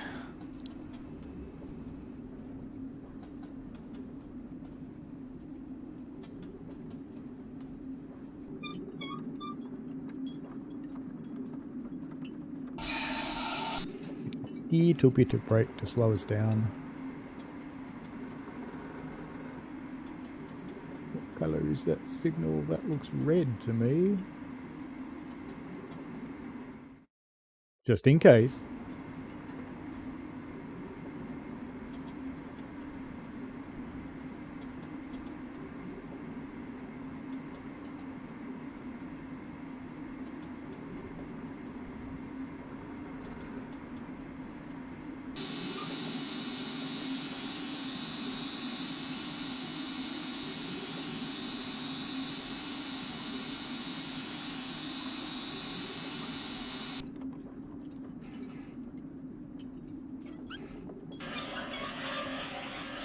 That signal does look kind of red. Hopefully it's got an indicator on it that says it's not.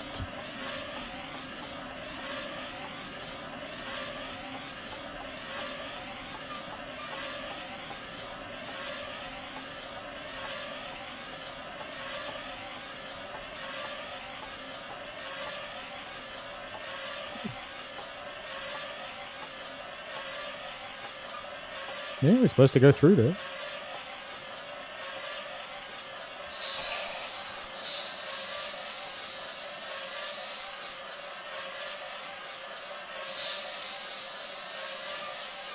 I think I see a little indicator on the bottom.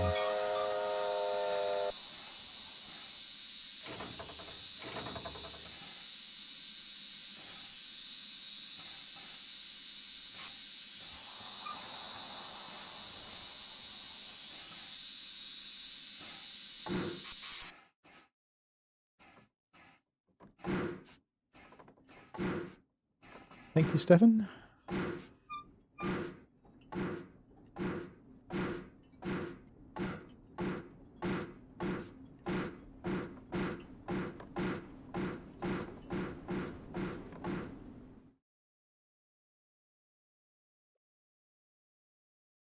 How did I end up there? All of a sudden. Where I wanted to go was here.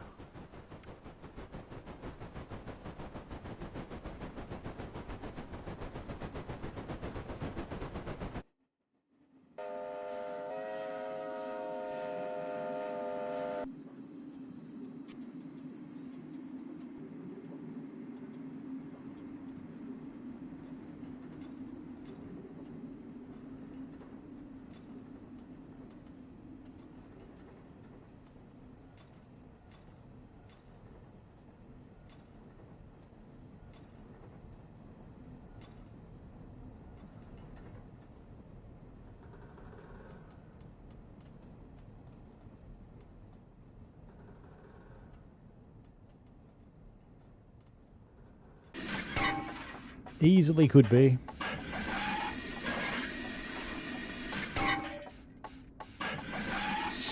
Says he's slowing down with just the train brake because it's the only thing you can reliably do out of the cab.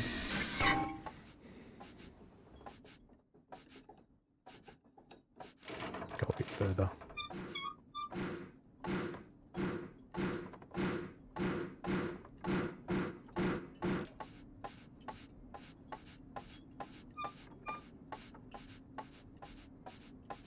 Yeah, it could be, Stefan. Who knows? I was taking advantage of it being nice and sunny and not having dull weather. Pop up a few more short little promos because they never hurt anybody.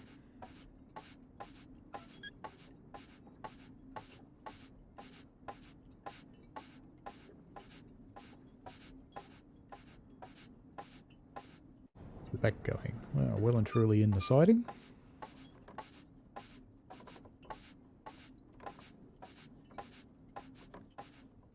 Who's going to laugh when I drive off the end of the triangle? Because, you know, been there.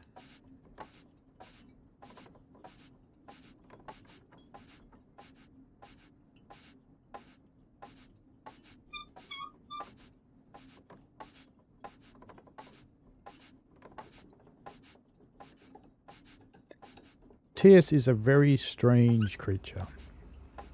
Definitely have to give you that.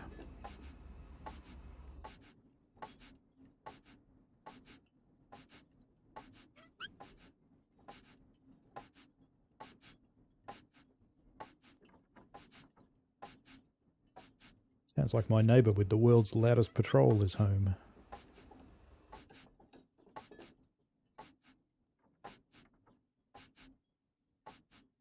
You can smile, Swede. It's allowed.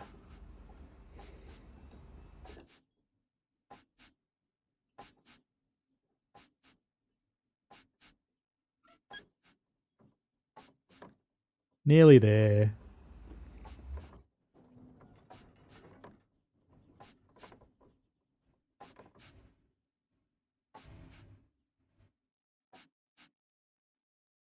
Would end up one of the moments where the driver goes, oh, I'll just crank on the regulator a bit.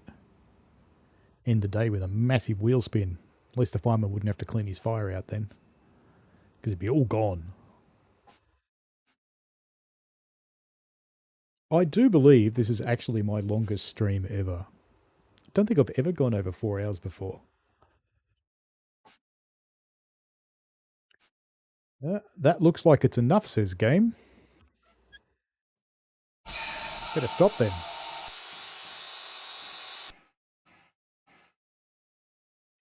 Very long indeed. Now wait for this super long stop bar that's going really slowly for some reason, Stefan. There we go. You've arrived in Springfield. Uncouple your train from the tender and proceed to the triangle. Good job. Alrighty. It's going uncoupled. Shouldn't have any tension, so we should be able to just do this.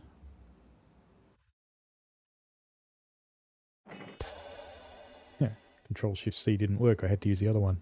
Your eyes hurt, Mr. Coaster Coaster.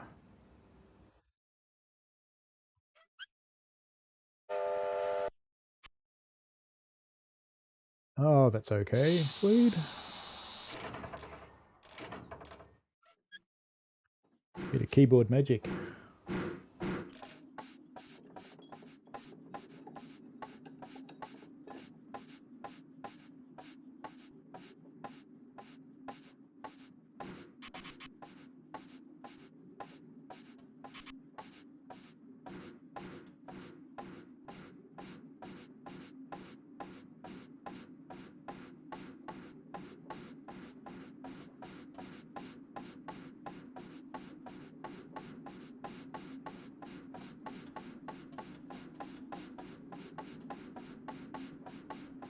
I did see that weird artifact where the booster thinks it's going on a different track.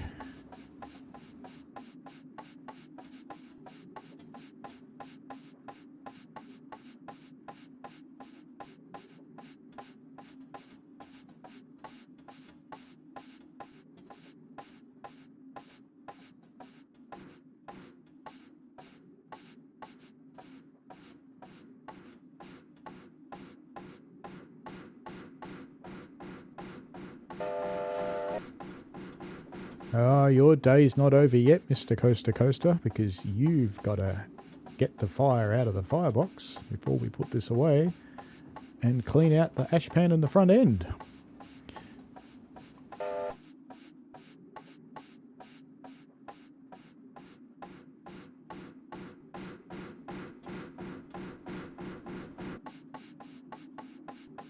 While the driver wanders around and checks bearings and does all sorts of fun things like that. Which coal have we used? Quite a respectable amount. I suppose I really should be checking that these points are set for us, shouldn't I? And it is. So put your hand up if you've driven off the end of this triangle.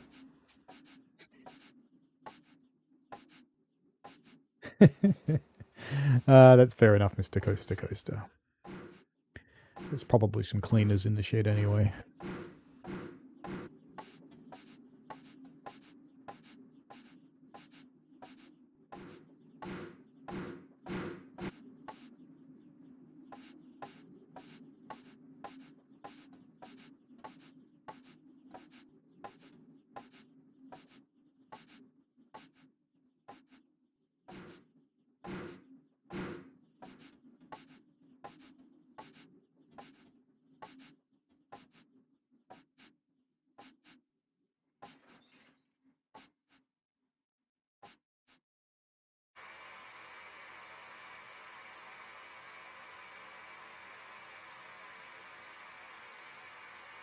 Weed says he's launched a few things off there at ludicrous speeds.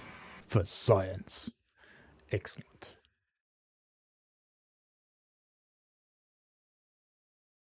You sound a little like me.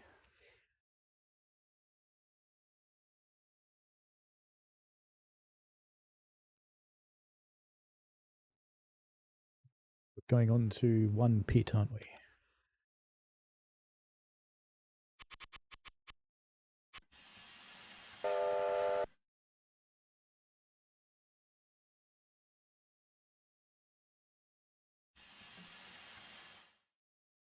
The only thing I've ever derailed in real life was a ganger's trolley.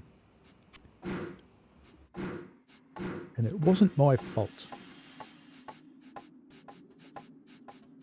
I was crossing at a road crossing, and unbeknownst to me, they had laid new asphalt that day, and they had not put grooves in down the sides of the track because road workers. And my little trolley hit the asphalt and did a 90-degree turn and took off down the road. It was pretty funny.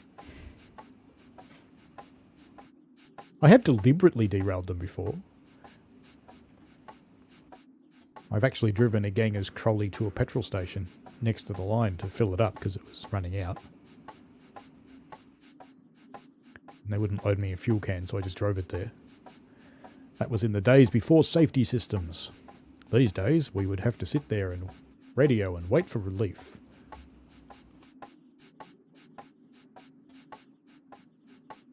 The shenanigans aren't allowed anymore.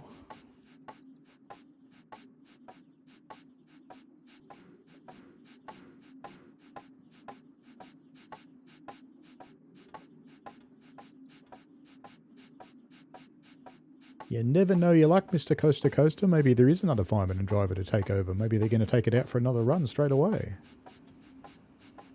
They'd probably want to put some water in it. I suppose I could do that. But no. We're going into the shed.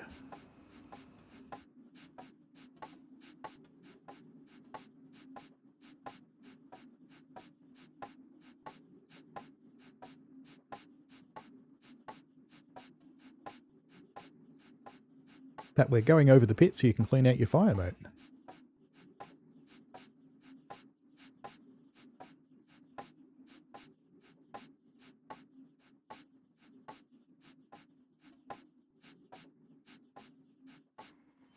And there we have it. Let's get in here and start turning stuff off.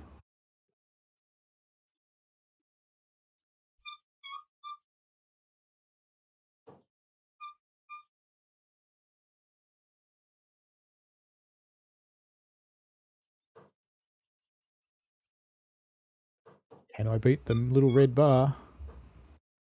Actually, it wants to be in the middle, doesn't it?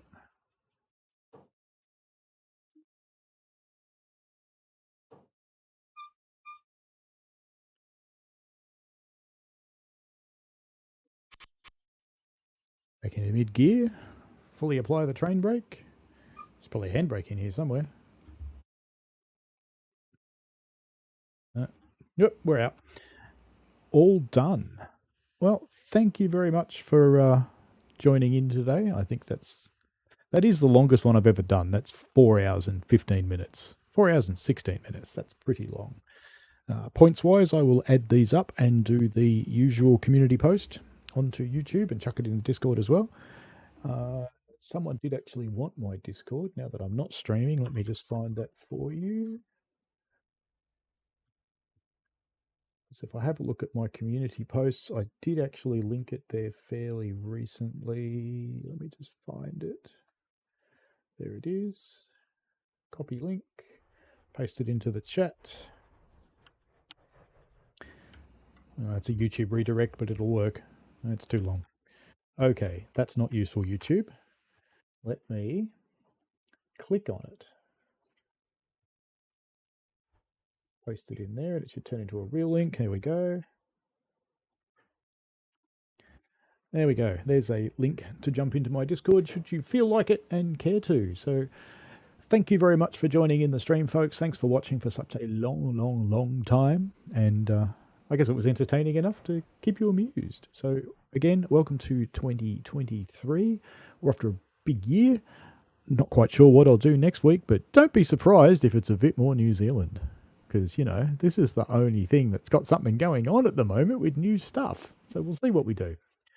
All right, folks, thanks very much and enjoy yourselves. Give it a thumbs up if you're not subscribed. Consider doing that. And you could always join up as a member if you want to, like Brad. Thanks heaps, folks. Enjoy. See you later. Oh, and the loco's really cool, by the way. So, good stuff. It's coming out pretty soon. I'm not sure if Stefan's got a confirmed date or not. I won't reveal what I know it to be because I don't know if he wants that revealed at this moment in time. I'll leave that with him. So we'll have a brief pause while Stefan catches up and decides whether he wants to put a date in the chat or not.